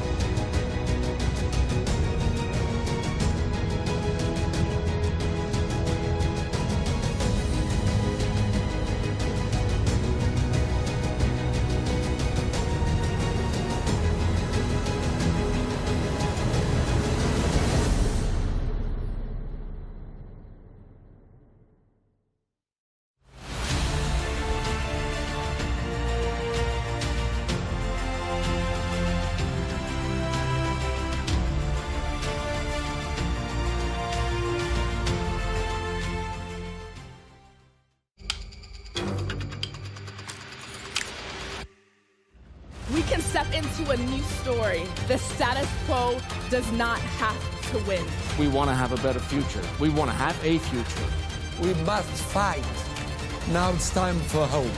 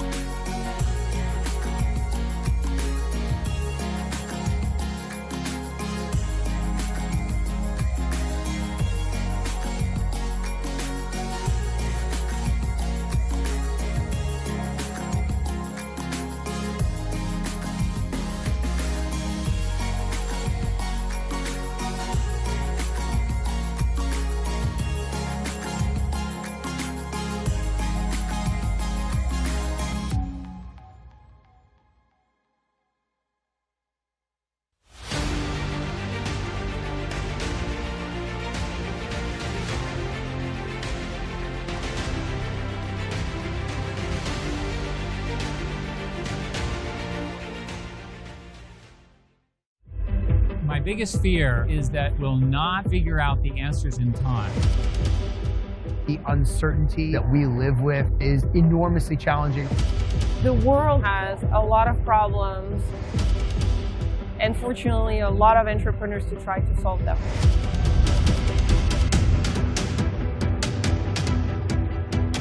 The 5,000 people are coming from different countries, from different walks of life.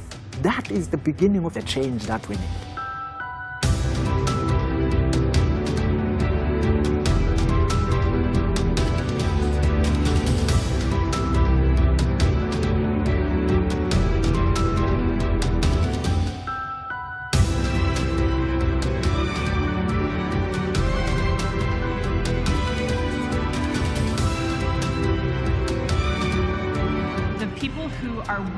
To go first are what is driving our innovation. Human beings are built for resilience, and creativity often emerges in times of great struggle. We have to be able to dream of a future if we're going to be able to walk into it together.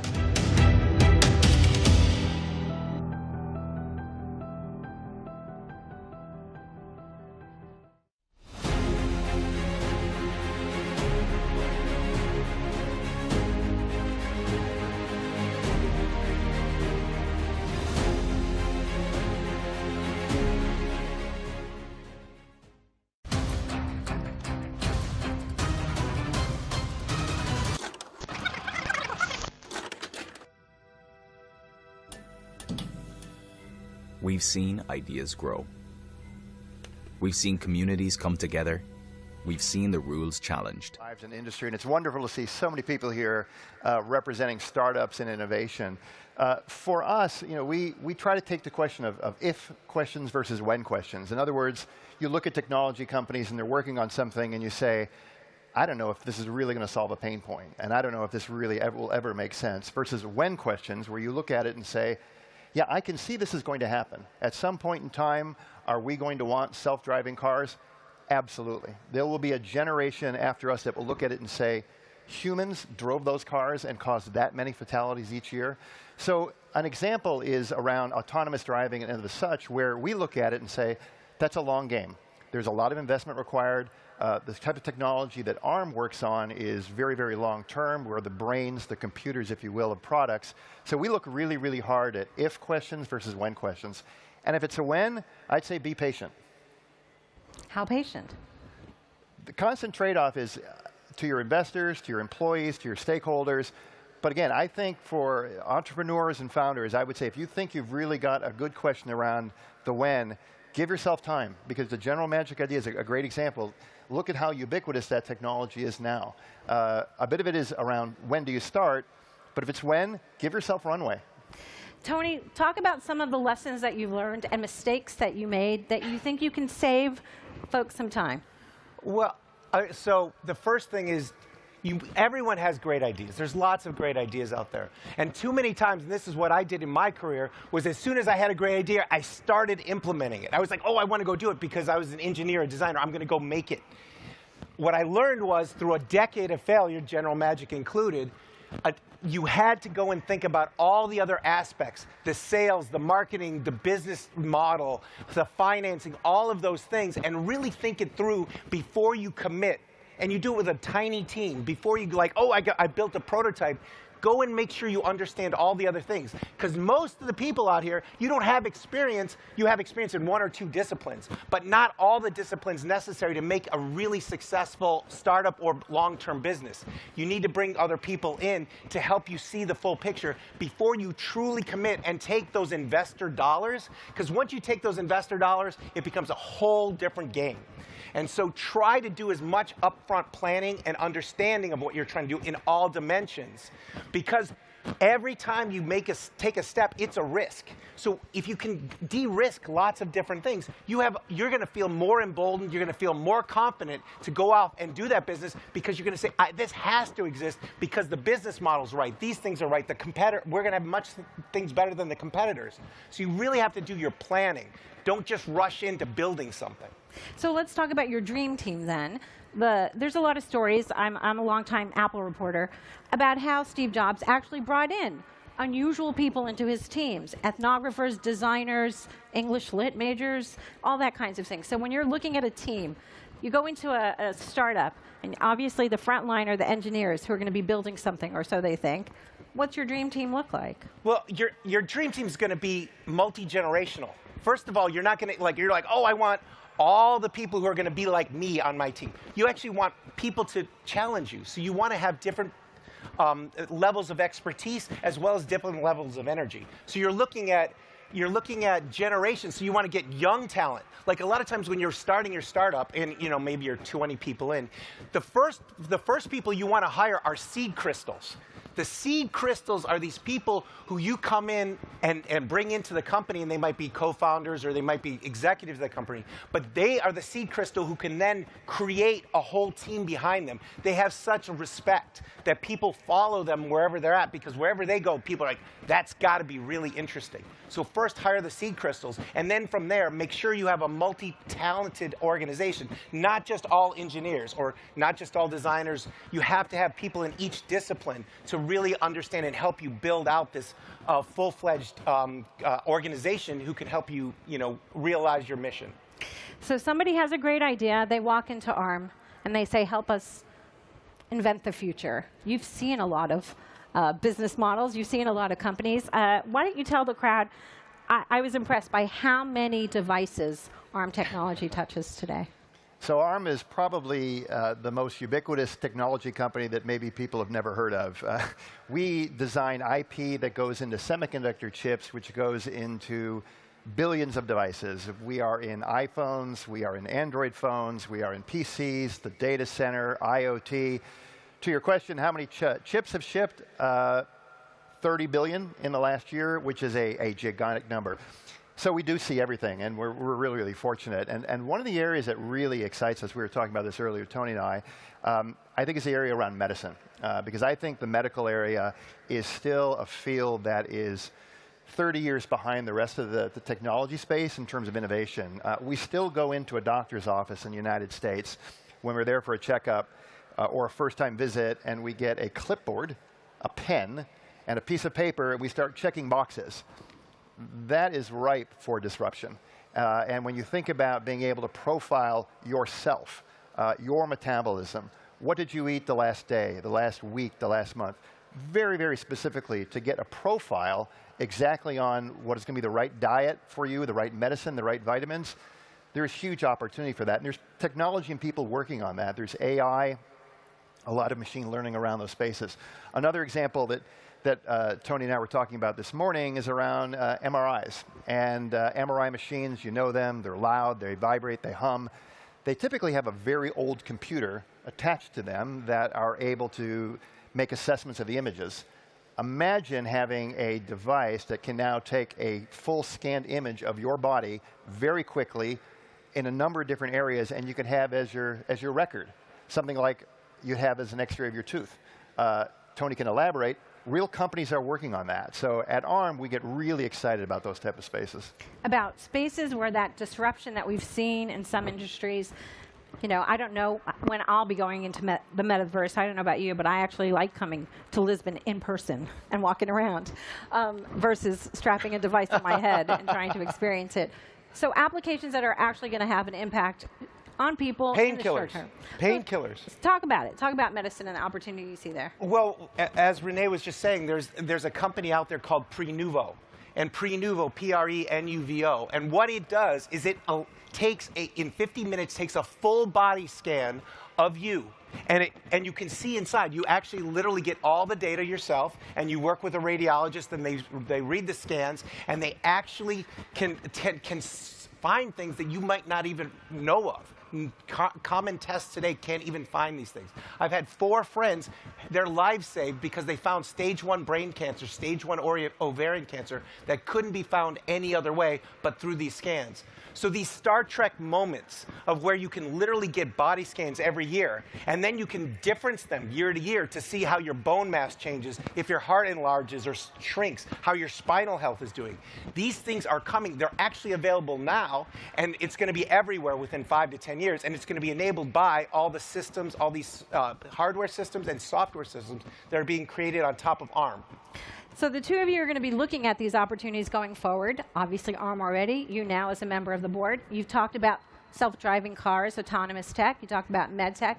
What other areas of opportunity do you think are real and exciting on that 5-year horizon?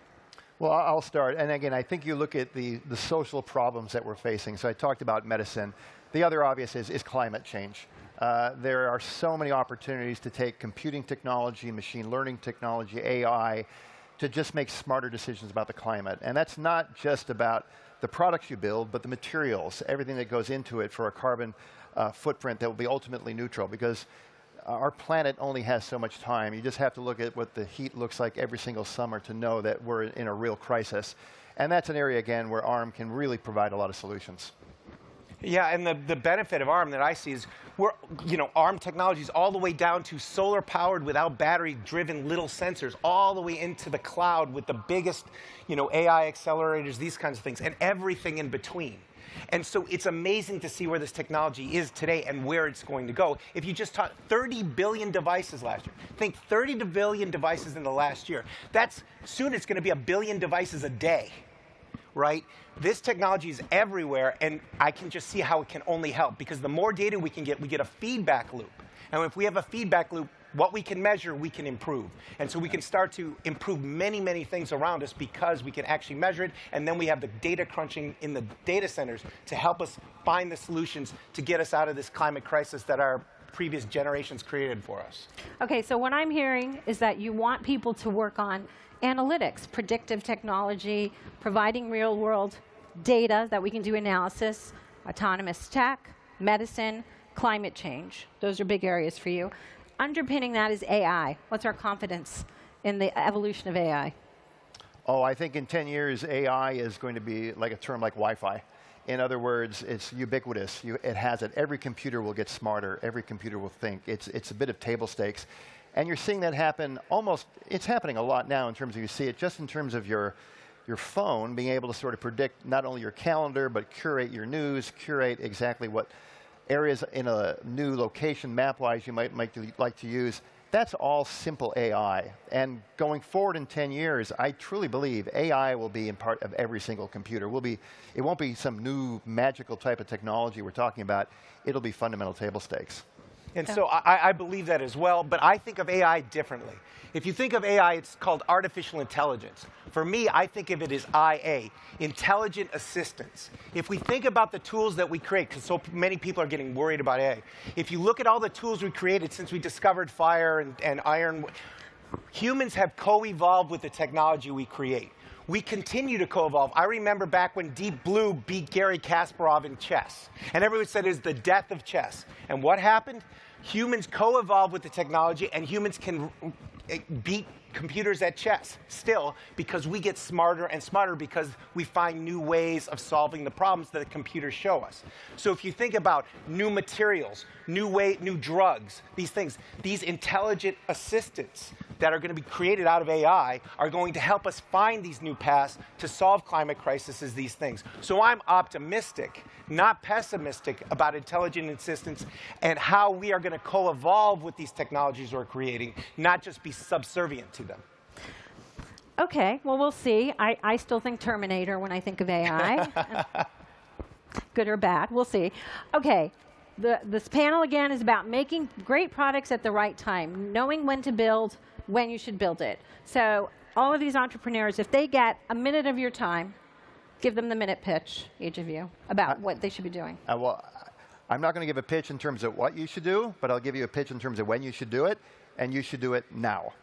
The greatest disruptions and the greatest time to do a startup is in the midst of what we're in right now. If you think about stock market crashing, semiconductor slowdown, all kinds of bad news, we've been through bad news cycles before. You saw it in year 2000.com. You saw it in 2008. I would say start now. Airbnb, Uber, they started in 2008 and 2009 during the financial crisis. So my recommendation would be, if you're going to start a company, do it now. It's the best time. I fully agree. iPod was 2001, just after iPhone was the same time. We're seeing so many innovations because why? Right now, I see this in our funding because we funded hundreds of companies around the world with what we do. And we are seeing the best teams, the best talent coming online right now because they're leaving all these other, these other organizations that are shedding people. They want to do the best and best things. You can go and pick up these people. You can create these new companies in the worst of times. So absolutely, this is a pendulum that swings. Today it swung that way. Now it's going to swing back to the good times. It's going to take time, but that's life. It's not the end of everything. Absolutely. Life is a continuous process. It's the classic, when they zig, you zag. Exactly. Okay, we have a few seconds left, and I want to ask you, if these guys could invent any product that you wanted, what's the product you want, quickly? Give me a wearable that is actually getting me some meaningful data about my health. Okay. Tony? And I'm going to go deep tech here. If you can make better sensors, we need much, much better sensors in this world. We have lots of compute, we have lots of brains, but we don't have really good sensors, and that goes to his point. The reason why we can't get self-driving cars as well as they need to be, or these health data and everything, we don't have really great sensors for the world. We need better sensors. Yep. Okay, you heard it from these guys. You know what your business plan should be. Get cracking. We're done. Thank you so much for your time, and thank you, Tony and Renee. Thanks, everybody.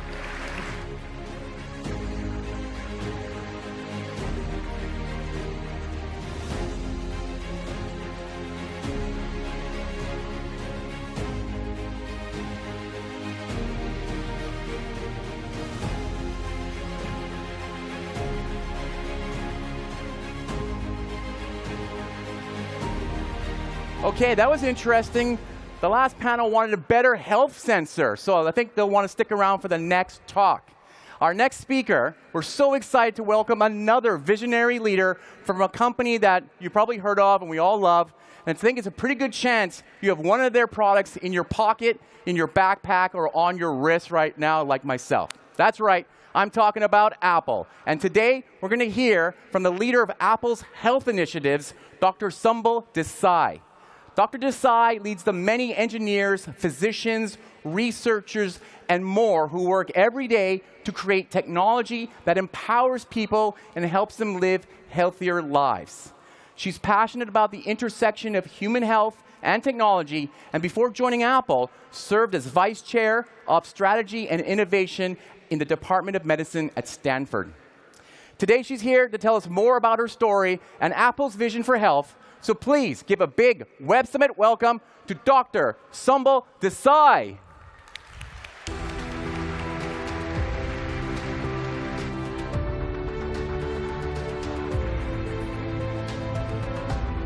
Hello. Thank you so much for having me. It's an honor to represent Apple here at Web Summit. This isn't a place where you typically find people like me. I'm a physician. For many years, I was a hospitalist who cared for acutely ill patients. It wasn't always easy, but it was incredibly meaningful to build trust with my patients, to feel the weight of responsibility that came with earning that trust, and to help people through some of the toughest moments of their lives. But here's the thing about practicing medicine, or at least, here's what's true for me. I wasn't satisfied just helping the patients in front of me. I wanted to help the ones that would never come through my door. The ones who might need urgent treatment, but don't know it yet. The ones who need good information, but don't know how to find it. The ones who could get on the right track if they only knew the right steps. It's why I focus so much of my work on health innovation and technology. And it's why I was so drawn to Apple. To the idea that we could democratize health with global impact. The idea that we could empower hundreds of millions of people to take charge of their future with a phone in their pocket and a watch on their wrist. And while we're still in the early stages of what's possible, I am incredibly optimistic about the future. And I'm excited about the role technology can play. Over the past 50 years, the world has made incredible medical advances. Breakthroughs in science and engineering have reshaped our capacity to treat patients for a whole range of diseases. Take cardiac health as an example. When someone has a life-threatening arrhythmia, doctors can install pacemakers or defibrillators to protect them. They can replace the aortic valve through just a small nick in the skin. They can even dissolve clots in the acute phase of heart attacks and strokes, saving lives in the process. It's easy to take this for granted, but these are truly marvels of modern medicine. The challenge with modern medicine, though, is that treatments only work on the patients who seek them out. And as a result, in many cases, outcomes depend not only on treatment, but on timing. Whether it's the critical time between a person developing a serious condition and actually getting treated for it, or the time between a person getting into a car accident and being rescued from it, or simply the time between being healthy and becoming ill. What happens in these moments, these critical gaps in time, can have a profound impact on patient outcomes. And yet, they're largely out of the doctor's hands. And so it begs the question, what about your hands? What if you had in your hands or on your wrist the data, the warning, the red flag that told you to see a doctor before you knew anything was wrong? What if you were empowered to close those critical gaps in time yourself? But time is a funny thing. It brings challenges and opportunities. And it matters to our health when it's not an emergency too.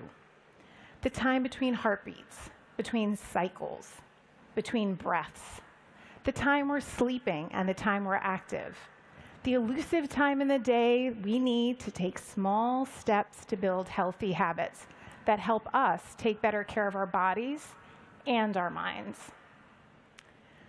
The more you think about it, the more you realize how much our outcomes depend on timing. And so it's especially appropriate that Apple's work in this area began with a watch. When we launched Apple Watch in 2015, we included a heart rate sensor. We mostly thought about it as a fitness feature, a way to track your heart rate during a workout. But then we started to get notes from people who noticed something strange about their heart rate, and then decided to see a doctor. For some, it meant they had a heart condition, or a severe infection, or even a life-threatening allergic reaction. So we asked ourselves, how could we help people sooner? We started with atrial fibrillation because it's a heart condition that often goes unnoticed and undiagnosed until someone has a stroke. And that led us to do the painstaking work of creating the ECG app, which gives users the ability to take an electrocardiogram right from their wrist. It provides invaluable insight into your heart health. And we released it alongside a feature that alerts users if Apple Watch detects an irregular heart rhythm. The innovations across our health and fitness features keep coming. And today, we are overwhelmed with the notes from people who tell us an alert on their watch sent them to a potentially life-saving doctor's appointment. And so we asked more questions. We thought of more places we could fill a gap in time. What about the gap between you and a first responder during an emergency? What if, God forbid, you were in a car accident? Every year, traffic accidents kill more than 1 million people. They're the world's leading cause of preventable death. And after a crash, every moment counts. One European study found that if first responders get to a traffic accident just 10 minutes sooner, the likelihood of death goes down by 1/3. This is why our latest Apple Watch and iPhone lineups come with crash detection. Our advanced sensors can detect whether you've been in a severe car crash. And if you don't respond, your watch will call emergency services for you. That's just one example. Here's another. As we age, our balance deteriorates, and our risk of falling and injuring ourselves can increase. In fact, falls are the world's second most common cause of preventable death. Each year, more than 37 million people require medical attention as a result. The health consequences can be serious, from head injuries to broken bones. They can often be the tipping point to the loss of independence and lead to serious medical conditions down the road. And that's why fall detection on Apple Watch is so important. If you've taken a hard fall, your watch can tell. And if you're mobile, it will call for help. Whether it's a car crash or a fall, closing that gap in time from accident to emergency response can make a huge difference to your health. But we also built Apple Watch to tune into the timing of our bodies and to uncover health insights that come with it. That brings me to a topic that's crucial to human health: menstruation. Many physicians, including myself, see it as another vital sign. But for too long, this area of medicine has been neglected, and people haven't had the tools or knowledge they need. We wanted to bring more attention to this important topic, so we introduced cycle tracking to empower you with more insights and to notify you if there's been a meaningful deviation. Because irregular cycles can be a warning sign for a number of underlying conditions.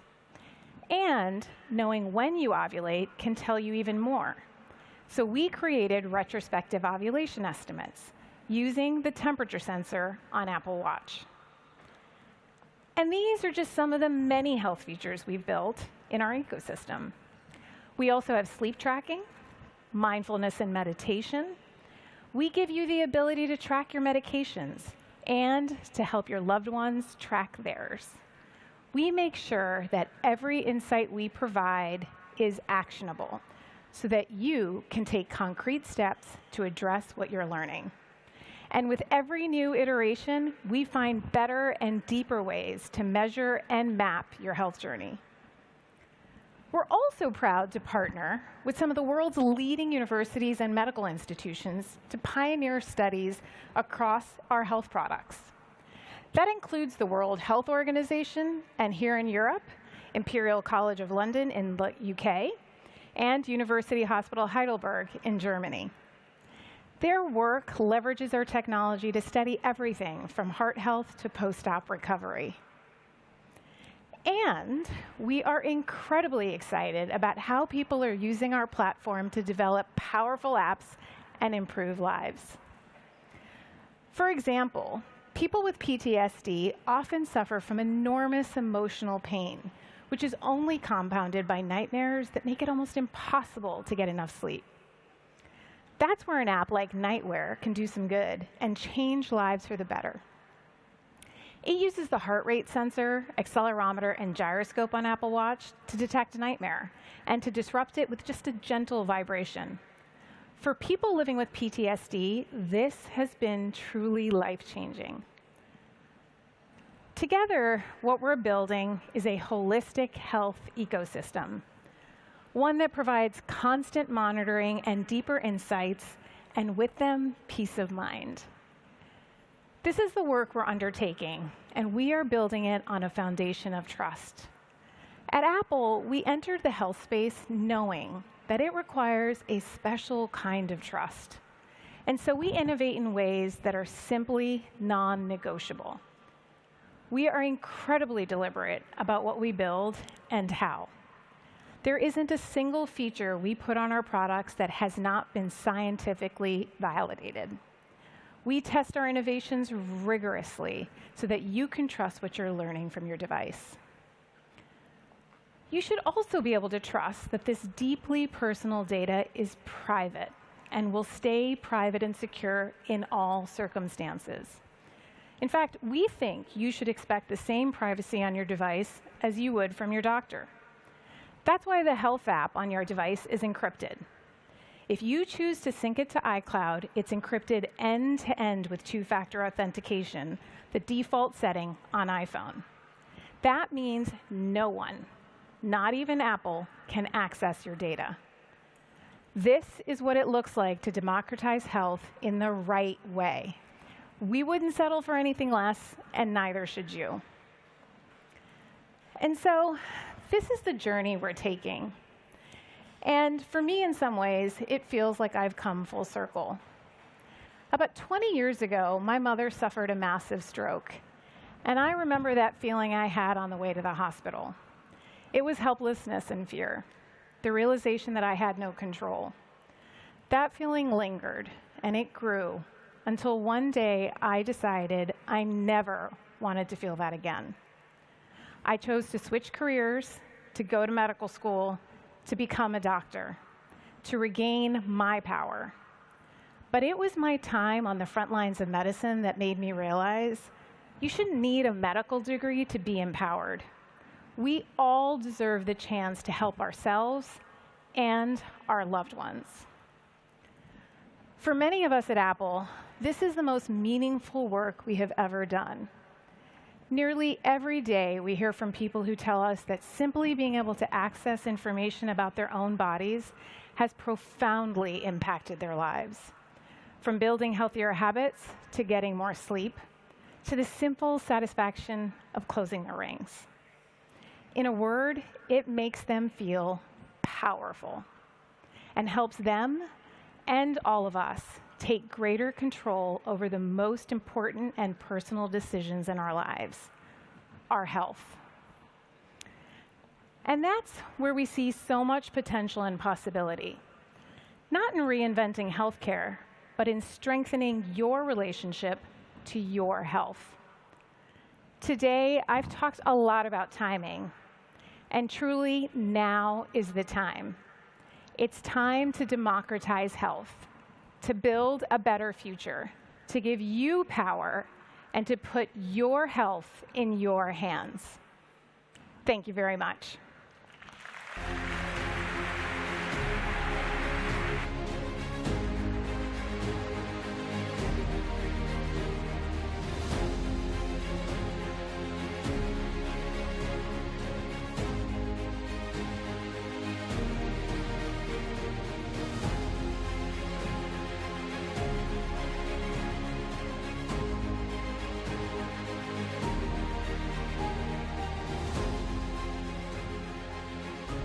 My biggest fear is that we'll not figure out the answers in time. The uncertainty that we live with is enormously challenging. The world has a lot of problems, and fortunately, a lot of entrepreneurs to try to solve them.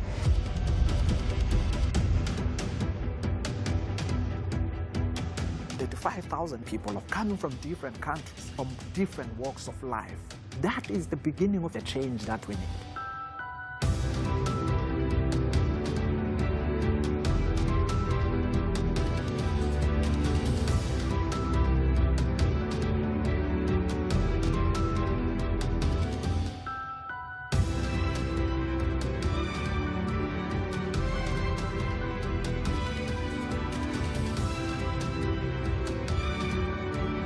People who are willing to go first are what is driving our innovation. Human beings are built for resilience, and creativity often emerges in times of great struggle. We have to be able to dream of a future if we're going to be able to walk into it together.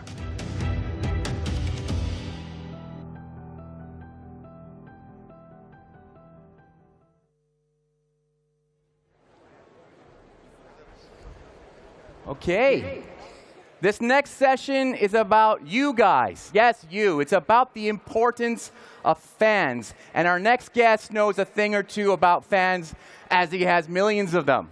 He's one of the all-time great footballers who has won everything from the Serie A to the Champions League and even the World Cup. Who am I talking about? He's here with us now to talk about fan power and fans' impact on emerging tech. Ladies and gentlemen, calling the shots for this one from Media. Please give it up for Laurie Siegel, who will be speaking with the founder and CEO of Socios.com, Alex Dreyfus, and the one and only, the legendary Alessandro Del Piero.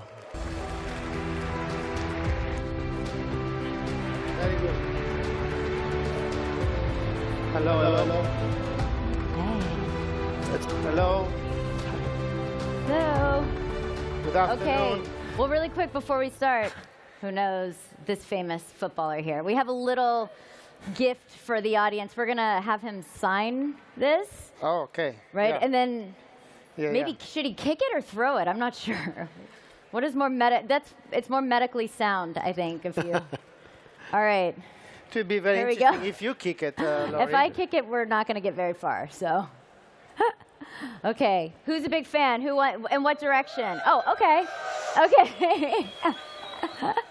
All right. I have a big pressure if I'm hitting the camera instead of throwing the ball. I'm not. So Yeah. We have two balls. We need to throw one on the right, one on the left. Your choice. It's my choice. Okay. I don't know. I don't see any excitement, by the way, yeah, guys. come on, you guys. What's going on? Nothing on the back. You don't believe I can reach on the back? Thank you for the trust. I'm throwing here. Okay, let's go. Whoop. Oh. Are you in the second one? Let's go on this side.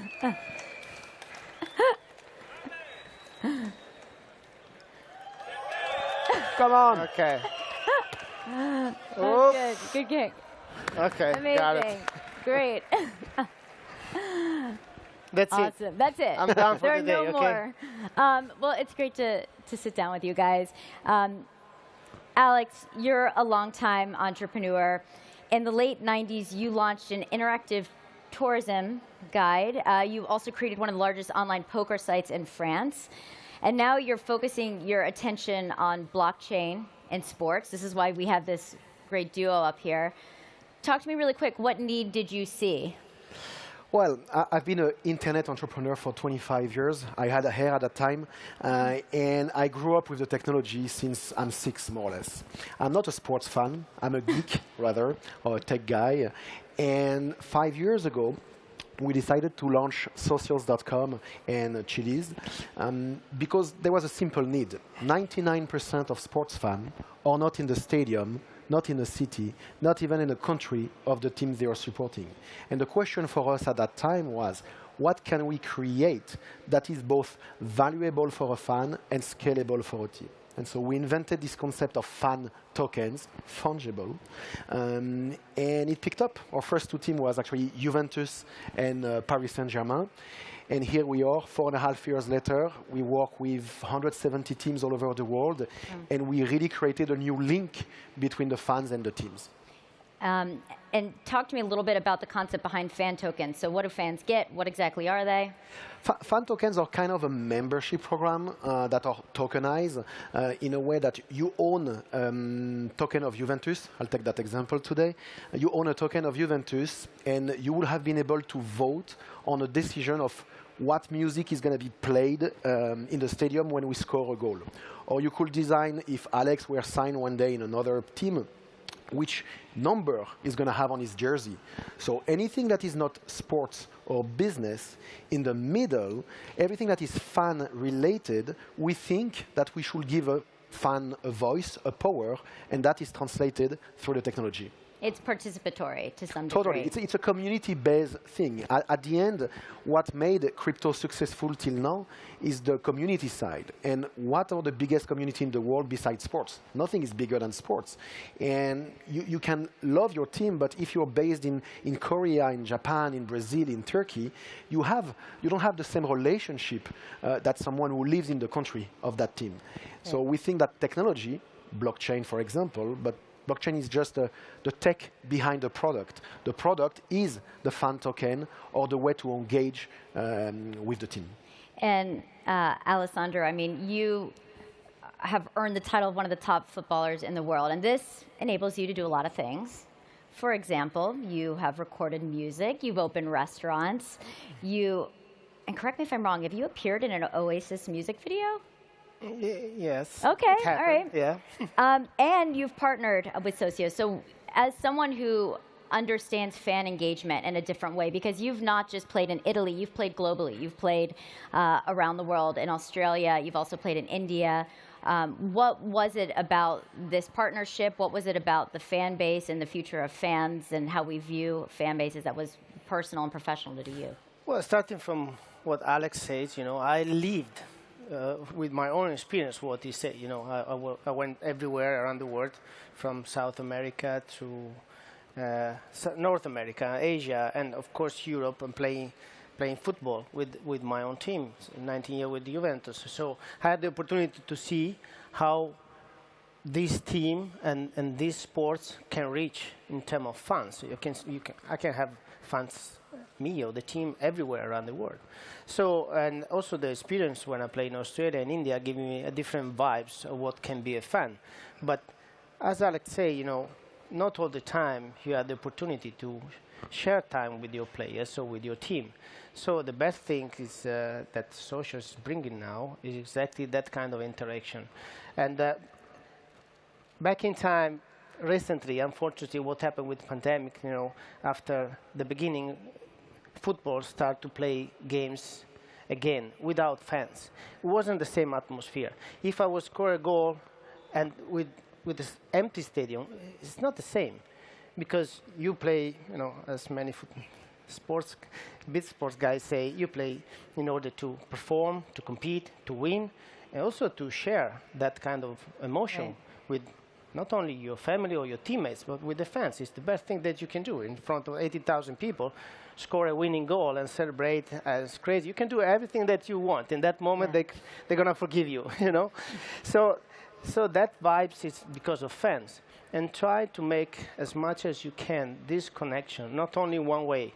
So team, through social media especially, team share news and everything, but bringing a relationship in two ways where fans can decide some part of the game, it's amazing. Actually, talking about COVID was an accelerator for sports property all over the world to actually digitalization. Because for 6 months, at some point, they had nobody in the stadium. And most of the teams asked themselves, what is our business model when we have nobody in the stadium? Well, it should be the same than when you have someone in the stadium, meaning that you need to acknowledge the fact that your fans are not just the fans in the stadium. And that was very interesting and was a big accelerator for us. Right. I mean, we saw this moment with Web3 and everybody home during COVID and saying, well, there's all these really interesting opportunities. You had, I look back at NBA Top Shop, right, which was doing incredibly well. This was the NFT sports market was doing incredibly well.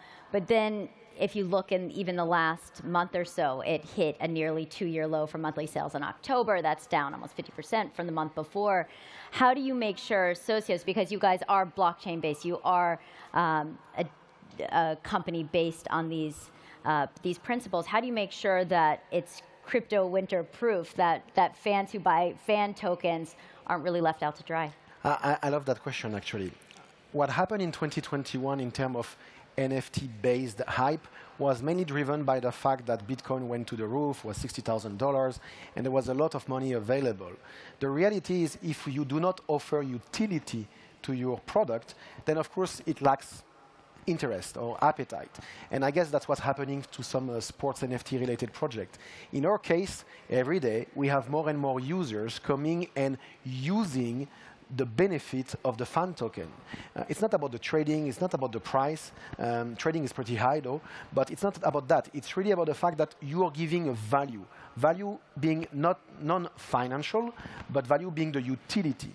And every day that passes, we have more utility to the fans. Why? Because now we have 300 employees, 9 offices all over the world, and these guys are dedicated to give more to the fans thanks to the relationship we have with the 170 teams. What are the more interesting use cases you've seen when you talk about utility and value? Because utility's become a big buzzword in Web3, so what's the actual value that you guys have seen that's been the most successful with the community? I think 2 things matter for a fan.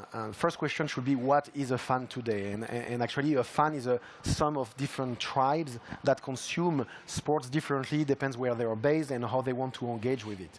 But for us, the utility is first the recognition, meaning that instead of being a passive fan, you are an active fan, meaning that you are not just a spectator, you participate, you vote, and you are recognized as such.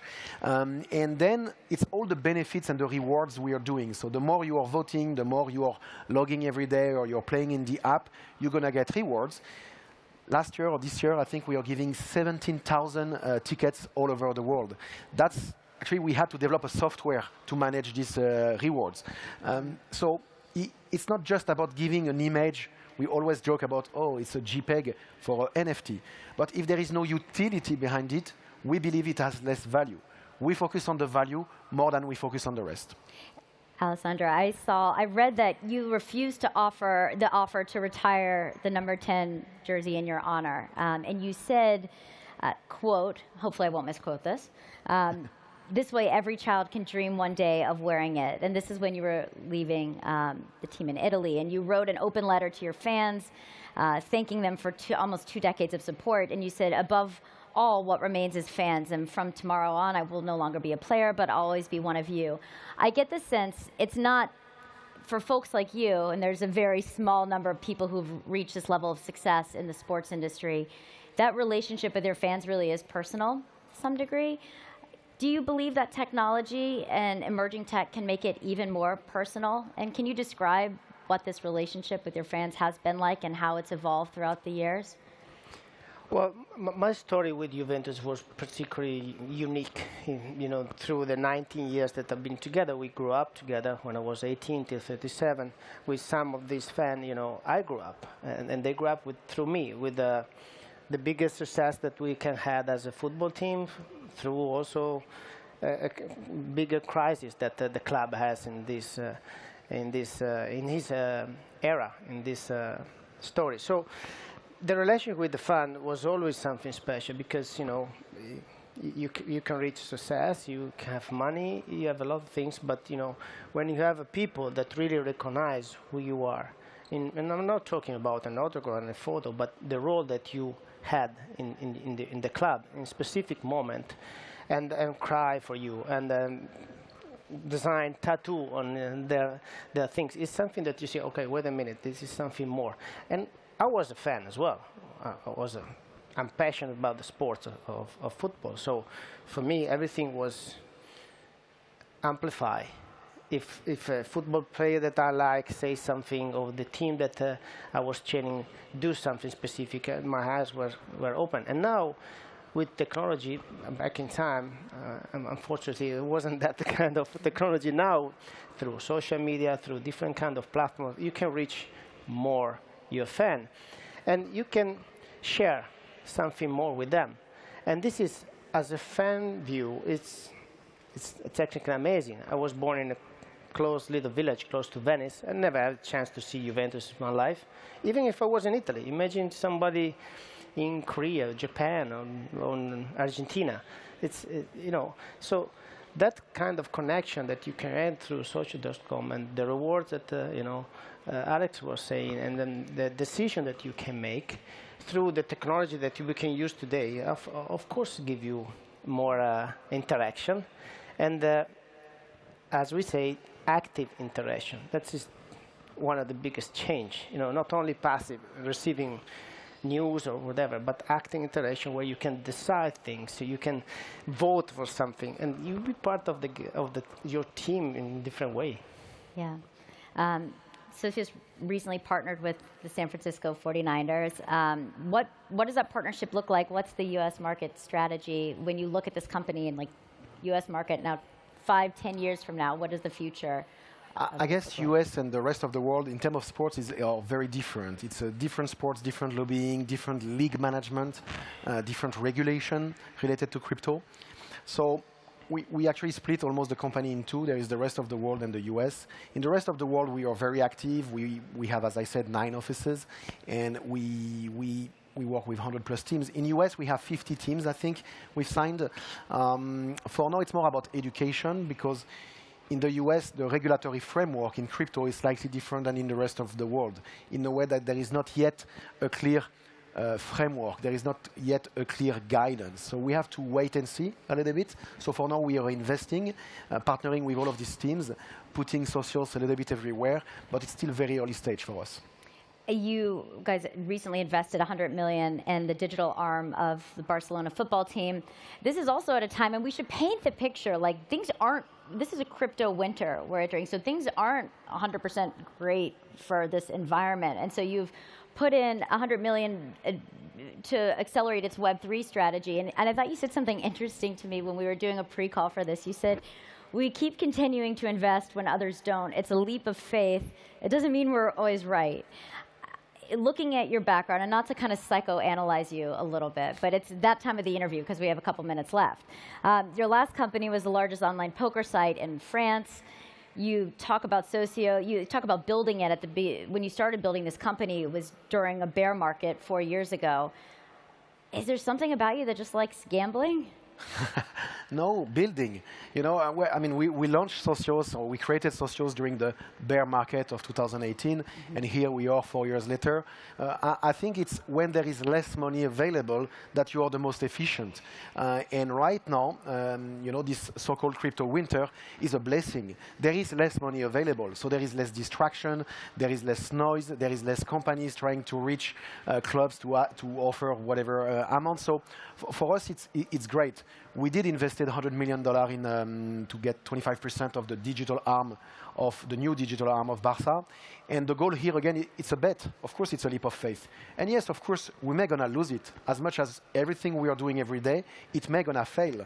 But like in any entrepreneurship-driven business, if you don't try, you cannot succeed. And you know, there is this thing like try and fail fast. It's a little bit that. We need to try things as much as we can in order to give it a chance. It doesn't mean that what we do is perfect, but at least if we are consistent in our vision of giving more to the fan, giving more revenue stream to the teams, and hoping to enhance that relationship, then it's a win-win. So a superpower, you would say, is that you are able to fail a lot, but just fail quickly. I guess. Alessandro, what's the hardest lesson you ever learned on the field? Accepting losing. I'm very competitive. I know we can come here or in front of the microphone, in front of the media, and say, well, yeah, but inside you are dying. If you lose the final, and it happened to me, if you lose a game, if you lose even a friendly game, I've got really pissed off. So went through that and try to understand when the older people, you know, older players, teammates tell you, yeah, it's okay, it's done, let's move on, let's work on the next things. Yeah, okay, but when you're young, you don't realize that. So you go crazy. Now that I'm not that young, I can say the same things to the youngest one. It's a part of the process. So as fast as you learn this kind of accepting these kind of things, I think is one of the best lessons that you can have. How did you begin to accept loss? Did you do anything specific? Well, what is great in sport, especially in football, is there's no other thing that you can do. If you lose the game, if you miss a penalty, or if you miss an opportunity, you cannot go back and make a rewind. Okay, if I did that, no. In many things it's like this, by the way. But in some other you can adjust. In sports you can't. So the good part is you have a 3 days later another game, 1 week later another game. So you need to start to understand how to turn the page. Clean, review, analyze, turn the page. And it's a kind of the process that sometimes is easy to do, sometimes not. You know, you're regarded as one of the greatest players of your generation. Alex, you're a successful entrepreneur many times over. What role do you think failure has played in success? And if you could give us like a super specific story, I think it's always interesting to hear how specific failures have paved the way. I mean, very similar to Alex. I guess you have to embrace failure. Failure is part of the success. There is no way you can be a good entrepreneur or manager if you only succeed. That doesn't exist anyway. I'm not shy or afraid to say that you have to embrace crying a Saturday night because suddenly you don't know if you're going to make it the Monday morning to pay the salaries or something like that. It happens for me over the last 25 years. I went up, I went down, I went bankrupt when I was 21. And what was that like? Painful. But it was a process. It was what helped me to be who I am today and where I am today. And that's naive to think that creating a company is just good stuff. It's actually mainly bad stuff, and every day there is a problem, and then you have to try to fix it. People will see on social media only the good stuff, but trust me, at home it's different. We're in this very interesting moment in Web3 with NFTs, with crypto. I think that it's going to be such an interesting next 5 to 10 years when we talk about a new internet infrastructure being built out, one that enables fans to participate and own when it comes to a team. There are also going to be many scams. Are you long on Web3? I know, will the word NFT even exist in 5 years, or will it just be some kind of infrastructure? I think, first of all, NFT is a tech, not a product. So as long as we build product using blockchain technology that are relevant, then of course it will always be there. There will be a lot of scam or attempt of surfing on the hype during the World Cup, so people have to be aware of that, and I'm trying to fight it publicly sometimes. But yes, of course, I was there in 1995, 1996, when people were laughing at the internet. I was there in 1991, in 2001, etc. It's the same here. We feel the same people that are that don't want to embrace it, but it doesn't mean that it's not going to happen. It's happening already. Any message for your fans? I mean, thank you for your support. Through letters, this is what happened 30 years ago. Write me letters, and I reply the letters. I remember my dad collecting all the letters, wow. Boxes of letters. Now the letter is substituted with, with email, Instagram messages, Twitter, or whatever it is. And now you have also socials.com to interact with myself. So it's crazy how live this moment, and coming from that era where nothing happened, when we didn't have even a phone, a cellular phone, coming through this one. So all the process was amazing. And definitely the best part that I remember, one of the best parts is, of course, the biggest trophy that I won. When you win the World Cup, it's nothing better than this as a sports guy, as a football guy. You win the World Cup, it's the one. You have 23 every 4 years. It's so priceless. But also you remember the goal that you score, you remember the good time, and you remember the moment where the people really cheer you up. When they give you a standing ovation because of what you did. Or when they clap their hands because you got injured, you need to walk off from the field. Or when you are a really tough moment and they encourage you. So that's kind of relationships. It's very, very important as sports in the football. For my opinion, it's one of the key was in my things. So that's why I built a special relationship with my fans. Wonderful. You guys, thank you so much. Appreciate it. Thanks.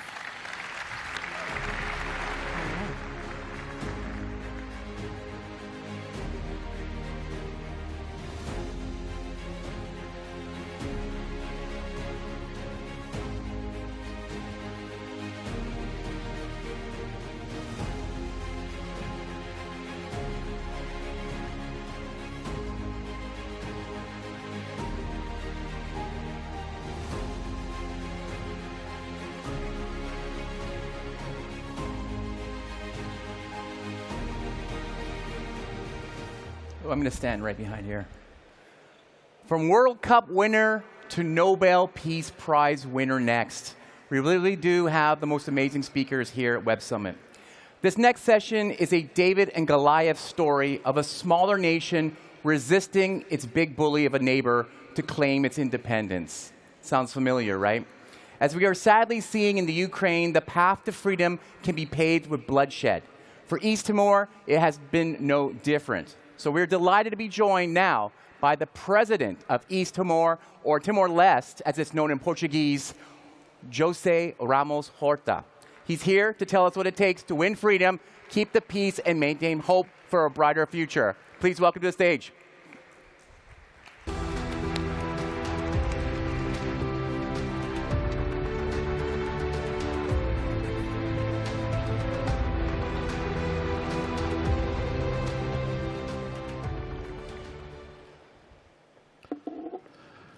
Good afternoon. I come from Timor-Leste, 1 hour from Bali, 1 hour from Darwin, 1.3 million people. An oasis of tranquility. We have zero political violence, zero ethnic or religious violence. We don't even have organized crime, maybe because we are usually a very disorganized country. So our criminals are also not organized. But in 20 years, we have transformed our country into a country of tranquility, of fraternity, of solidarity. We have the best possible relationship with our neighbors. Indonesia, 270 million people, the largest Muslim majority country in the world, with Australia, and all other countries in the region. We have a great relationship with the United States, as we do have with China, as we do have with all the European Union. The topic I wish to share with you is this: digitalization, citizens, and end of poverty. How can we, with the technology that's available to you, to us, how this technology can be shared with the countries on the periphery of the world, on the periphery of technology, on the periphery of fortune, for so many decades, many generations. It has been so difficult to get people out of poverty. We have no problems, we have no part in the destruction of our planet. We have no part in the war in Ukraine, the invasion of Ukraine by one permanent member of Security Council, Russia. But we are also paying a price for the cost of living, because of inflation, the cost of transportation, and so on and so on. How can you, as citizens, with technology available to you, to us, how can we mobilize citizens around the world, millions, hundreds of millions of people, to put know-how together, knowledge, to mobilize resources, financial, and end poverty? Because for many decades of the so-called overseas development aid, for many decades, since literally the 60s, poverty is still there, enduring, because it has been a failure. The money does not really reach communities that need most, to bring clean water to the communities, to bring nutrition to the children, to the mothers, pregnant mothers, to bring education, basic education for preschool, for elementary school. How can you bring technology to our countries? Do come to Timor-Leste. You can, from Lisbon, we have a great relationship, history of this great country, this great city. So from here, you can go to Dubai. Dubai, you fly to Bali, and Bali to Delhi. Anytime you can, I'll be there. My presidency has no security. The gates are open. Every day you will see children running around in the gardens of the presidency. You will see a little swimming pool that I ordered built for the children from the streets. And bring your genius, your brilliance, to make Timor-Leste, for the next few years, a digital hub of the region, an artificial intelligence hub of the region. With technology, with digitalization, we end poverty. Not only in Timor-Leste. In Timor-Leste, it's a lab that I want to do. But I don't know how to because I'm still very conservative in technology. I talk about digitalization, I talk about artificial intelligence, but I still sign checks in the old way. To get money from the bank, I sign a check, someone goes and collects the money. I do have, of course, I do have a Samsung, but I use only 10 or 5% of it. But I know how technology, digitalization can contribute to knowledge in my country, in countries around the world, on the periphery, countries of the so-called fragile state, the G7 plus countries, not the G7 industrial countries, the G7 plus countries, fragile countries. And the change can be made by you, by individuals. Why should we always wait for the World Bank, the IMF, the G7 industrialized countries? Today, in this world, there are trillions of dollars in the hands of the private sector, of foundations, of universities, of corporations, individuals. How can we mobilize the knowledge and financial resources to end poverty in the world? Challenge to you, to your creativity, to your brilliance. You know, I appointed as my special representative for sustainable development and for peace building an 11-year-old girl from India. She is my special representative for sustainable development and peace building. We are a country of 50% of the people below the age 20, 60% below the age 30. And I want to transform my country in the next 5 years. End poverty, end mothers' malnutrition, children's malnutrition, bring clean water to every village in the country, bring literacy to every village, and everybody in my country smart with digitalization, with benefiting from artificial intelligence to end diseases, illnesses. We can do that with your brilliance as people engage in high tech, with ideals, with beliefs. I thank you, and God bless you all. Obrigado. Obrigado, merci, terima kasih.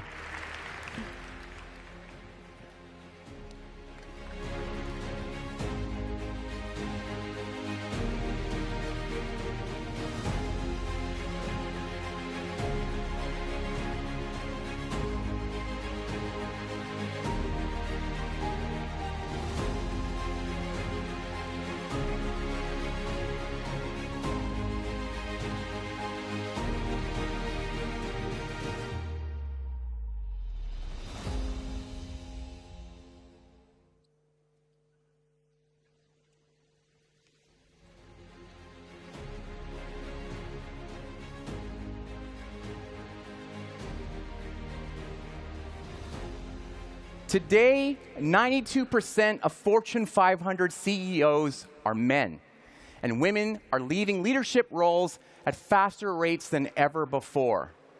What does it take to get more women into positions of power and keep them there? Next up, we have Lindsay Kaplan, co-founder of Chief, a powerful network of women executives, and Rosemary Ryan, co-founder of Co-Collective, a strategy and creative firm for purpose-led businesses, who will discuss how organizations can meaningfully support women in the workforce to change the face of leadership now and for generations to come. Please welcome to the stage Rose and Lindsay.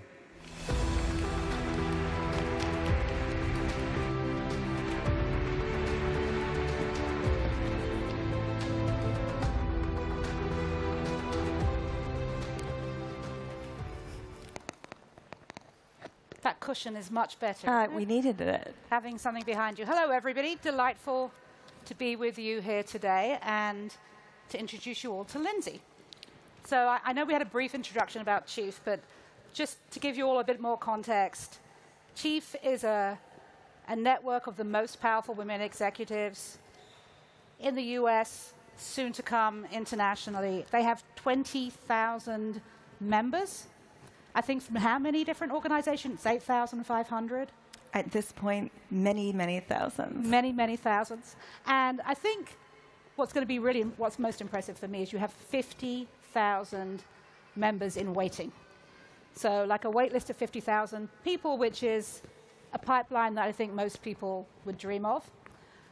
I think the other thing to note is that in March, I think you were valued at 1.1 billion. So a unicorn. Only 15% of unicorns are women-led. So, which is pretty good because women only get 2% of VC funding. Yeah, so right. So that's a great. Yeah, of course. Great delta. Always overperforming, no matter what the odds are. Exactly. Right. So, Lindsay, I think it would be great for the audience to understand what was the inspiration for Chief. How did you decide that the world needed Chief? Well, thank you for the intro. You know, I think the wait list of 50,000 people speaks to what I was going through a few years ago. I was a VP at my company. I loved it, and I loved that I hit a point where I was mentoring other women. My team had gotten big. I was managing bigger and bigger problems and challenges, and yet I hit an inflection point where I felt really lonely at the top. I looked around, and there was a lot of men, which was great, but didn't necessarily feel like they had the same problems, issues that I was dealing with, on top of wanting to mentor others who were climbing up the ladder. And so my co-founder and I were really inspired by a company called YPO, Young Presidents Organization, and realized we could create a community that was really based in leadership for women business leaders to come together, unite them all, and connect them on a platform, bring them into peer groups, and let those women who are leading mentor each other. So it was a huge turning point for us, and we were really excited that nobody else had really done this, and we knew it was powerful for us. And it was amazing when we launched because immediately we had that wait list growing. Yeah. So clearly we struck a chord, and I'm sure there are a lot of women out in this audience who felt that way, who feel like, where are the other women who are at the top that I can talk to about this? So one of the things you say all the time is like, we're not about empowering women. Women are already powerful. Yep. And, you know, not long after I joined Chief, you had Michelle Obama come talk to the Chief members. Most recently, Shonda Rhimes, both for me who are iconic women. What do you think is key to your success? What can attract that kind of woman to talk to Chief and be kind of part of the community that you've built? Well, I think if you take a step back, what makes Chief really different is that we say we like to cross-pollinate power. And so there are amazing organizations for women, but they're typically verticalized. Right. So there's women in marketing, there's women in tech. And so for Chief, we brought women from different sectors, industries, roles together. And what's really special is it's not just about networking. We create core groups. We create peer groups where we hyper-curate the right people together who are at similar seniority, but different experience. So you get it. Like, I get what you're going through, but I can bring the different perspective to help guide that. We bring an executive coach into that peer group, and that group meets monthly, and it's a game change. So first, I think it's the cross-pollination, hyper-curation. So it's not just 20,000 amazing women, but you find your people within this network. I also think what's been really incredible to see is the support of our members' companies. So 70% of Chief members are actually sponsored by their employer. And it's because companies know that they want to be investing in their top talent. They want to be investing in women. And so companies are stepping up and sponsoring individuals, and we also have companies who are sponsoring their entire C-suite, their entire leadership team of women, because they know that what Chief is doing is helping women feel more supported, giving them the that community, that network that they need to strengthen their decisions. Because then they're going to go back when they're mentoring others, and they're going to have time for it. They're going to have the mental space for it. And also, I mean, you know, being a member now for over 3 years, we've been living through some pretty interesting times. COVID, Black Lives Matter, George Floyd murder. It was one thing after another. For me, one of the most useful moments is I had a community that I could go to have conversations about those things. That I mean, I had a lot to learn. And we all did. Yeah, I think none of us really knew the way forward, right? And I think it was just a safe place for everybody to get together to talk about what does leadership look like? What are people looking for from us? What are some ideas and thoughts about how we move forward? I mean, so it's been a while. Representation, though, at the top, we've got a very, very, very long way to go. Yeah. Talk a little bit about what you see. What are the trends that we're now seeing for women in leadership? Well, one of our core values at Chief is actually time travel, because we found out that it's going to take over 100 years for women to hit parity with men in the workplace. I don't want to wait that long. None of you want to wait that long. So when you look at the numbers, there's some movement, but we still know that globally, only 20% of board seats are held by women. Yeah. As I mentioned, 2% of VC, venture capital, goes to women founders. So we have a really long way to go. And I think Chief is helping to move that forward. Because again, it's like putting on your oxygen mask before you help others. Right. We can't expect our women leaders to pave the way if we're not giving them the support they need to do so. Yeah, and it's, you know, there was a McKinsey study that I think came out maybe 2 weeks ago, which is about the kind of workplace and women, and they've been doing it now for like 8 years.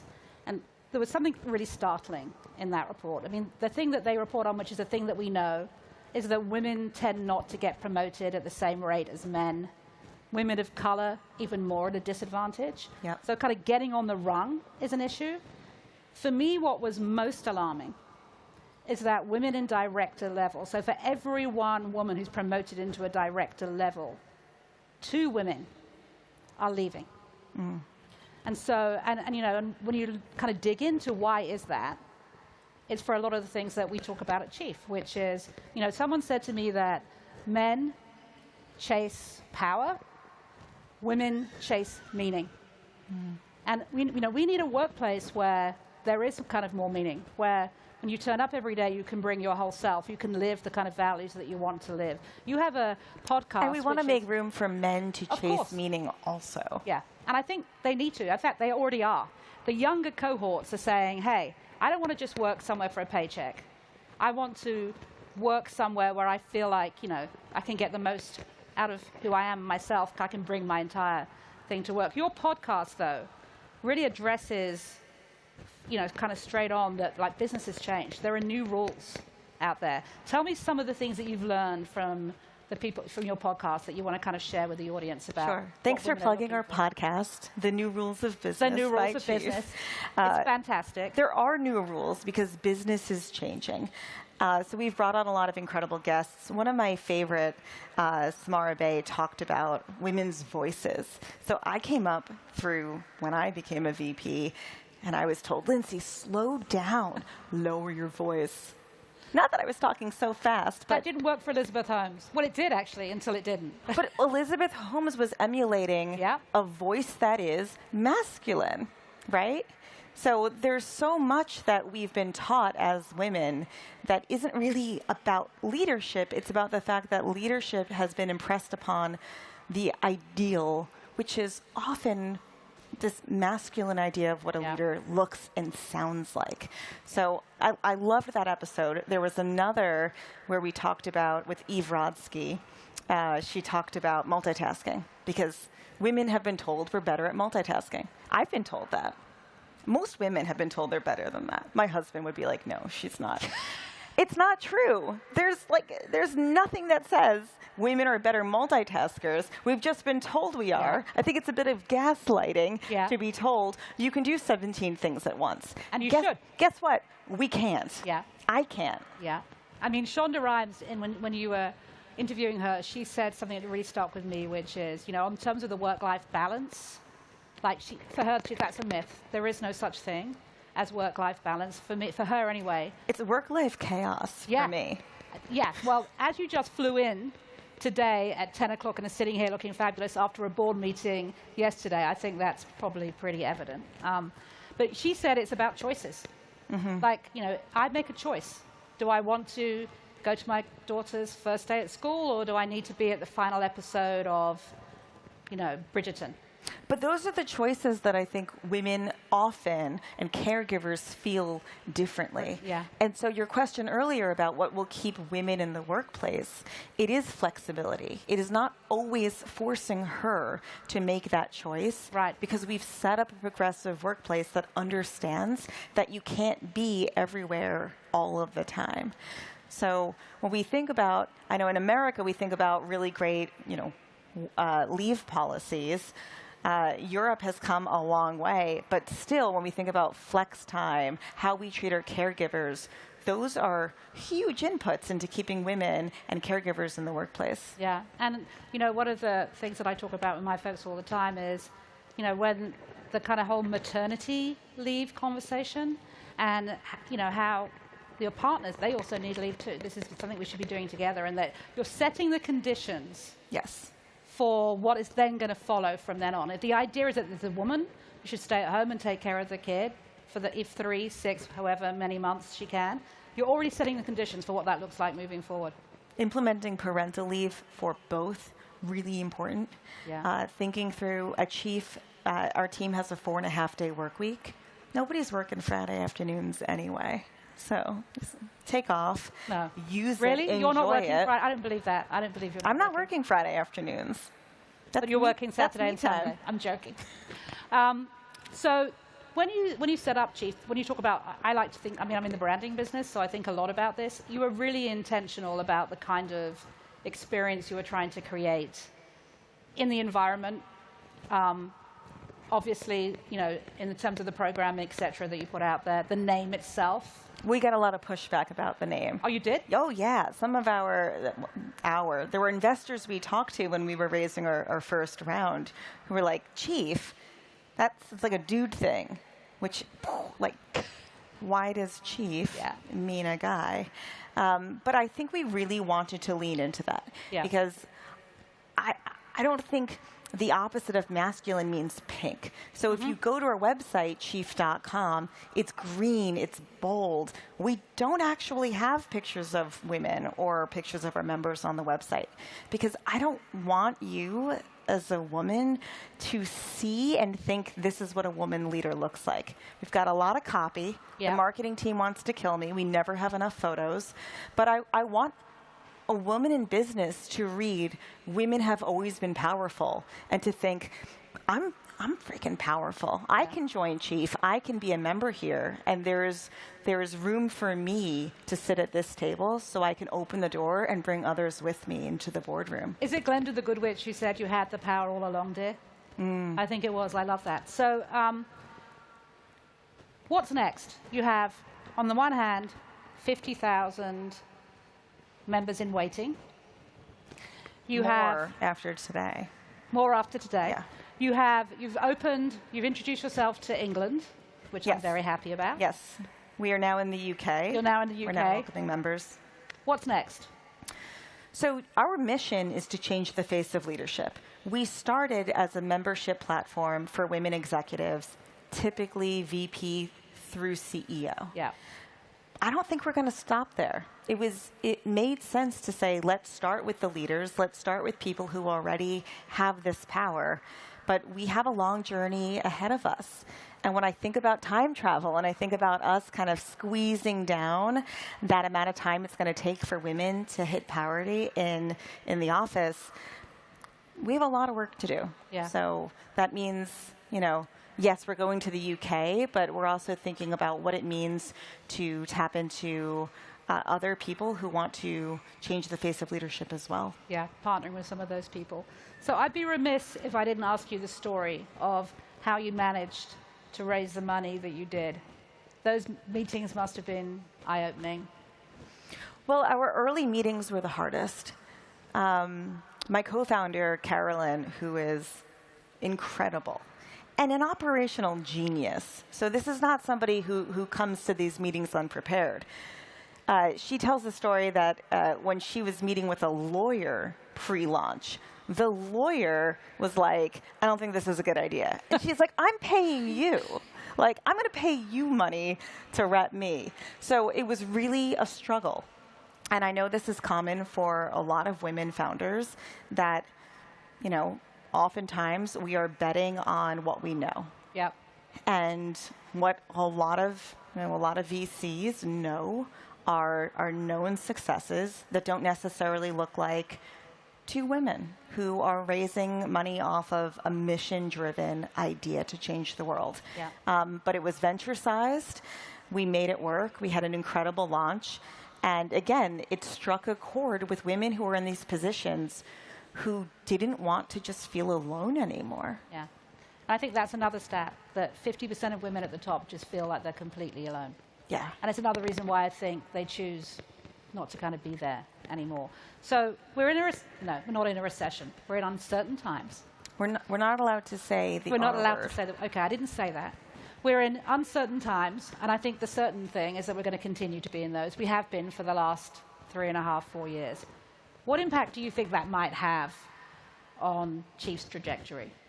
I think if you're a short-term thinker, you're going to pull back. But I think if you know what good business looks like, you're going to lean into your people who are marginalized. You're going to make sure that you commit to DEI, that you commit to your leaders, and you show up and continue to drive the impact that we all talked about the last couple of years. Yeah. There is no better time to invest in DEI, to invest in the women in your organization, and to learn more about Chief. Yeah, I think it's going on the offense. Because I think the people who commit now will accelerate out of whatever we're calling this thing, not the R word. Absolutely. Okay, well, that was delightful. Thank you very much. Thanks for having me. You want to time travel out of here? Yeah, I think so. Thank do you, it. guys. Thank you.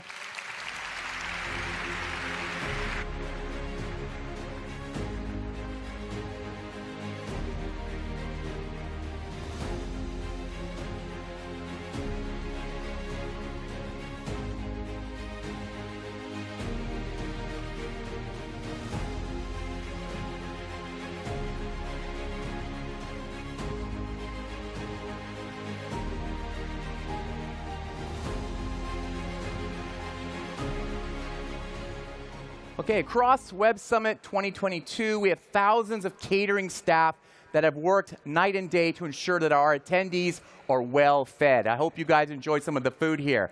This includes almost 100 of the very top students from the local tourism school who have worked tirelessly over the past few days to make this event special.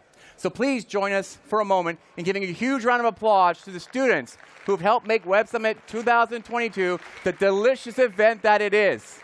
We also have some of Portugal's top chefs on stage with us today, including Rui Paula, Rodrigo Castelo, and Hugo Brito, joining us here, having fed some of Portugal's best food to our attendees and other VIP attendees, including the First Lady of Ukraine today. So please join me in thanking these chefs and the students who one day will fill their shoes and fly to the Portuguese flag on the world stage.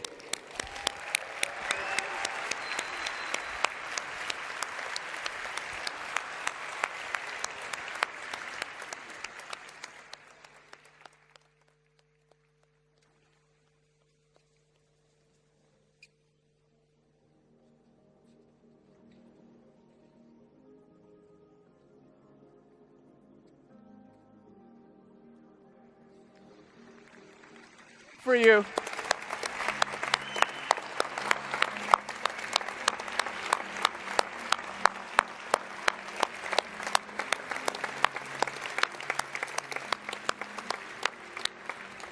Okay. Okay, they're going to prepare dinner for us, so they better get going.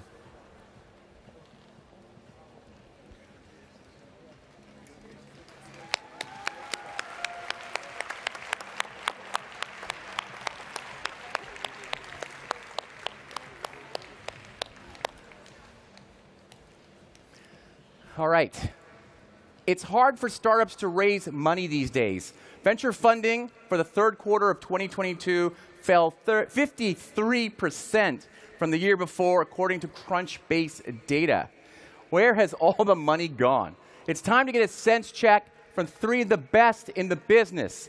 Please welcome to the stage Editor-in-Chief of Inc. magazine, Diana Ransom, who'll be asking the questions to Lux Capital's John Wolff, Techstar CEO Maël Cabet, and Race Capital's Edith Yeung.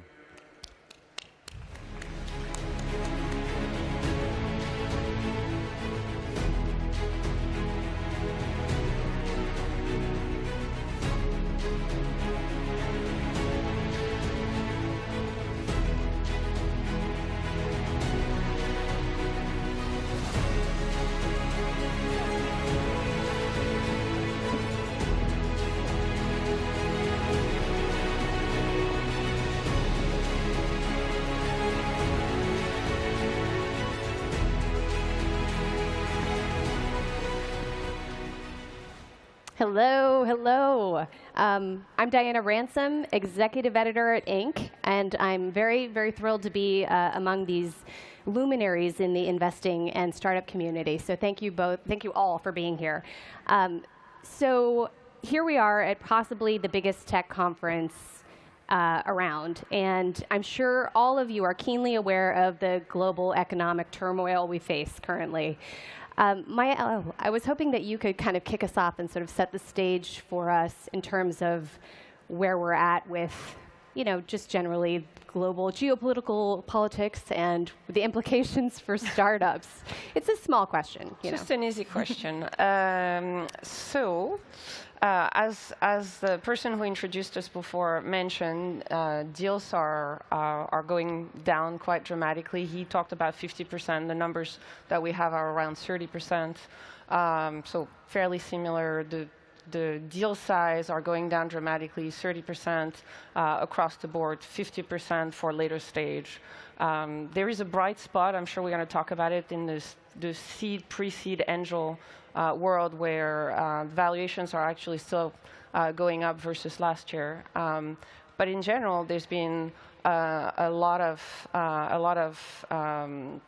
debate and very little action when it comes to fundraising. A lot of the VCs are sitting on the side and waiting to see what's going to happen and where the valuations are going to land. And when we look at the uncertainty that the war in Ukraine is creating, the challenges with inflation, the layoffs which are happening everywhere, the VC community right now is having a lot of soul searching, and I'm sure we'll talk about it. There is a big consolidation that is on the way in the VC world, and we will be in a very different world a year from now in the VC ecosystem. Right. And so Edith, I was hoping, Maël touched on this, but I was hoping you could also sort of give us a sense for the venture climate currently and a sense for prospects for exits. Yeah, so to put things in perspective, I was actually think about how you feel about it today compared to 2008, which is when the last financial crisis happened.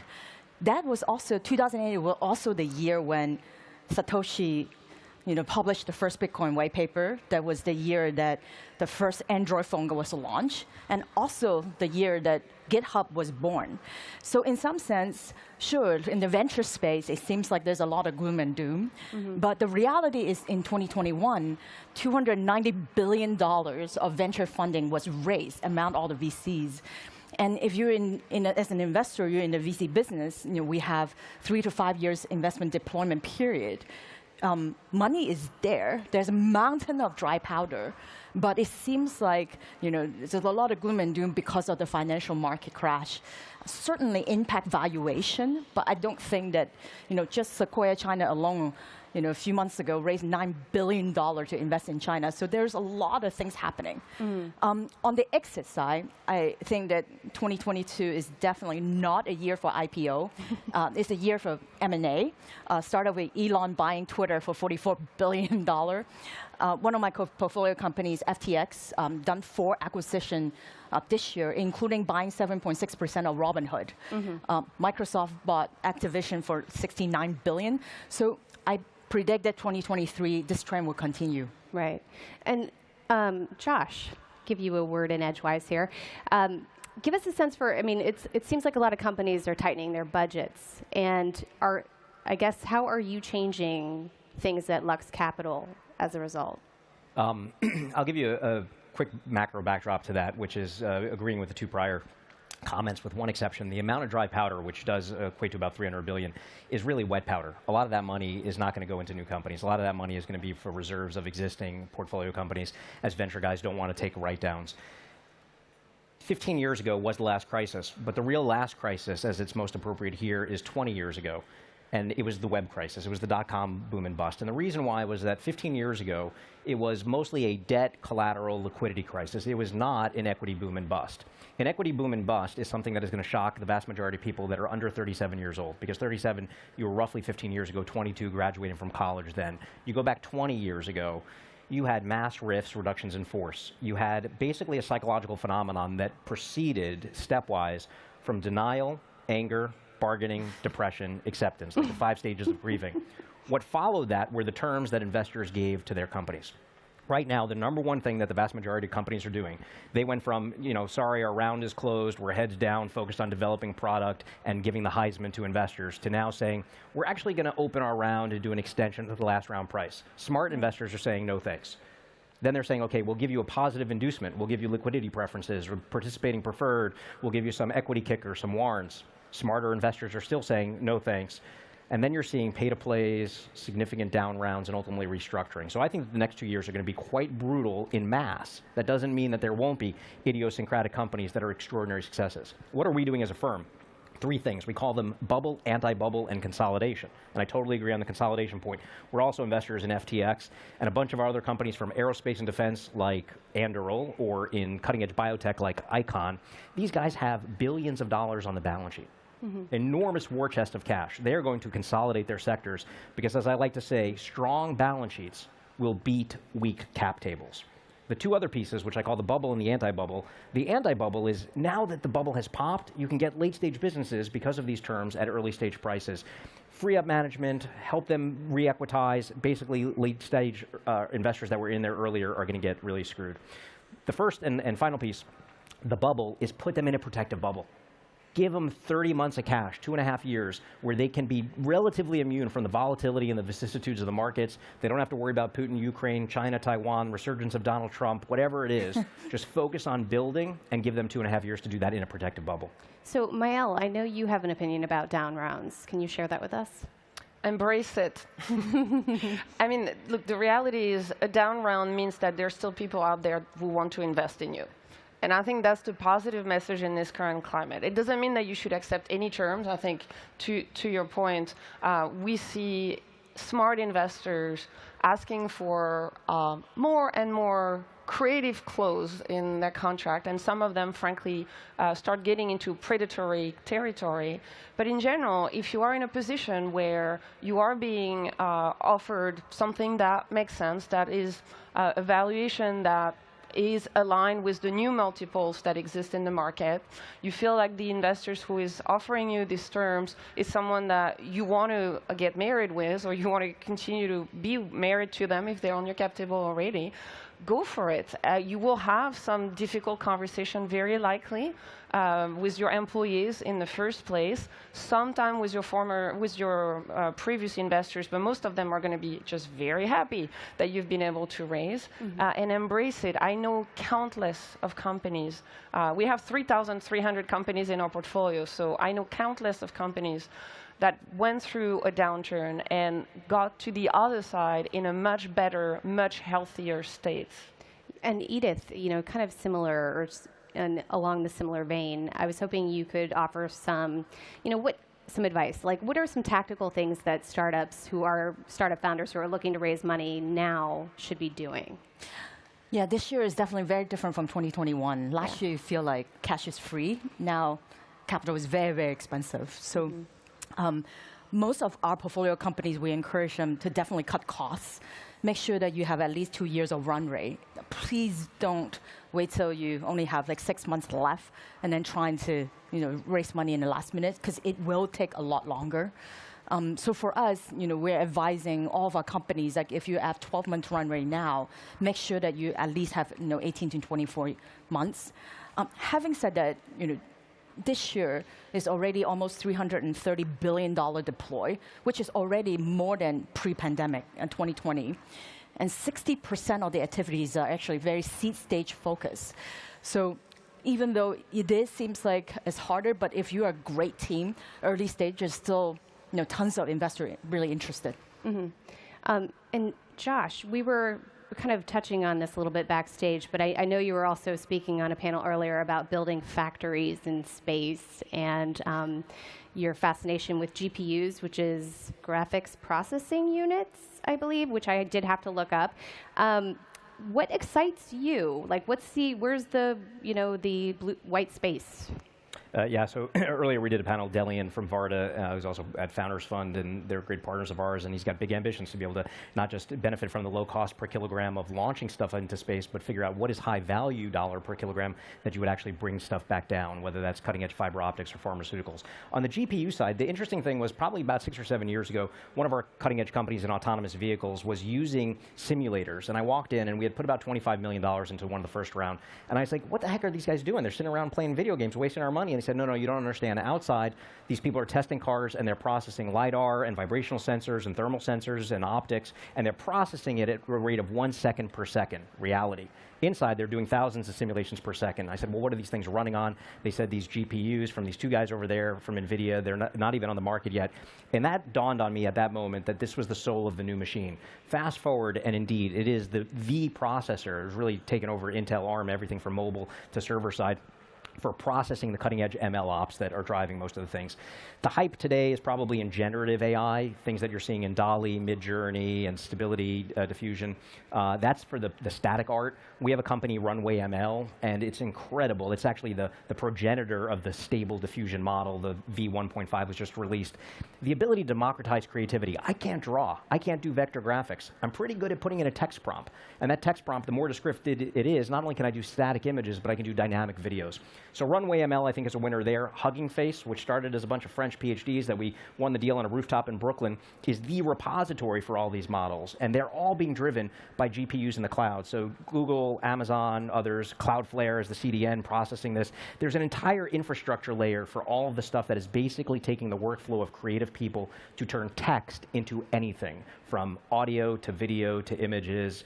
It's really mind-blowing at the moment. And what's potentially overexposed? Well, there's areas that I'm very skeptical about. Almost anybody that's funding stuff in Fusion, anybody that is funding certain stuff in 5G, there is a lot of hype in AI. Anything in quantum computing usually gets my ire. And the reason is that there's an ignorance arbitrage. People don't want to admit that they don't understand what's being pitched to them in some cases, and so they part with their money. And I just think that there's an enormous amount of fraud in those sectors. So yeah, I would stick to some of the more mundane things like manufacturing in space and stay away from fusion. Sounds good. And Edith, speaking of things that were potentially overexposed, crypto was on a major tear in the last year. I mean, it seemed like I was getting a new pitch about a new crypto company like daily, if not weekly. It was a lot. So what do you see on the horizon for this category? So the state of crypto is right now is a little bit shy of 1 trillion in terms of combined market cap. In January 2018, when I invested in Solana, it was actually a lot worse, about 300 billion. And then in June 2019, when I invested in FTX, it was about 250 billion. So it's 1/4 of what it is now. So in some sense, sure, it seems like there's a lot of negative news, but I'm actually quite hopeful because the way that I look at the market now, by the way, just today, Facebook, Instagram now integrate with the Solana wallet. that you can actually sort of display your NFT in Instagram and be able to pay for all that. Yeah. That's exciting. So in some sense, I feel like the mass is coming and embracing the crypto market. And then on top of that, in September 16th, the White House now have a framework for... Oh, yeah, the AI framework. That's right, like the protection digital assets, so that the framework of how do you continue to develop virtual asset. This is great news, and I think like the financial oligarch from the Goldman or JP Morgan of the world are coming and offering Bitcoin ETF. This really just a matter of time. Is an asset class here to stay? A combination of various different governments, including Hong Kong, supporting all this, and plus the way that I look at sort of the Ethereum Solana really is sort of the Amazon Web Services and Google Cloud of Web3. There's going to be more and more developer building on it, and it's just the beginning. And Maëlle, from your perspective at Techstars, what are you seeing as like the next hot thing? So again, back to the size of our portfolio, like this year we're going to do about 600 pre-seed investments. So we're the largest pre-seed investor in the world, basically. And we do that across 60 countries and pretty much any industry related to tech that you can think of. And we spend a lot of time basically like looking around to understand what's happening, what's booming. So from a geography perspective, while we remain largely exposed to the US, and we can talk about the state of innovation in the US too, what we've seen popping up on the map very strongly is Africa and to some extent the Middle East. Countries like Nigeria, Kenya, to some extent South Africa, and then in the Middle East, Egypt, UAE, Saudi are starting to do very, very interesting things. So I would definitely look at that beyond the usual suspects in Europe and in the US. And then from an industry perspective, again, like we play across any industry that you can think of. We have a ton of crypto. We have a space and defense program. So like we're all in it. The things that we are particularly excited about right now are food tech and agriculture tech. When you think about the combination of the supply chain disruption created by COVID and the war in Ukraine, plus the concern around sustainability and climate change, I think the Western world has for the first time started realizing that food security was not a given. And that has fundamentally changed the influx of capital in food tech and agri-tech. So I would definitely look a lot at that. Crypto, blockchain, Web3. Web3 definitely, blockchain absolutely, crypto we probably need to have another conversation. But I think the technology in itself, the blockchain technology and the new approach to the internet that is Web3, same thing, we're very focused on that. And then the last thing I would mention, there's a lot of application of health tech and ed tech, which are currently being developed for the developing world. And it's unbelievable, massive markets, really interesting innovations, and really, really innovative adaptation of what has been developed in North America and in Europe to countries that are going to leapfrog a lot of the hurdles. So I'm very bullish on that too. And Josh, as you know, we're looking at a field of entrepreneurs out here. What's some advice to folks who are looking to get your attention or the attention of venture capitalists? Well, I think in the current market, there's a few things. One is if you are raising money, raise as much as you can. Husband that cash. Don't spend it on growth. Instead, spend it on consolidation, some of the consistent themes you've hit. Buy up your competitors, buy up your talent, buy their channels to market, their technologies, their customers. Second thing is the shift in the zeitgeist has gone from what everybody calls FOMO, fear of missing out, to what we call SOBs, shame of being suckered. Nobody wants to pay too high a price. Nobody wants to back a fraud, or at least wittingly so. And so what it comes down to for me, for entrepreneurs, are two things. An incredible ability to tell stories. And it's a benefit if they're true stories, but to be able to be a storytelling primate, it's the thing that gets us to part with our money. It's the thing that gives us the conviction that you're going to be able to hire somebody and get them to move across country or across the pond to be able to raise future money and de-risk it.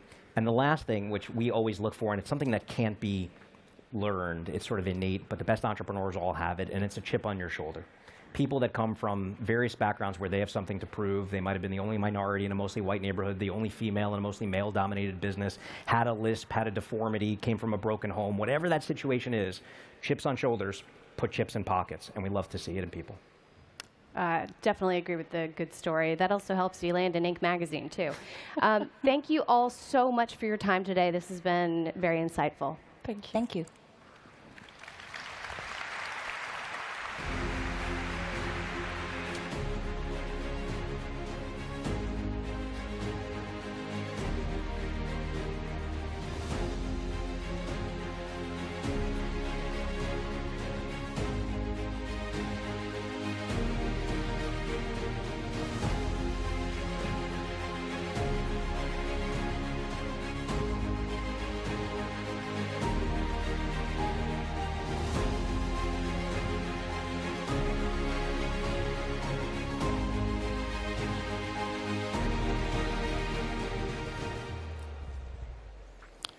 The world was shocked in February when Russia invaded Ukraine.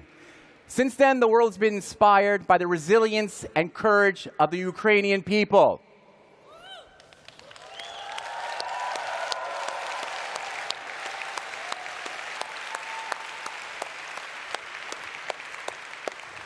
To tell us how the tech sector can support Ukraine and help the country get back on its feet, we are delighted and privileged now to be joined by the Ukrainian Vice Prime Minister, Mykhailo Fedorov.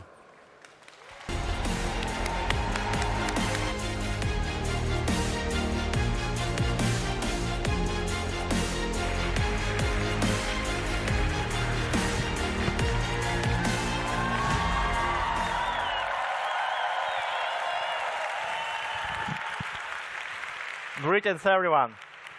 Thank you for being here today and for the opportunity to share my thoughts with people who share the future.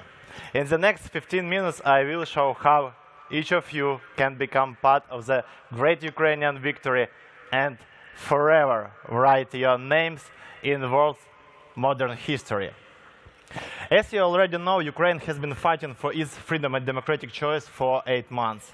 The heroic Ukrainian people resist the so-called Second Army of the world. This war is completely different from anything that came before it. This war against a powerful enemy is the most technologically advanced war in human history. Today, I want to show you how technology lets you protect the entire democratic world and how each of you can test your product in Ukraine, capitalize on your company, and join our victory. We have created the Ministry of Digital Transformation to create the most convenient state in the world in terms of public services. But as you will see below, we, like every Ukrainian, do more than our formal instructions. During these 8 months, we learned how to transform, combine, test, and launch completely different technologies from different fields in the shortest time possible. Sometimes it takes days after the idea is born until its final implementation. After all, Ukraine needs quick solutions, and that is why we are the best place for your ideas. This is not just an opportunity to make a good MVP. It's the start of the most ambitious projects in the country, which is the focus of the world community. And what is very important, technology not only helps on the battlefield, but also saves lives, keeps loved ones connected, and allows the economy to work. Let's take a look at what we are using now and what we aim to use in the future. We start with artificial intelligence. In this picture, you can see a Russian soldier, Yakov Morozov, from Mias, Chelyabinsk. Yakov has been actively looting in Ukraine, so he sent home 66 kilograms of stolen clothes. And here is his brother in ready arms, a Russian army soldier, who sent home to Zurich 3 TV screens that he had stolen in Ukraine. I can give you thousands of names of those we have identified thanks to AI technology. There are not just looters, there are murderers and war criminals. Modern technologies make it possible to find all of them, no matter where they are hiding from justice. Also, thanks to AI, we are able to decode satellites map, find specific types of weapons, and obtain high-quality intelligence data. We develop our own IT solutions and learned how to recognize dynamic targets on the battlefield by drones and use auto guidance to capture targets. Still, I'm sure that we are not using all the possibilities of artificial intelligence, and I'd like you to tell us more about them. Communication. At the very beginning of the full-scale war, we realized that there will be problems with this connection. Mobile and fixed communications didn't work in places of hostilities. Cell towers were destroyed or couldn't work without stable electricity. The fiber optic was damaged. Satellite internet was the only option, but it wasn't available in Ukraine yet. On February 26, two days after the full-scale invasion, I asked Elon Musk on Twitter to send Starlink stations to Ukraine. It wasn't a strategy or calculated plan. My country required help and acted using every available option. I am still grateful to Musk for his instant response, which said that Starlink service was active in Ukraine and more terminals are en route. It was the beginning of a great story because Starlink technologies changed this war. You can see how people in deoccupied Izium alone connected to Starlink to call relatives with whom they had not spoken for months. And here are Starlinks that we use on trains. When the sky is closed, the railroad becomes a key infrastructure. People are evacuated by trains, and satellite communication is very important here. And of course, we use battlefield communications. The most obvious example is drones. We connect drones, both reconnaissance and strike, to the satellite internet. This gives us an important advantage over the enemy, whose forces are several times bigger than ours. We are interested in all communication-related projects. If your developments can provide a stable connection in the most critical situations or jam it, please contact us. This is another story about speed of reaction. Shortly before the start of the full-scale invasion, we realized we should secure all of our data. Thanks to cooperation with Amazon and Microsoft, in a couple of days, under absolute secrecy, we transferred the basic information system to the cloud abroad. And it was a great decision. This is what the backup storage center looks like. In the early days, Russian missile hit it. This is not all about data storage. Day after day, during the war, all state institutions, banks, government organizations are being exposed to constant, powerful cyber attacks. But they all fight back, because we have created an IT army that repels thousands of attacks and counterattacks themselves. Before this, Russia has always won. In the informational war, thanks to dirty propaganda, bot firms, and the independent media ban. This time, the IT army making the truth break out even the evil empire itself. Still, our main task is to protect our infrastructure. But if you are ready to shed the light of truth in the Russian Federation, contact us as well. Everything we can see in science fiction movies becomes reality. This war is a war of machines. The more advanced and stable your machines are, the faster you transform and improve them, and the more chances you have to succeed. Drones play a huge role in this war. First of all, they are reconnaissance.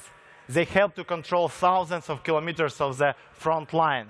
Additionally, there are attack drones, kamikaze drones, and hundreds of other developments. To help the armed forces, we launched the Army of Drones project. Thousands of reconnaissance and strike drones have been purchased and invented, and our work in this field continues. Today, one of our priorities are unmanned surface and underwater vehicles.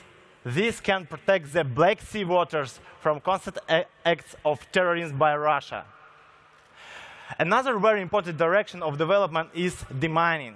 According to the UN, Ukraine is one of the most mined countries in the world. Last week, Armed Track 400, the world's most effective demining vehicle, was put into service in the occupied Kharkiv region. We are also very interested in developing demining robots.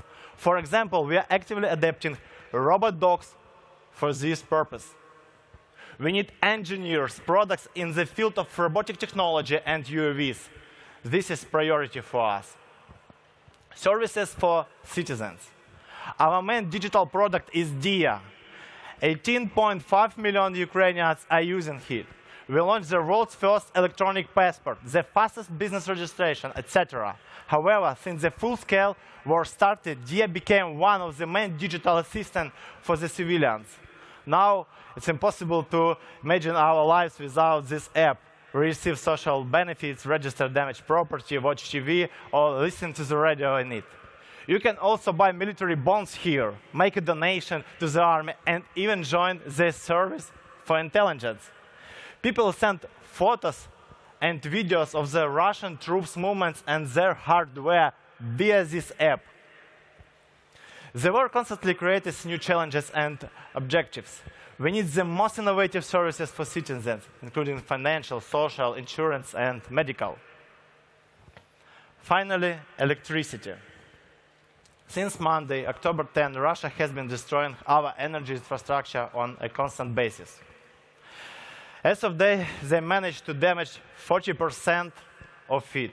Millions of people are left without electricity. Millions of people are facing the risk of spending the upcoming winter without light, heat, and water. More than ever, we need technologies that can respond to this challenge: to heat, restore, maintain, illuminate, and protect. We need innovative solutions for generating, saving, and delivering electricity and heat. In conclusion, let me tell you a story. When I arrived at the front and asked the general how I could help, his answer really surprised me. He said he needed a 3D printer. What for? I asked him. To print a couple of spare parts so the drone can fly better. Ordinary drones, which were used to shoot nature before, now have become tools for protection. Regular drones perform complex reconnaissance missions. Here is an ordinary drone called Minion. It's a war vet. It came from the Donetsk region. Minion made 11 missions, 9 of which were successful. This drone reminds me that technology combined with Ukrainian bravery can do incredible things. The war in Ukraine is a war of technology.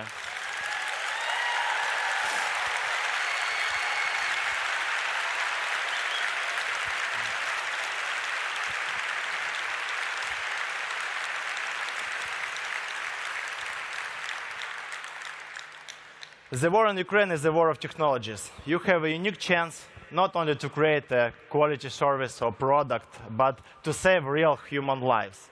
I'm sure there are product developers among you who can help us protect the entire democratic world. The future belongs to technologies. The future belongs to you. Thank you for your support of Ukraine, and Slava Ukraini! Дякую.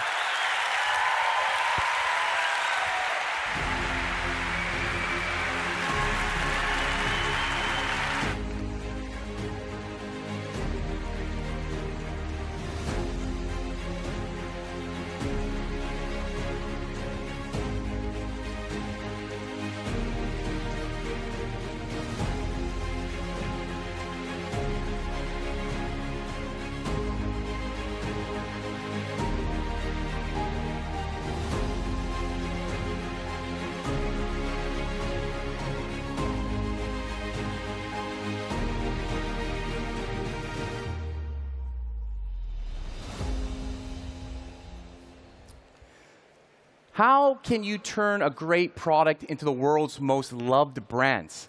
Our next panelists have each shepherded good ideas into campaigns and built household names consumers flock to. They're here now to share some of their secret sauce. So please welcome to the stage Editor-in-Chief of CNET, Connie Guglielmo, co-founder of the unicorn banking app N26, Maximilian Tayenthal, President of Brands at Beam Suntory, Jessica Spence, and Ring founder, Jamie Simioff.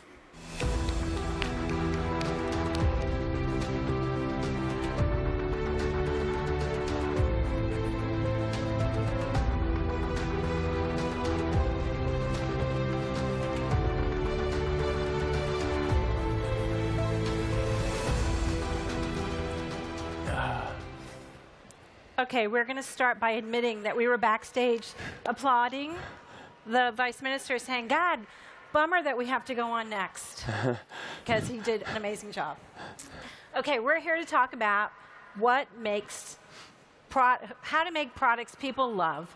And I asked the panelists ahead of time to tell me why that matters, because there are plenty of products that I use in my daily life, as I'm sure you do, Microsoft Outlook, that I don't love. And so I'm going to ask each of them to tell me why it's important that we love these products, and to give me an example of a product you love and why. So Maximilian, why don't you start? I would actually think it exactly like this, like from a customer perspective. How can you build a product that the customers love? Think about like how can you make an impact on people's life, like whether you're a corporate or startup, that can be like better user experience, like lower cost, in our case, financial inclusion, financial literacy. So when you're building a product that people will love, eventually you will have a successful company. You will win market share, and eventually you will build a profitable business case. Okay. Jamie?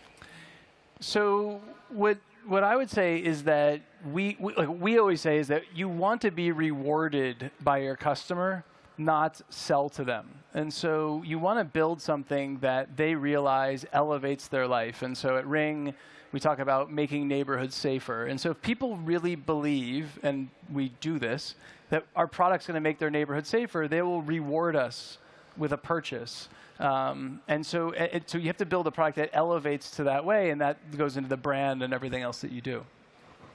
Okay. Jessica? Yeah, I mean, I think I'd echo some of the things that you both mentioned. Honestly, I don't think people love products. And I don't. What I love is I love experiences. I love the experience a product delivers for me. The product itself means to an end, and I think that's one of the things we have to be careful about. Yes, we build products, but ultimately we're selling an experience. You know, I work on some stunning brands that people do love. We get thousands of wedding invitations to Jim Beam. People actually want Jim Beam to turn up at their wedding, and we reply to them and we give them a great experience. They're not asking for a bottle. They're not asking for a product. They're asking for all of those amazing memories and connections they have that we were part of delivering. So I think it's not so much just a product, it's about the experience, and that's what builds you a brand that lasts over time. Okay, I'm going to be moving at a clip because we only have 15 minutes left, and there's a lot to ask. Jamie, I'm going to start by asking you, this panel is secret sauce. So give us some of the recipes that go into your secret sauce to build a great product. So to build a great product, you have to have a mission, something that's going to elevate people's lives. Again, ours is making neighborhoods safer. So it gives you a direction, focus. The other thing is getting ground truth of data. My email is still on every single box that we ship. And what you get from that is this constant feed of data in that is not obscured by surveys and sort of this like higher level, which we love to see, the report that comes in. You get to hear from customers. And so if you can take directly information from customers, have a mission so you stay focused, you can build some incredible products that no one's ever seen before. How many emails do you get a day from customers? It's surprising, like 20. It's not that. It's actually, for having tens of millions of customers, it's shockingly low. So you want to get more? I'm asking the audience to email me more. So yes, please do your job. Buy a Ring product and you'll get my email. Yeah, he wouldn't give me his email over the phone, so I had to go look it up on a box. Maybe we'll post it later. Jessica. So I mean, I think we live in a slightly different world. Obviously, I work in the world of whiskey. Those products ship very, very infrequently, something like every 12 years, because that's how long it takes it to get ready. So I think when we've thought about some of the products is really we're thinking about how do we build out experiences that we can deliver through other means, whether that's digital or physical. And I think the core of getting that right is two things. One is that clarity that you spoke about. I think that's absolutely critical. You have to know what is the heart of the experience you're delivering and always put everything you're doing through that filter. Does this deliver on that brilliantly? Is that what somebody's going to remember out of this experience? Because if you start straying from that, you lose people. But I think the other thing as well is we're very focused on thinking about people. We don't talk about users or consumers or customers. We sometimes forget, and we do. But fundamentally, you've got to look at the whole person. Don't look at them through the lens of your product. Don't think about them as a user. Think about them as a complete human and understand how you fit into their lives. Because I think when you nail that, that's when you become part of the fabric, and that's when they will never leave you. I do have one suggestion for you, though. If you put an email at the bottom of the bottle, so when you're done drinking it, I think you get some very interesting feedback. We do. We actually get a lot of feedback already, more than you do, actually, which is probably a good thing. But I can share some of that later over a drink. Perfect. Maximilian. Again, focusing on the customer and then iterate. Like we very much believe in taking data-based decisions, but in the end, it is the customer that decides, and you should constantly iterate your product. Like we started at N26 by building a prepaid card for teenagers, and then we launched the product, and we realized customers are using the product not so much for their kids, but they're using it for themselves. And as a founder of a startup, you also think in categories of disruption. How can you really change the life of your customers? And we realized we're actually quite close to playing a much bigger game. And also our customers told us, why do you restrict yourself so much? My account experience is also broke. And that was for us the starting point to enter into a much bigger journey, and obviously smaller and bigger, these constant iterations, getting feedback of the customers, iterating the product, getting more feedback, and constantly getting better is a very important part of building a great product. So I want to follow up on that by asking each of you to give me an example. I mean, you started to, when you talked about your audience focus shifting to not the kids, to parents, and that is based on user feedback, right? Story was a little bit different. It was the parents, was the customer, and we said but the use case is exclusively parents-kids relationship. And then we said we're building a product for grown-up in a way. We're building an account for everyone, competing with the big European banks and beyond, which is obviously much more disruptive than building a niche product that you could then perhaps sell via traditional banks, online banks. Jessica, give me an example of something that you changed based on the many emails or feedback that you get from customers. So, I mean, I think one of the big things that we do, a lot of our brands end up with these incredibly tight communities. Falling in love with a whiskey brand means really joining a bit of a tribe. And one of the communities we have that's incredibly powerful is called Friends of Lefroy. Lefroy is one of those brands that you absolutely fall head over heels for, and it's got an incredibly strong flavor. And what we've really worked on is giving very exclusive experiences to that group, recognizing that they feel like they're almost part of some, it is really a tribe, almost some sort of pulled away society who goes so deep into the story. They go to the island, they dig peat with us. So we've really worked very hard on that experience and saying, how do we take that to the next level for people who feel that level of affinity for our brand? And I mean, that brand is one where people write to us and say, I've just christened my daughter Isla Lefroy. And you're like, okay, that's a level of love we didn't even imagine. So we're spending a lot of time saying, what can we do for those people, both in real life and online? We did a digital product, a product that we sold purely digitally, released it to that group early ahead of anyone else. It sold out before they even knew what was in the bottle. We just told them there's something coming, trust us, it's going to be amazing. completely sold out. So really what we're doing is focusing on going very deep on those connections we have and giving them as much tailoring. And that goes all the way to somebody turning up at your house with a bottle that you've been searching for, which we did for a customer in Finland. So it's really that constant one-to-one human connection that we're trying to build, because that's really, we're in a very human industry, and that's how we want people to feel. So all of the work we're doing pushes in that direction. That's interesting. Jamie. So as we're looking at products, we would hear a lot like, build a dash cam. And I would say to the team, a dash cam is not something that doesn't fit in our, just because it's a camera doesn't mean it fits in our mission and what we're doing. But I kept getting emails from people, and the first couple I said, that, you know, my car was vandalized, my car was broken into, it was in front of my house. It was parked in front of my, in front of my driveway. And I realized it was actually in the neighborhood. So it was part of the neighborhood crime. It's part of what's happening around your home, but you were unable to secure your car. And so over time, seeing it be like, it was actually like the #1 issue I received an email of people asking me to do, I realized it actually did fit our brand, and we have the Ring car camera coming out next year. Now I'm going to ask you to tell me about a mistake that you made and that you are going to encourage the audience to listen to and not make that same mistake. Let me start with Jessica. Oh God, there's so many.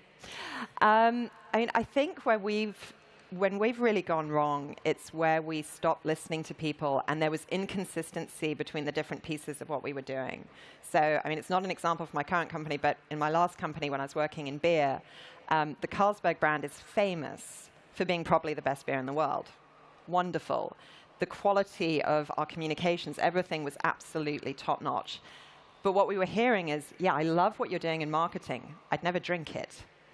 And we realized that what we'd allowed ourselves to do was allow different elements of that experience to show up with very different quality. We'd focused on some pieces, but not on others. And the product quality had suffered. And so people were just saying, you don't make sense anymore. Like, I don't get what you are, and I don't believe in you. And it was a really good wake-up call for us to say, if you're going to make a promise, and I think we've all got big sort of purpose-driven brands that we want to drive, you've got to be incredibly diligent about living up to that in every single touch point. You can't let anything go, because every single thing you do, however intentional it is, leaves an imprint, leaves a memory. And when those stop making sense to a consumer, you've lost them, and you've got a ton of work to do to get it back, which we did, and we turned the brand, but we let it go for too long with that inconsistency. Bad beer, not a good business to be in. It is now amazing beer, just so you know. Maximilian. We lost focus on the way. Like the vision originally, we were building a German bank, then we were building the first pan-European bank, then we said that vision should become even bigger, and we want to build the first global bank, and we launched in the US, and in the end, we were spreading ourselves too thin. So we were like in 25 different markets, and in fact, if you have 1 million active customers in Spain, there's no reason it shouldn't be 5 million. The same in Italy, like the market is huge. Like in Germany alone, you could build a 50 billion euro company in my space. And in fact, we had like a business in the US, and whenever it came to prioritizing like product and tech resources or management attention, we always said the return on investment, like for the next years to come, is always high in Europe. But like we had the US, it was never competitive, and we didn't just have the resources we could spend there. So in a way, with that global bank, we're building that in 3, 4, 5 years. And in all honesty, we had overestimated our capacities by far. And then actually getting this focus back in the organization was helpful in literally every dimension we care about, like being retention of the customers, like virality of the product, and so on, quality of the product, happiness of the customer. So you pulled out of the U.S. market just recently, right? Yeah, it was like it was a year ago. Like we left it in a stage that we could always come back, and we're going to launch Brazil like with a little bit different setup. But for the time, we pulled out of the U.S. So not a failure, more a learning curve and a step back. We definitely took our learnings from that, but obviously it came as a big disappointment. If everything we are like ambitious people at N26, and that's what people are signing up for, and like so many people have invested so many hours in like going to that market, and it was a very tough decision to pull out for the time being, but it was in the end, it was a zero regret move. Like in hindsight, I never regretted we left, but obviously we should not probably have entered in first place. Okay, know your market. Know your customer and make sure that you're delivering on what the product is supposed to be, and know your market. Jamie. And I just I kind of take offense to the word mistake or failure. Because it's just like, if you're a skier or like some sort of professional athlete, you have to fall or like hurt you have to do things that don't tragically get you, but you have to do things, you have to push yourself. And if we're pushing ourselves, we're going to have these learnings. And so I think if we're not seeing these learnings, if we're not expanding to markets that we shouldn't have, then you're probably you're not finding where it can actually go to. And so I have found that I want to change the way we even look at this, which is it's not like what's my greatest mistake. It's like maybe it's what my greatest learning is. And we've had some really big learnings at Ring, like some incredible learnings along the way of products that didn't go well. The one that I probably most recently, I'd say burns me of a learning is too closely following the data on a product and going over my gut. And so we looked at a product, it wasn't doing that well, so we decided we're going to end of life the product, and because that's what the data said. But then just after that, it started to kind of keep growing and growing, as things do, as our startups, they don't always take off overnight. And I kind of had that burning that I knew it was going to happen, and it did. And it just was one of those, it was for the wrong reason that we stopped it. We knew it was a good product, we knew it was great for customers, and we kind of just we just leaned in on the wrong thing. But that's a learning. That's a learning for the company, and we're going to take that, and now the next 5 or 10 of those examples we'll do the right thing on. Wait, so data, over-relying on data and not listening to your gut was the learning? Yeah, because I think as you get bigger and bigger, it's too easy to see data that's so clear. And if all we had to do was use data, we'd all be successful. It's that sort of gut and judgment that's the hard part. And when it's real innovation, you're usually kind of going against something that the data says. And I've been good at that in the past. I mean, I have lots of examples of things that I've sort of broken in a good way. But since this is my learning example, that's one that went the other way. Okay, I won't use the word failure in conversations with you. I'm going to use that word. I appreciate that. Okay, we have a minute left. So I've asked each of them to give you the takeaway, the thing that you should remember from this conversation, in not exactly a tweet form, but about that short. So Maximilian, you're up first. In short, focus on your customer. Don't focus on competition. Don't focus on short-term profitability. Don't focus on investors, but put the customer in the center of everything you're doing. You know, your competitors are not going to pay your salaries. They're not going to pay your rent. Really think about how can you delight your customers. Jamie. Find a mission that's going to be something you're passionate about, that does something good for the world. It'll help you focus, and it'll be something that you'll want to, push and keep going with. Jessica? Always know exactly what experience you want to deliver. Make sure that every single person in your team, in every department, understands what that needs to be like and is able to deliver on that, because consumers, customers, users, people will never forgive you if they don't see that consistency coming through in absolutely everything you do. All right, and that's time for us. Thank you all for joining us today. Thank you. Thank you.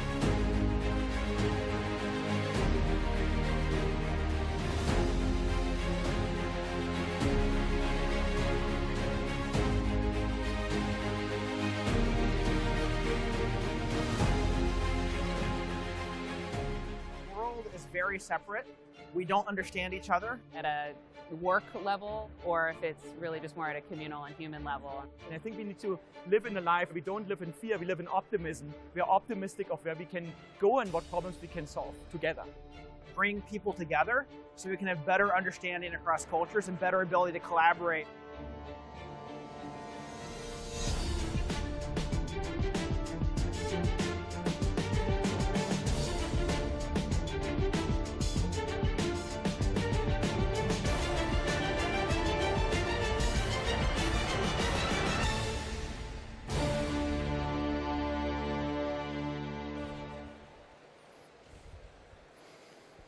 Who's been enjoying remote work this past couple of years? I have, yes?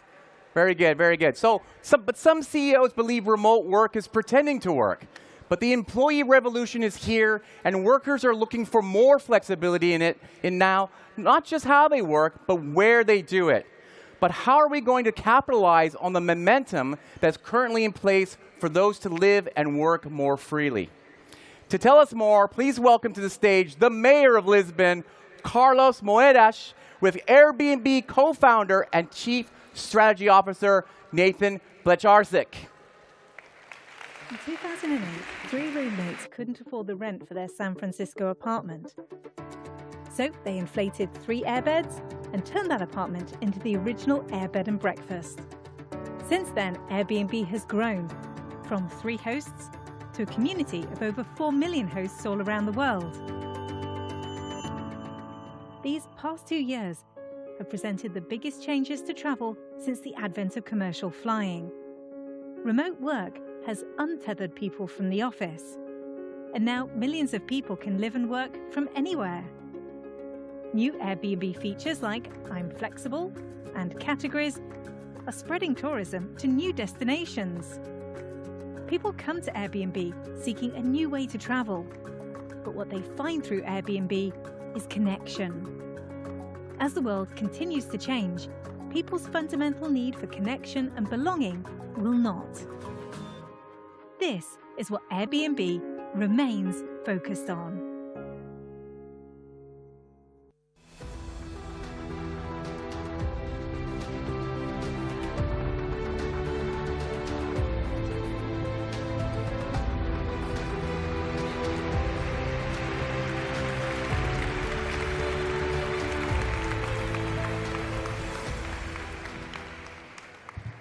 Hi there. Thank you for having us all in your beautiful city, Mr. Mayor. Thank you. It's a great pleasure to have you all. It has been an amazing week for Lisbon, and it's a great pleasure to have you here. Pleasure is all mine.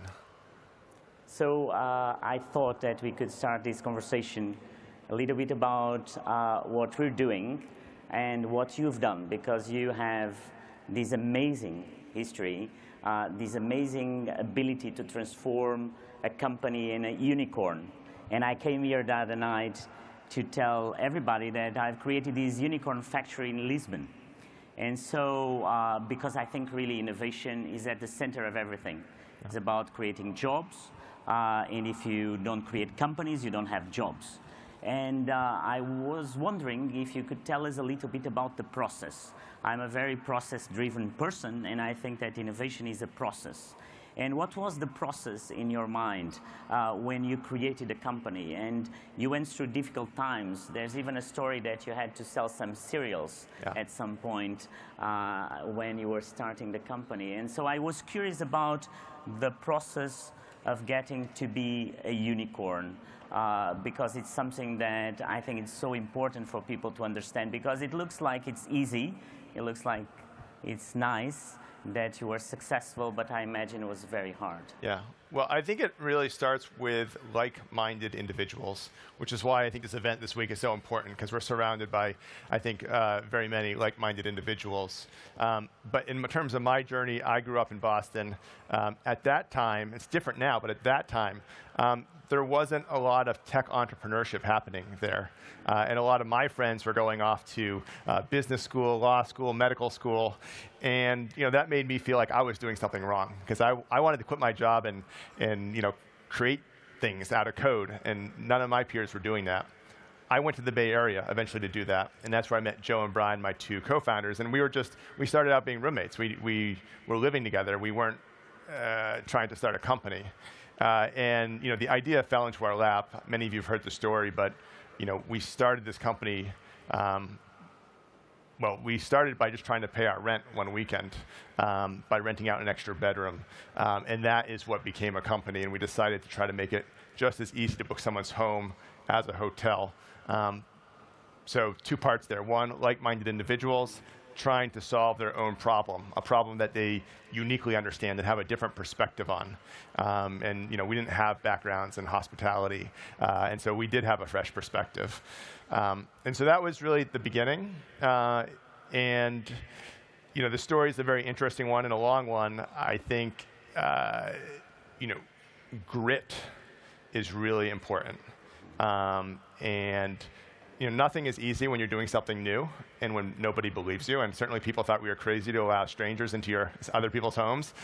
And we had to do a lot of things to get attention and to be relevant. And I think you referenced the breakfast cereals earlier. And so the quick story there is, this was 2008. Barack Obama had just received the nomination of his party to be the presidential candidate, very historic event.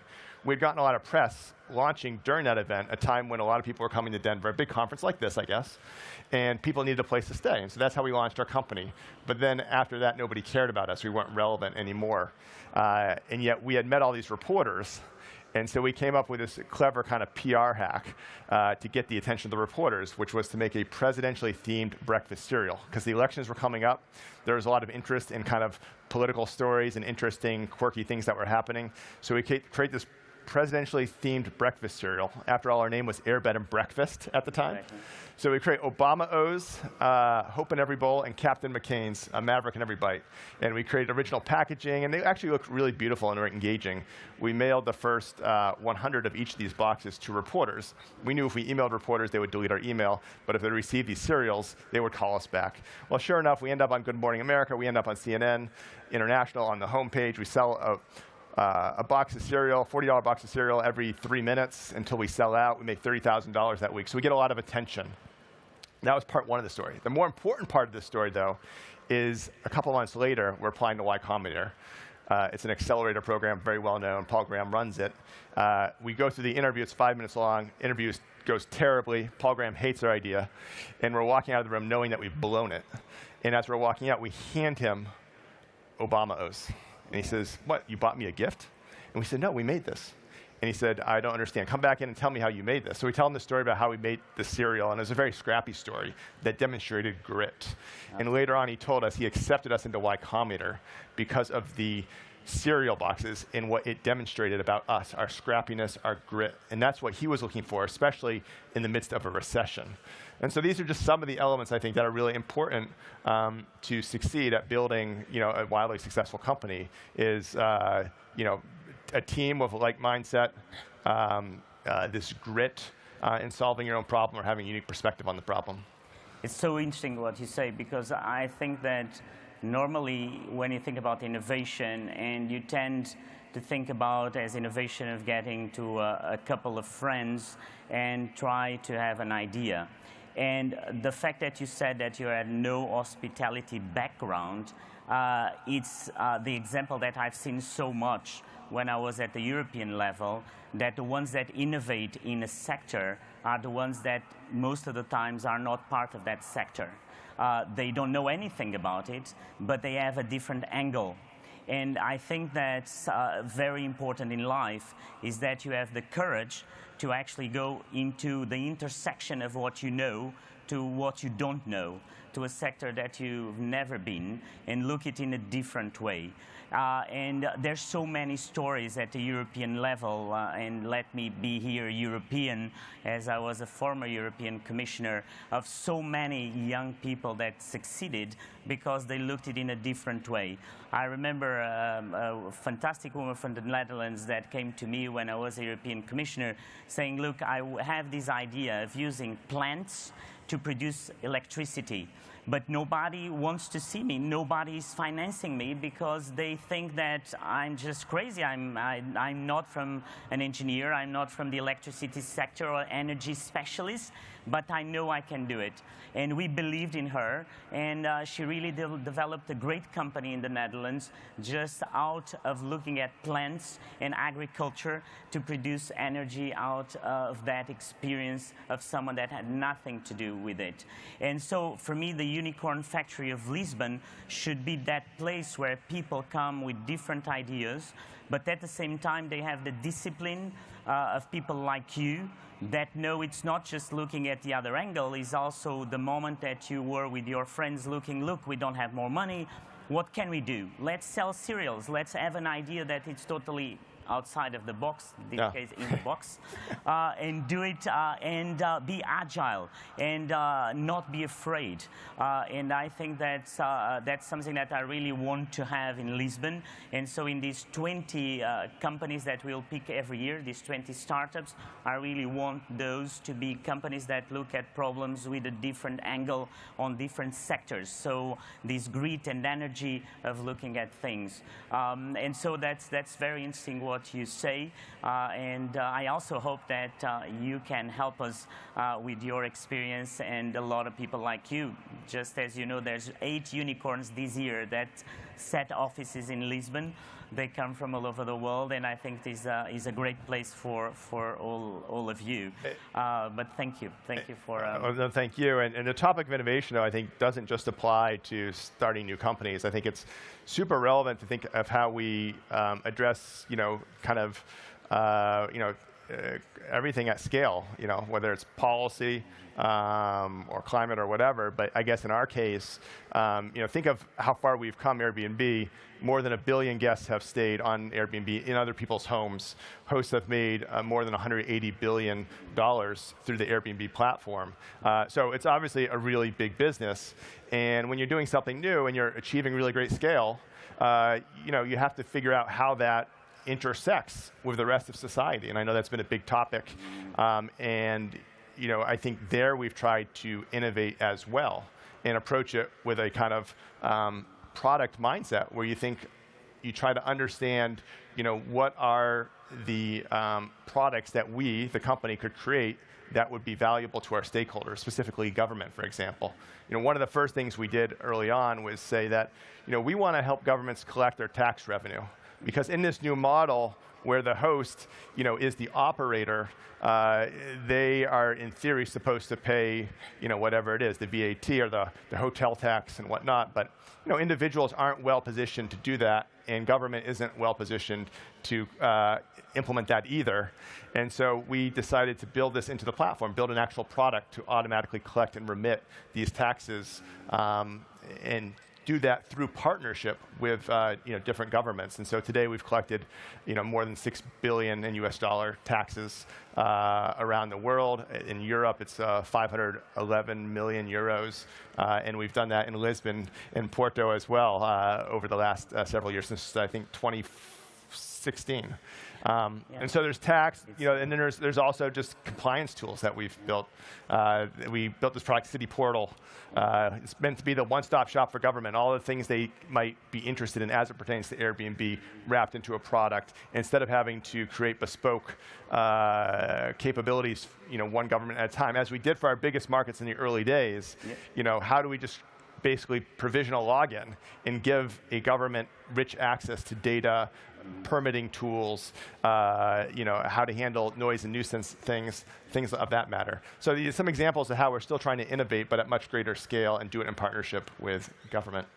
I think that what you're saying, and it is very important for the ones that are starting, is that there was this phase of the digital world where you can have your company and totally work independently of governments, because you were doing things that had nothing to do with the state or the government. Now you are in a phase of the internet that you are really developing companies in very regulated areas, being it health or energy, or in your case too. So you have to work with government. And I think there's a language and there's really a need for that dialogue to be every day. Because the government has to regulate, of course, but it has to regulate it in a smart way. It has to regulate it in a way that really creates value. And today, life goes so fast, and your jobs go so fast. Your companies are created. You create new products. And sometimes the governments are regulating the past. They are regulating products that do not exist anymore because you're already in another company. And so these really, this contact, this dialogue, as you say, this innovation, is also for the government, and in my case, at the local government. We need also to talk in your language, and you have to understand our language, and we have to work together, and that's extremely important, because for a city, it's extremely important to have you, but at the same time, we have to protect people. We have to protect those that are poor. We have to take care of those that don't have housing. We have to work for them, but we have to create conditions for you to be part of the economy, because you create the jobs, you create value. And I think that this phase of the digital world that we are getting into, more than ever, needs to be really a partnership in between the government and the private sector. And so when I look at the audience, I say, look, there should be also more politicians here on the front row, because they will need to be part of it. Because if not, you have a political world that is just physical and old, and you have your world that is new and modern and horizontal and flat. And I think that it's also to people like you to help us on that at so many different levels. And I think we should see that as an opportunity for both parties. And I think a great example of this, something we just shared yesterday, I think is the topic of tourism and how to make sure everyone benefits from tourism, as you kind of alluded to. There's certain neighborhoods and cities that get a lot of tourism, and sometimes it's even overwhelming. And it's, tourism's an important part of the economy, but if there's too much in too small a space, it's simply too much. And yet, how do we disperse that? And so, a great thing that we've been able to work on together is dispersing tourism and building a, I think, really unique capability. Specifically, 6 months ago, we reinvented travel search. It used to be that when you went to a travel site, first question was, where do you want to go? And you really had to type something in order to progress. We took that away, and furthermore, we created these categories, as we call them, 56 categories, representing the different type of experience you might be wanting to have. So maybe I'm here in Portugal, and I want to check out a vineyard. I don't know where the vineyards are, but I can now hit the category vineyards and see them all across Portugal or whatever part of the map I'm interested in. We've had this out there for 6 months, and we've seen the results now. And what we've seen is that we've successfully, for those who've used the feature, successfully redirected people's actual stays geographically away from the top 20 destinations. We've seen a 17.5% decrease in people staying in the top 20 destinations. And we saw a 35% increase in people staying outside the top 400 destinations. And so I think that's just a reminder of how powerful platforms are to shape consumer behavior. Sure, some people really know where they want to go, and you're never going to convince them otherwise. But there's a lot of room to influence, and I think that can be done in partnership with government, as we have done, to, in this case, disperse tourism. And it can also be a good business opportunity, too, because from our perspective, we have a lot of hosts. Some hosts are fully booked, others are not.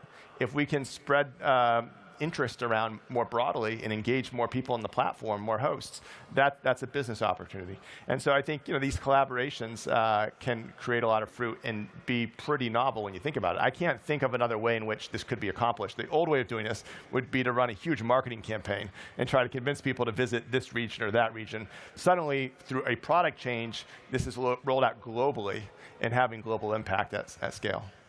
Absolutely, and I think that if we work together, we can really create value, because your business was really, during the crisis in Portugal, very important for people, and very important for people that at the time were suffering. And I think one day you said about people in business, and you have these people that they are business. They were creating their own business. And those really deserve that, because it's a way that they could have their revenue and they could keep up with life at the time. But at the same time, you have to balance the city. You have to have a city where you have the Airbnbs, but you have to have the people that live in the city. And that's something, it's socially very important, and it's very important also that everybody contributes to that. But I think that innovation is exactly that. I mean, a city has to push for innovation and has to protect people that today are fragile. As you know, in Lisbon, we have really fought for that. This year, we'll have, from the 1st of January, we'll have a health plan for the older people, course, 65 and plus for free, because I think that if you invest in innovation and you create really value, you have to invest that value on protecting people. And we're going to go through a very difficult phase with inflation, and we'll have to protect people during these times of inflation. And so innovation is the link to that. I mean, you are the ones that can create value to protect the people, and politicians, we are here to help, to have a vision for that and a vision to help people going forward. And that's really my call to you, is that look also not just at your business, but your social delivery. What can you deliver to society? And that's extremely important. I think you've done that in some ways a lot in your life, and that you'll keep doing that. Yes, well, thank you. And I think, recognizing that, there's a diversity in terms of the population, and, making sure you think in terms of like the various kind of cohorts, whether it be age or socioeconomic, but, what is your value prop? What are you doing to make sure that everyone's benefiting? We see that like 25% of our hosts are seniors. And that's really interesting. We do a lot to help make them successful on the platform. That's maybe not what you think of when you see Airbnb, seniors becoming entrepreneurs, but it is a big part, and it's something that we should collaborate on to make sure that there is more awareness of this opportunity for that segment. Very good. So I think we got to the end of this conversation. Please come to Lisbon. We have this new unicorn factory. Be part of the dream, follow your passion, make the impossible possible, as Nate has done in his life, a very successful businessman, and you can do it too. So all the best for all of you. And I think we're all rooting for you. So best of luck, and look forward to seeing more of your success in the future. Mr. Mayor, thank you for hosting us. Obrigado. Thank you. Thank you. Thank you very much.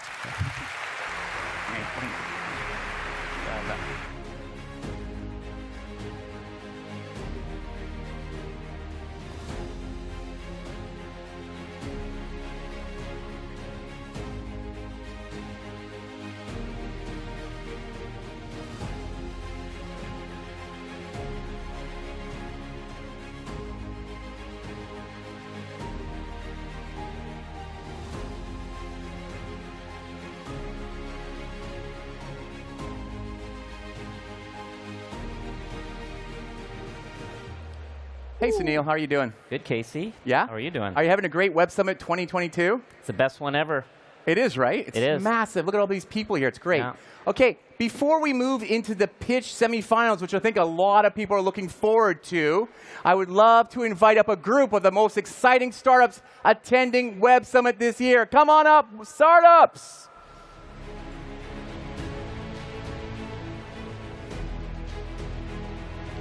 Where are they coming from, Casey? That's a good question. You mean in the world, or what side of the stage? Oh, I think right there. Oh, here they come. All right.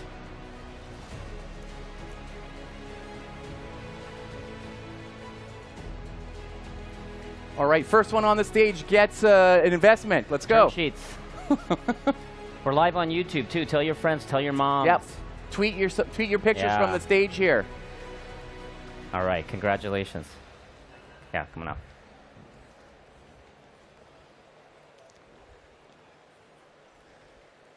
Good-looking people. Don't be shy. Come on up. There's a lot of you. What's your name and where are you from? Lázaro Ramos, Lisbon. Lisbon. Yeah. Portuguese founder right here. What's your company called? Ramos Properties. Ramos Properties. Yeah. Okay. Okay, the next group go into the front now. There you go. How many startups on stage right now are from Portugal? Wow, great. How many from Canada? Ooh. Oh. Come to Collision. Let's go. We'll do it in Toronto. Okay. What's your name? Irina. Where are you from? Well, I'm from Russia originally, but we're based in Lisbon. Lisbon, okay. What's your company called? My brand. My Brand. Yes. All right. Oh, what is it about? Never cut off a pitch in process, right? Yeah, That's right. It's about immigration, guys, to Portugal, to this wonderful country. Immigration to Portugal. Okay. Not a hard sell.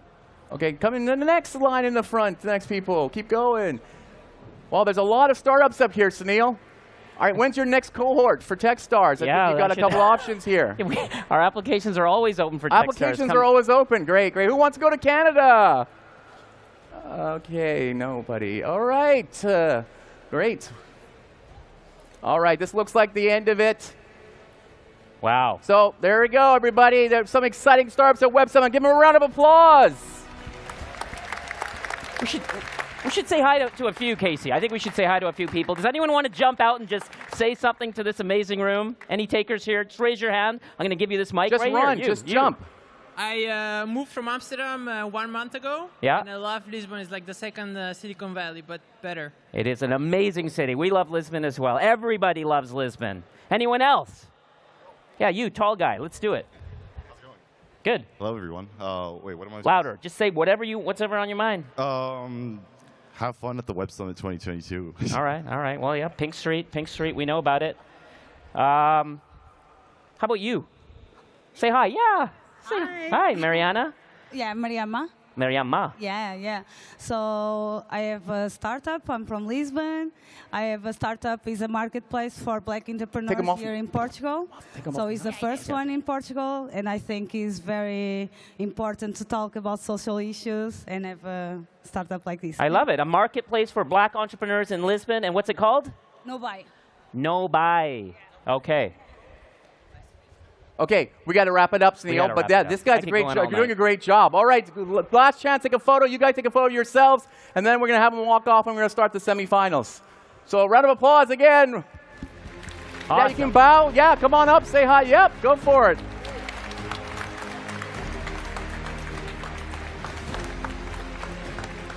All right, now you can leave. Okay, come off to the stage. That way, we're going to We have a show to do. Oh, thank you. Thank you. Bye-bye. We have a show to do. Hey, we have a show to do. Oh, thank you. Thank you very much. All right. Thank you. Okay, next year you'll be on semifinal pitch. I know it. I feel it. Go that way. Let's do it. Hi. Oh, thank you. I'll give it to my partner. Oh, thank you so much. What's your Thanara? Your platform for digital assets. Say it again.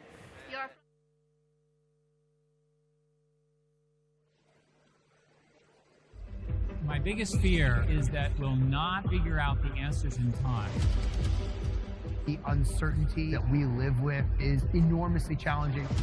The world has a lot of problems, and fortunately, a lot of entrepreneurs to try to solve them.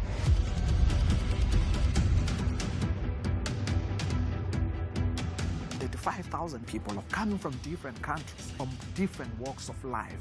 That is the beginning of the change that we need.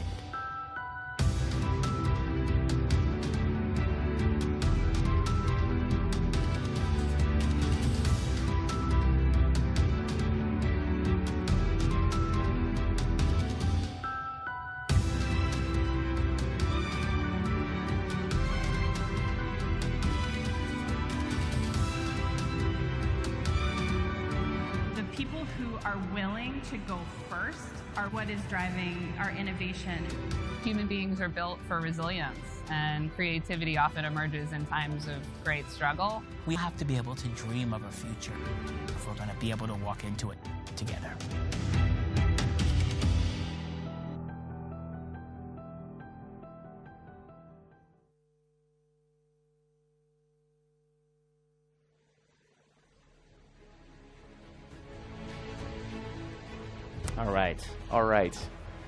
All right, that was good, right? That was nice. Exciting to see them. We're not finished with showing off startups, though. We got a lot more. So now here we go. Welcome to center stage for the Web Summit Pitch semifinals in partnership with Siemens. All right. I'm sure you know by now I'm Casey Lau, the co-host of Rise. And I'm Sunil Sharma, the co-host of Collision. We're going to be your hosts for Pitch right now. So in a few minutes, we're going to be bringing out the first of 10 semifinalist companies right here on center stage.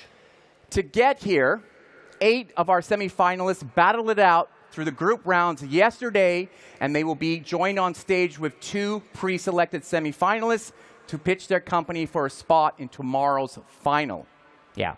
But only 3 startups are going to make it to the pitch final. It's going to take place tomorrow at 12:30 p.m. precisely, right here on center stage. And to determine who those best finalists are going to be, we're going to need some judges. And we're going to need a lot of them. So I'm going to ask some of the world's best tech investors to come from backstage and take their spots here next to us on these bleachers. Come on out. Round of applause. Here they come. All wow, right. look at these guys. Wow. They got iPads. Yeah, we have 2 rows of seats. They got here. sneakers. So we have a top row and a lower row. So yeah. just fill up these this bleacher. Yeah.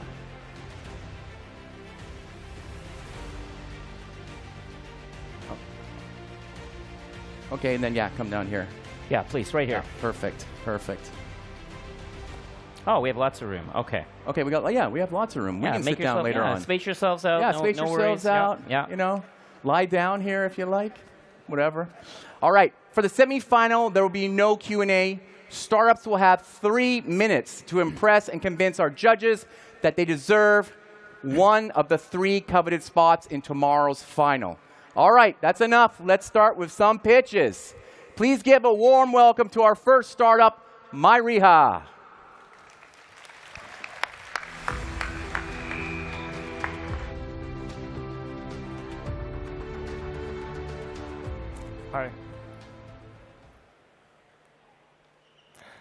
Hi, I'm Moritz from Myriha. Those are my co-founders, Mario and Philip. And nobody wants to use our app. But 1 billion people will have to do it in their lifetime because they will have a neurological disease at some point. The problem is, neurological diseases are complex and individually different for each person. The consequences range from speech impairments, cognitive disorders, limited daily living skills, and motoric disabilities. What happens today if I have a stroke in Germany? I will be in a rehab clinic for a couple of weeks where I make good progress because I have daily exercises with a diverse set of experts. And from studies, we know that this is what is needed: individuality and the ability to adapt.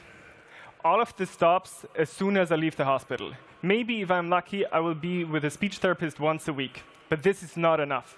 So we're leaving millions of people in bad shape, unable to really recover for the rest of their lives. We changed this because we developed the first truly intelligent DTX for neurology, allowing people to train when they want, where they want, as long as they need. Every patient gets an iPad, and out of 30,000 exercises, they get an individual treatment plan.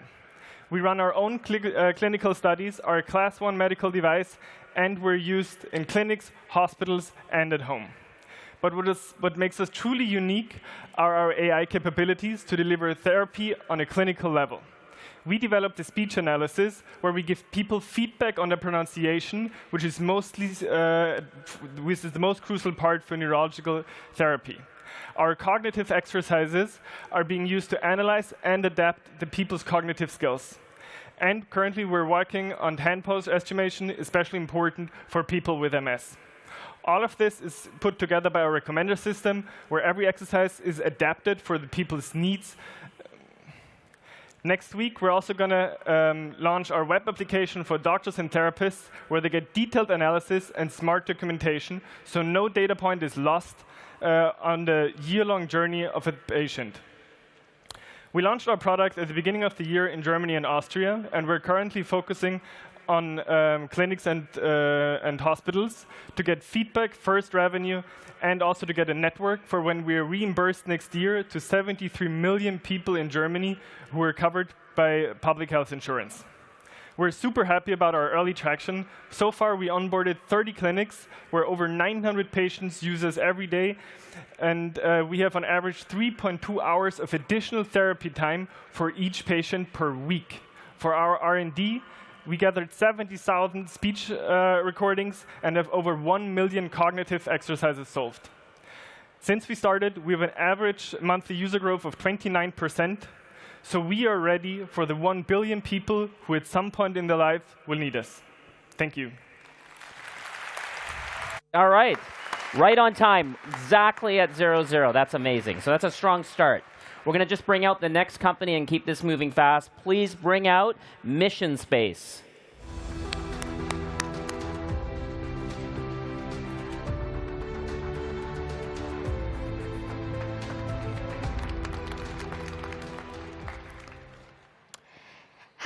everyone. My name is Ksenia. I'm the CEO and co-founder of Mission Space. And let me ask you this. How many of you know what space weather is? Oops, I think that's my... Oh, perfect. So how many of you know what space weather is? Exactly. That's not a lot of people, but space weather this year knocked 40 out of 49 Starlink satellites, which cost the company about $100 million in losses. So that's huge. Basically, space weather refers to the radiation from geomagnetic storms, cosmic rays, and coronal mass ejections that affect the technologies in space and on the ground. Strong storms can severely interrupt satellite systems, mess up radio and GNSS signals, shut down electrical grids, and expose people to threatening radiation doses. The economic impact of just everyday space weather on the US and European economies alone amounts to more than $10 billion per year. In the last 5 years, more than 950 million worth of satellites were lost, and there is a global risk of over 3.4 trillion if a severe geomagnetic storm were to happen today. And today, we find out about those deadly storms from only a couple of agencies in the world that rely on outdated and legacy systems. The information comes within delays, the information is not ready for user consumption, and does not support informed decision-making. So at Mission Space, we are building an infrastructure. We're launching our own network of detectors to get the data directly from orbit. We're also releasing a decision support system and an intelligence tool for the industry leaders to detect, predict, and warn about upcoming solar storms. Our engineering team developed 2 detectors that form the basis of our system. Those detectors have been tested in the stratosphere, they received suborbital flight heritage, and have defensible IPs. We're super excited that our first detector will be flying with SpaceX Falcon 9 rocket early next year. And with having nothing released so far, we've already have 2 data service contracts from leading satellite operators. We have over €2 million worth of service contracts in a pipeline and a number of interested beta testers and early adopters. And behind the technology stands a great team of digital innovators and experienced satellite engineers. Our technical team has more than 100 years of experience combined, and they've written more than 19 scientific studies on space weather. They've also participated in NASA Space Shuttle flights missions. So where we are today, Mission Space raised the pre-seed round of $500,000. We have early customer traction and have achieved suborbital flight heritage. Next for us is to close our seed round of investment, expand our operations, and make sure that we're going to become a space weather nation ready today. Thank you. Okay. Right, thank you, thank you. All right, let's keep it going, keep up the momentum, bring out our next startup. Let's welcome to the stage Fossa Systems.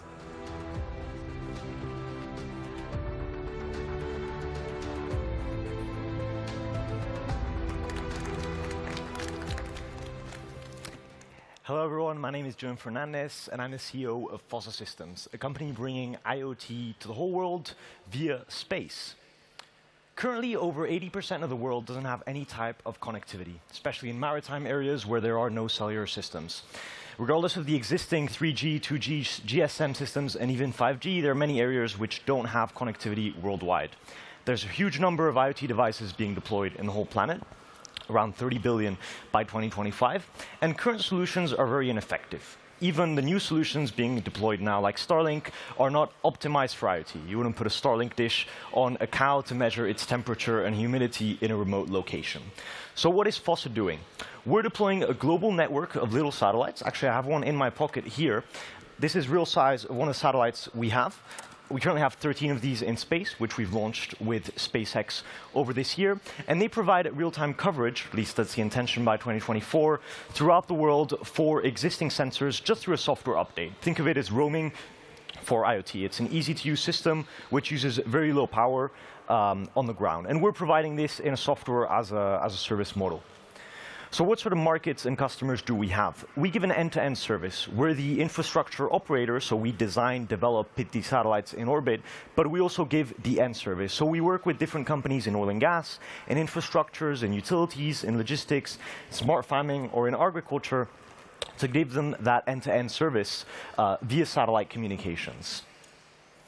Market is growing extremely fast. We're talking about just 30 million devices by 2025 via satellite IoT, and that's not with all the other added services. And our business model is to deliver that connectivity anywhere in the world at 1 cent per message. We partner with third-party device manufacturers, which are an indirect sales channel in our go-to-market, and we also work with partners for the data tools, which give that end-to-end solution. So we have projects worldwide. We've had around $1 million in revenue with projects in the entire world, ranging from NTT Data, the ATOS, European Space Agency. And we're raising currently a Series A round of 10 million to deploy these 80 satellites into space, have 120 satellites by 2025, and connect 3 million devices. So we have over 20 actual contracts being executed, $1 million in revenues in the past 18 months. And we're a team of 23 employees based in Madrid, Spain, with over 40% women, several PhDs and master's degree. We're led by myself and Vicente González, Forbes 30 under 30 and 20 under 20. And join us in revolutionizing IoT from space and bringing IoT to everywhere around the world. Thank you very much. Okay. Well done. Well done. Nice. 2 space techs in a row. My first job at a university was at the Canadian Space Agency. Did you know we had a Canadian Space Agency? I did not know that. Yeah, Casey. Wow. Too much time in Hong Kong for you. All right. So thank you, Fosa. Will our 4th startup be the one that wins into the finals? Let's find out. Please welcome Mujo.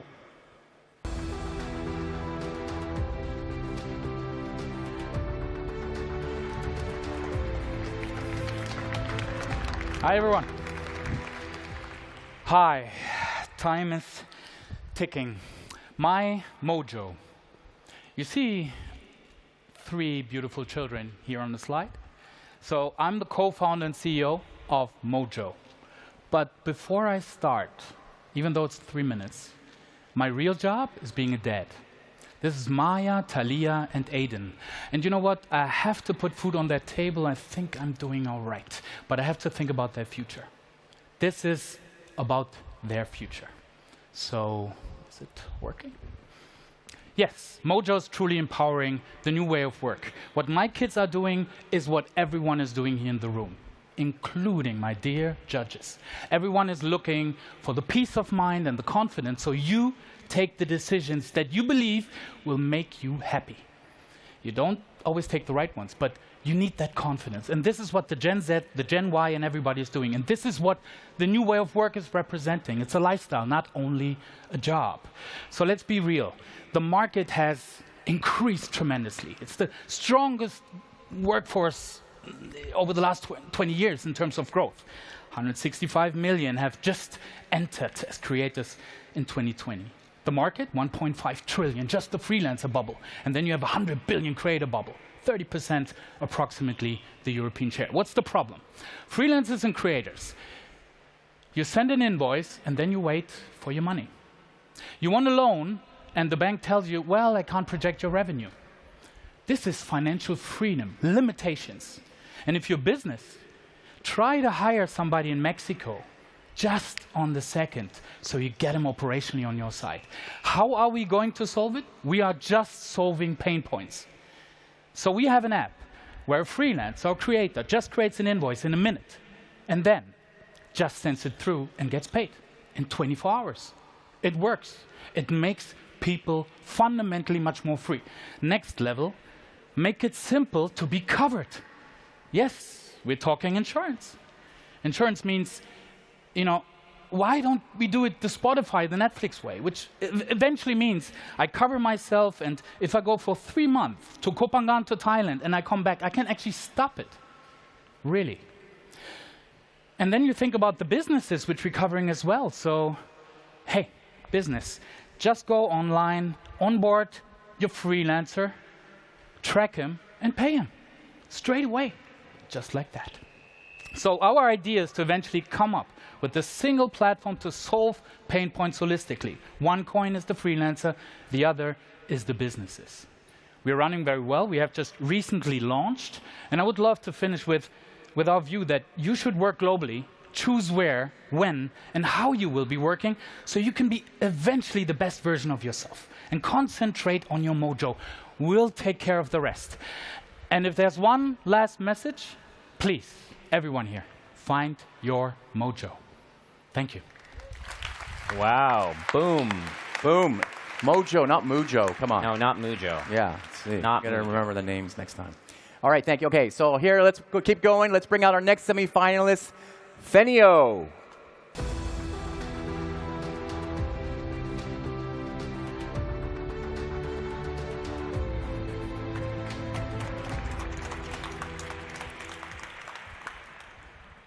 Hello, everyone. I'm Anna, founder of Thenio, a Y Combinator-backed company that automatically updates and creates API documentation.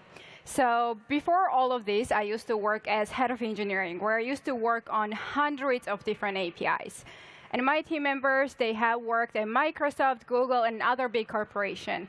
And all of us have seen the impact API documentation had on our project delivery, on the cost, and productivity in general. And one of the biggest issues is that as developers, we are not technical writers. We have no idea how to create humanly readable documentation. Even when we put all the resources, then maintaining it becomes really difficult. Well, because developers leave, code changes, and all that. So because of frustration, last year we built Thenio. And the way it works is so beautiful and simple. You upload your API collection, and within seconds, you have the entire documentation ready. With all the API requests, with all the API responses, with all the descriptions, we have built an in-house NLP model that gives you all the field descriptions. So no more excuses why your API is not documented or up to date. And we also have integration with GitHub, so every time there is a code change, we automatically detect it, update it for you. Super simple. And guess what? We started working on this just January of this year full time, and we already have more than 3,000 companies that are using us. We have 55% trial conversion rate. API documentations have been updated more than 500,000 times. We're in Y Combinator, in TechCrunch, in Hacker News. We're product of the day on Product Hunt. But most importantly, developers are already loving the product. When they mention us as their favorite dev tool or hottest new dev tool, that makes us super excited. That is why developers from the biggest tech companies are already using it. And in terms of the market, this year alone, companies are willing to spend $50 billion on developer productivity. And that is exactly what Thenio is solving here. By minimizing the time developers spend on creating and updating documentation, we are improving their productivity. We are also increasing the API usage, which for a lot of companies, that means increase in the revenue. Actually, one of the companies that work with us, they have seen 3 times revenue increase because of Thenio. So come and join, and let's make Thenio the next developer tool that millions of developers will love globally. Thank you so much. I'm Anna from Thenio. OK. Well done. OK. So that actually brings us to the halfway point of the semis. And in just a few minutes' time, we're going to bring the back half of the 5 companies that are pitching at the semis here tonight to get into the finals tomorrow. But first, we're going to rewind the clock a little and talk to last year's winner, Antonio Roca from Smartex AI. Come on out, Antonio.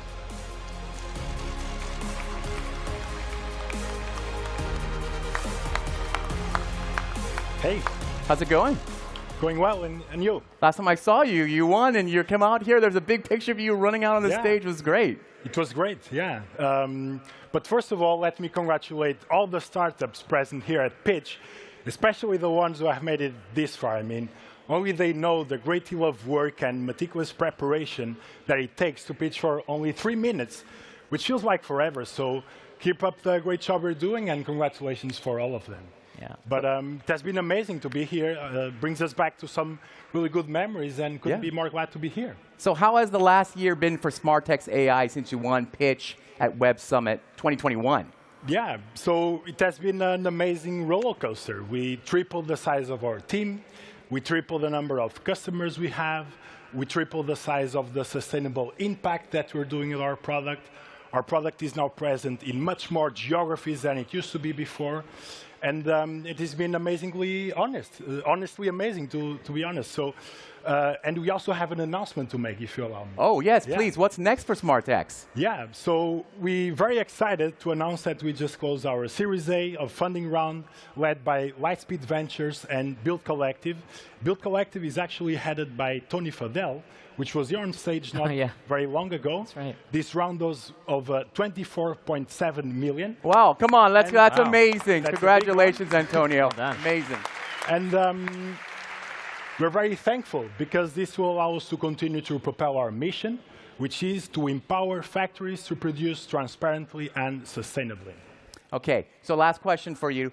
What kind of tips, I mean, we've already seen half of them, but what kind of tips would you give for the remaining startups pitching here on stage, center stage here at Web Summit? Can I be very blunt with this advice? Please.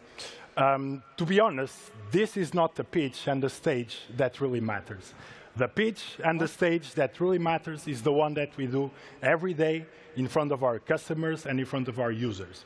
That's the one that actually has the potential to propel our business and our missions going forward. That's the one we need to excel. That's the one we need to be paying attention. My biggest advice is to be obsessed with your customers and obsessed with your users, and the rest will come along. Amazing, amazing. Thank you, Antonio. Thank you so much. Congratulations again. Awesome. Okay. Thank you so much. Wow. Not surprised. Antonio's solid. A few of you judges were here last year. I don't know if you remember Antonio's pitch or you voted for him. Wesley, you're one guy, perhaps. Maybe should have got in on that term sheet. OK, well, that was Antonio. He's stellar. And we're going to just keep going. So let's welcome our next startup. They're called Cumulus Water.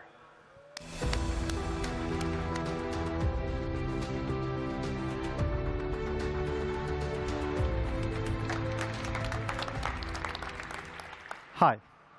At Cumulus, we produce water from sun and air. But first, let me tell you how it all started. Early 2021, we wanted to make a trip in the desert in a place called Huidat in Tunisia. We were 10 people. We'll be there for 4 days in full autonomy. So we brought 100 liters in the form of bottled mineral water. The first day, we woke up to this. The tents and the cars were covered in dew. So there's water in the air, even in the desert.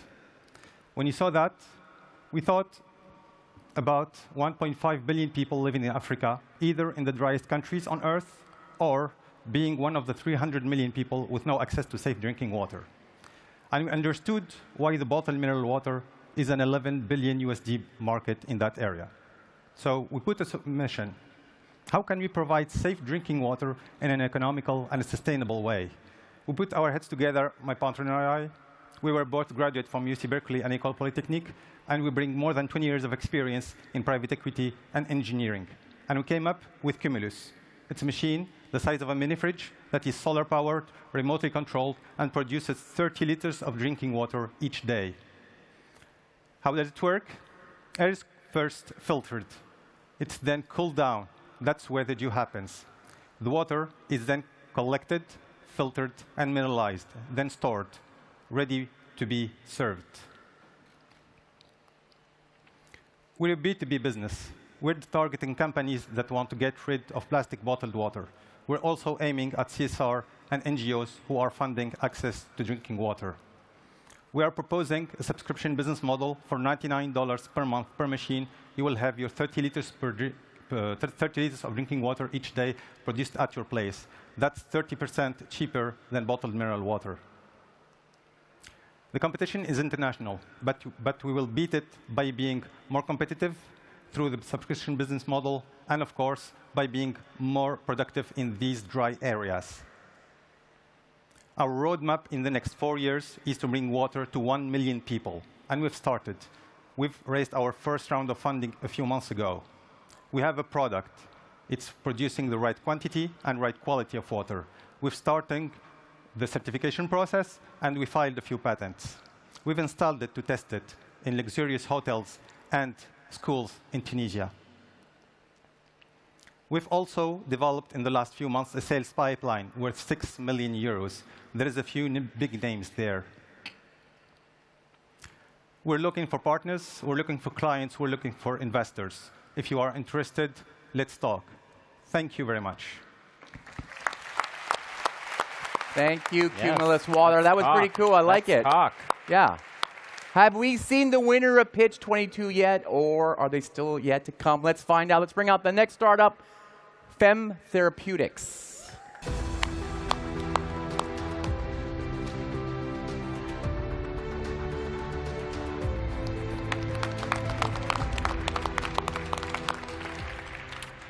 My name is Inara, and I'm the co-founder of Fem Therapeutics, and we're personalizing medicine for women. To date, over $47 billion has been spent on solving men's health issues, with only $14 billion spent on solving issues for women, leaving a large innovation gap for women's health. To focus in on the North American market, there is a $5 billion opportunity to focus in on 3 pelvic health conditions that are rising with the geriatric population. The problem that we see with these treatment methods is that they're fit with a one-size-fits-all approach as the first line of non-invasive treatment. We're here to change that. At Fem Therapeutics, we've developed the first data and intelligence platform used to customize medical devices to solve pelvic health issues. We do this in 3 simple steps, where first we measure each patient, visualize their condition in 3D software, and then we 3D print a medical-grade silicone devices custom fit to each patient's body. And here's our first use case.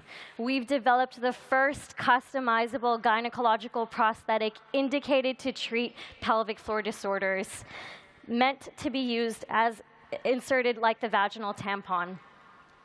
We're the only personalized therapeutics player dedicated to women's health, with patent-pending designs, trade secret manufacturing processes, and AI methods that are leading in the industry. In terms of how we monetize this opportunity, think Invisalign, but for gynecology. Very similar to multi-billion-dollar industries of custom dental and custom orthotics, we do the same, and we bring the products to market using physicians. We're currently undergoing our first in-woman feasibility study this November and are excited to launch our pivotal clinical trials at the University Hospitals in Cleveland Medical Center next year, with plans to launch in Q1 of 2024 in the North American market. We're a seasoned team with over 50 years of experience collectively in the medical devices industry, with a co-founder, a urogynecologist on our co-founding team. And we're also supported by world-class advisors, with the president of the Eastern Society of Pelvic Medicine on our board. And lastly, we're also supported by the industry, with our most recent recognition being named as Canada's top 20 most innovative companies, alongside the Chief Innovation Officer at Planned Parenthood. So we're very excited for this recognition that we've received. Thank you so much. We're Fem Therapeutics, and we're personalizing pelvic medicine for women. Oh, yes. Thank you.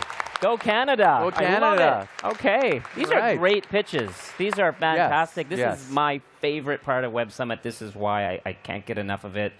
Let's do another one. Let's bring out Biome Diagnostics.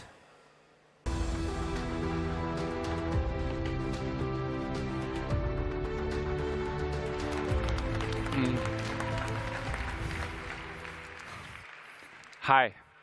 Imagine you're diagnosed with cancer, any type of cancer. At a more advanced cancer stage, your doctor will most likely recommend immunotherapy, even though only 20% of the patients actually respond to that treatment. That's not a lot, right? And the worst issue is that sometimes, even though you may conquer cancer, you might still suffer from severe side effects. Why is that happening? That is because the effectiveness of immunotherapy relies on the strength of your own immune system, which is largely located in your gut. So what if the doctor would have a test that allows to identify the strength of your immune system and thus the response to immunotherapy? Your doctor would be able to give the right treatment right from the beginning. My name is Nicolas Gachet, and I'm the co-founder of Biome Diagnostics. And we have developed such a test named Biome1, which analyzes the gut bacteria. With Biome1, it is possible that before the patient takes the first dose, the doctor knows how the patient will respond to the treatment, how severe the side effects will be, and finally, how to treat the patient. As such, the patient receives the right treatment right from the beginning. We are proud that Biome One is the world's first microbiome-based test that has been medically certified as a diagnostic software. Our underlying technology is next-generation sequencing, combined with our bioinformatic and machine learning power to predict the response to immunotherapy. For the analysis, we only need one single stool sample, so it's non-invasive and highly accurate with a sensitivity of over 90%. What really makes us apart is that the test can be applied to multiple cancer types, so it's tumor agnostic. This allows Biome One to save costs in the healthcare system and save time for patients and staff. Our business model is an easy price per analysis model and is hyper-scalable. We can sell Biome One as a standalone algorithm or in combination with next-generation sequencing. Our customers include hospitals, clinicians, and pharmaceuticals. Also, the market is rising with us. Immunotherapy is the emerging treatment option with ever-increasing patient indications. Our team consists of scientists, doctors, business and software developers from companies such as Roche, Foundation Medicine, and Boehringer Ingelheim. Together, we're able to gather over 50,000 unique microbiome profiles, which give us a major competitive advantage. So far, we have a 7-digit annual revenue, and we've generated over 6 million euros in liquidity from dilutive and non-dilutive capital. We've medically certified Biome One in July, and it is now used by over 19 clinics already. We have over 200 LOIs from doctors who want to use Biome One because there's a clear need for the test. Now, we're raising our Series A to expand our business development efforts and allow reimbursement of Biome One. We're raising so that every cancer patient gets access to Biome One. Thank you. Wow. Wow. Thank you. Thank you. I don't know about you, Sunil, but if all these startups become big, we're going to live forever. What do you think? That's it's such important work. I mean, that's what I'm just kind of feeling at every pitch, that these companies are really doing things. And they're not like how to stay home and do work. They're like more exciting. Anyways, all right, let's welcome our next startup, Gattaca.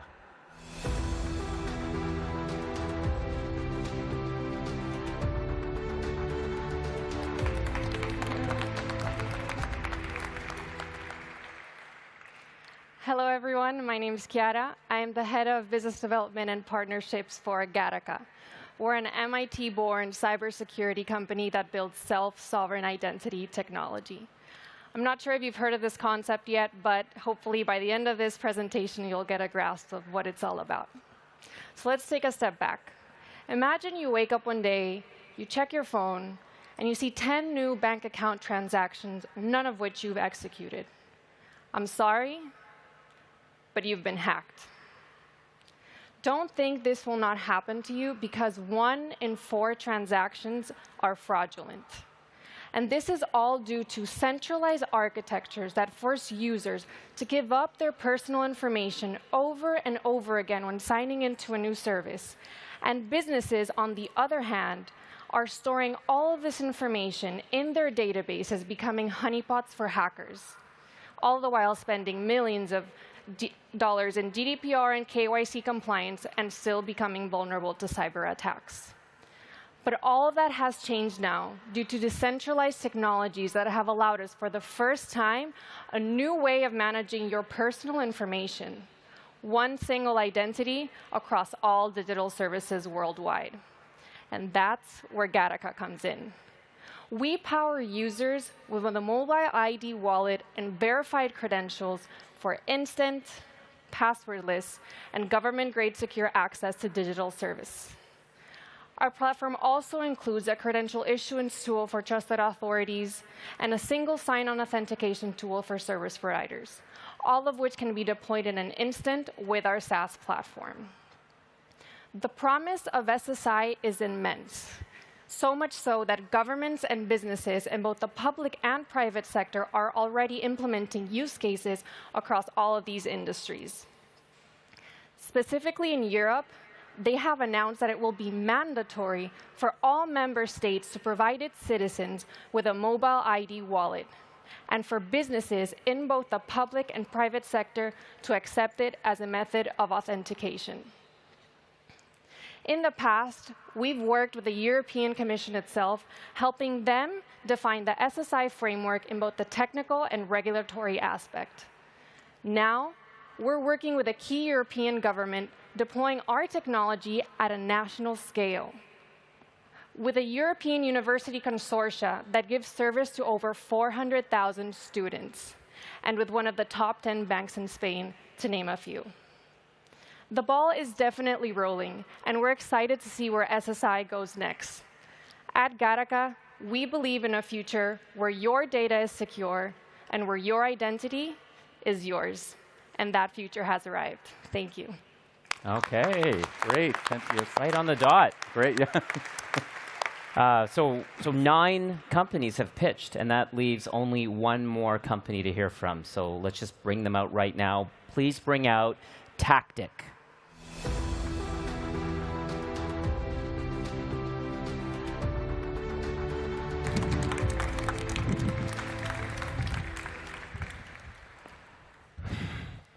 Hi, my name is Rudy, co-founder of Tactic.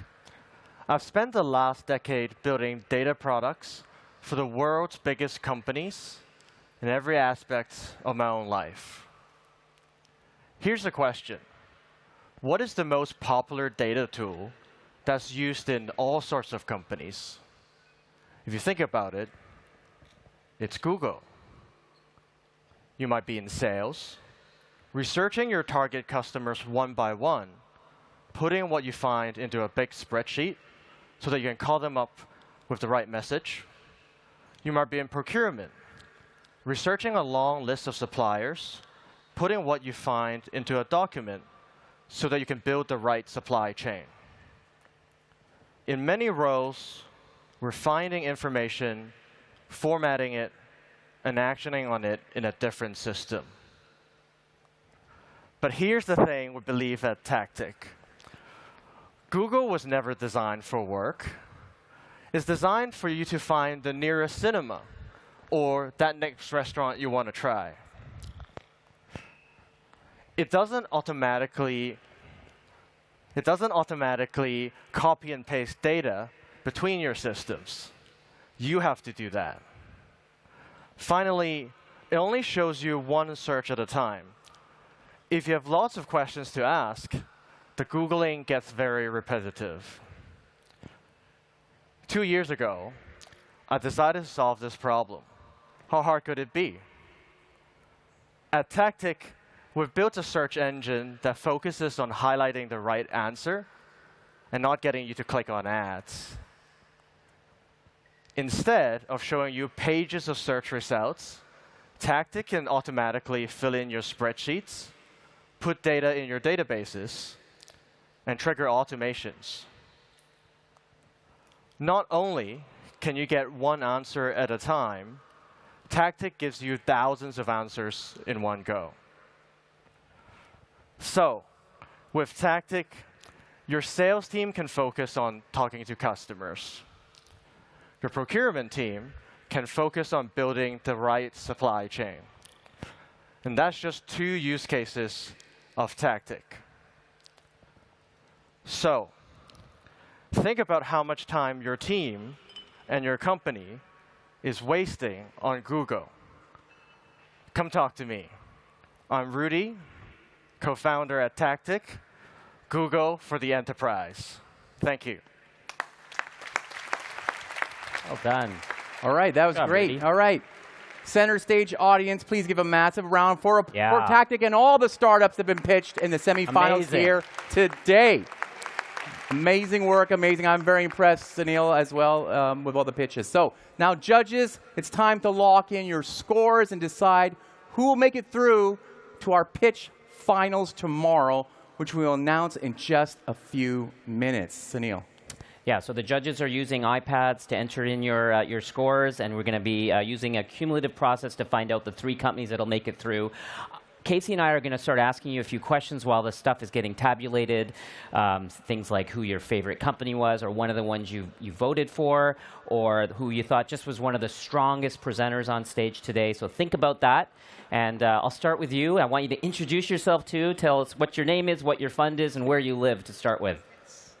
So I'm Shomala Sarkar, and I lead the global strategy group for Accenture Technology. And I'm just really amazed at the range of opportunities and challenges this startups pitch today. And I can't clearly pick a favorite, so You can't. I cannot. But you're a judge. You did pick a favorite. There's several favorites. Okay. Let's see all the others. All right, that might affect the scoring. Casey, do you have a question for someone? Okay, yeah. Excuse me, young man, why don't you stand up for a second? Wesley Chan. What's your name and what fund do you represent? I'm Wesley Chan. I'm at a new fund called FPV. Okay. Which stands for Founders Point of View, among many other things. Great, great. So maybe, did you have a favorite that you saw today? Oh, there's so many children to love. Yes, so many children. No, but there's, we always look for funds or companies with amazing new markets that have yet to be created. And we think about what the world looks like. It's sort of like when we invested in some of these companies like Plaid or Canva, the markets didn't exist. So we sort of go through and say which of these companies where the market doesn't exist, and we love companies like the microbiome company that cure cancer. That market doesn't exist yet. No doctor can prescribe it. Space weather? Space weather, that doesn't exist. We look at the IoT market today. You can't really get container ships really measured except with these expensive Iridium sensors. So that market doesn't exist. So these are big markets that we're very excited about. So is there any one that you like better than the other I like the ones? microbiome one. I mean, Microbiome, who wouldn't want to go there and get a test and say, "Ooh, this is going to cure my cancer"? So that market doesn't exist yet, and I think it's really exciting. Okay, great. Thank you, Wesley. Maybe you'll write a check this year. I think he was Biome Therapeutics, right? That's what you were saying? Yeah, Biome Therapeutics. I have to ask this gentleman a question. I'll give you the mic. He created the fund that has my heart. That's Techstars. That's you, David. You've invested in like 5,000 companies. What did you take away from the pitches today? 5,000. That's crazy. That's what I hear. That's what the internet says. Insane. One of the things, as you know, we talk about at Techstars all the time is, make it count, right? Because I talk about this concept of if you had one last startup that you could build, would this be the one you would build? And it's clear a lot of these entrepreneurs have answered that question. Yes, these are businesses that can make a difference, and I love that. Yeah. Was there one or two that grabbed you? Yes. But I'm not going to tell you. You're not going to tell us? I'll save it for later. All right. Hello, young lady. What's your name and what fund do you work for? Hi, my name is Rachel Pippin. I am a co-founder of Maneuver, which is my agency, but I also advise a longevity and biotech VC named LongeVC based in Europe. So I agree, totally, microbiome is fabulous, but I'm also quite pleased to see Fem Therapeutics on this stage. Yeah, that was great. Yeah. That field definitely needs some more work, so great job. No one's asking me, but I like Cumulus Water. I mean, I think the problem of it's 1.5. I think 1.3 billion Africans, and the problems are so pronounced, and that product just looks so cool, and I hope it gets to market. Can I ask you to say hello? Your throat's on? Okay, I'll pass. Your name and where you live and the name of your fund, and then what you thought of the pitches. Sita from Connect Ventures, based in London. I thought the pictures were great. I love the variety of it. I do a lot of health investing, so definitely microbiome, MyReha, Fem Therapeutics. There were ones that I really, really enjoyed. Okay. Yeah. Let's just do one more. Another one? Okay. Anyone want to raise their hand and comment on? Okay, please. Yeah, right here. What's your name? Where do you live? I am Shireen, a managing partner and head of Maersk Growth, corporate venture capital for the Maersk Logistics company. And I'm not biased at all, but I really liked Fossil Systems. I thought actually being able to have dumb assets digitized and connected will help us all to transfer data across the world and have amazing visibility. And then I also loved Cumulus Waters, actually. I originally come from Egypt. I live in Copenhagen. And I spent a lot of time in the desert, and it's just awesome. Great. And by the way, congrats to you. The Maersk booth is outrageous. I don't know what. I want to live in there. That's amazing. Did a brilliant job, yes. That can be arranged, actually. Okay. One more? I think this gentleman over here wanted to say something. Let's do it. He's been waiting. Yes.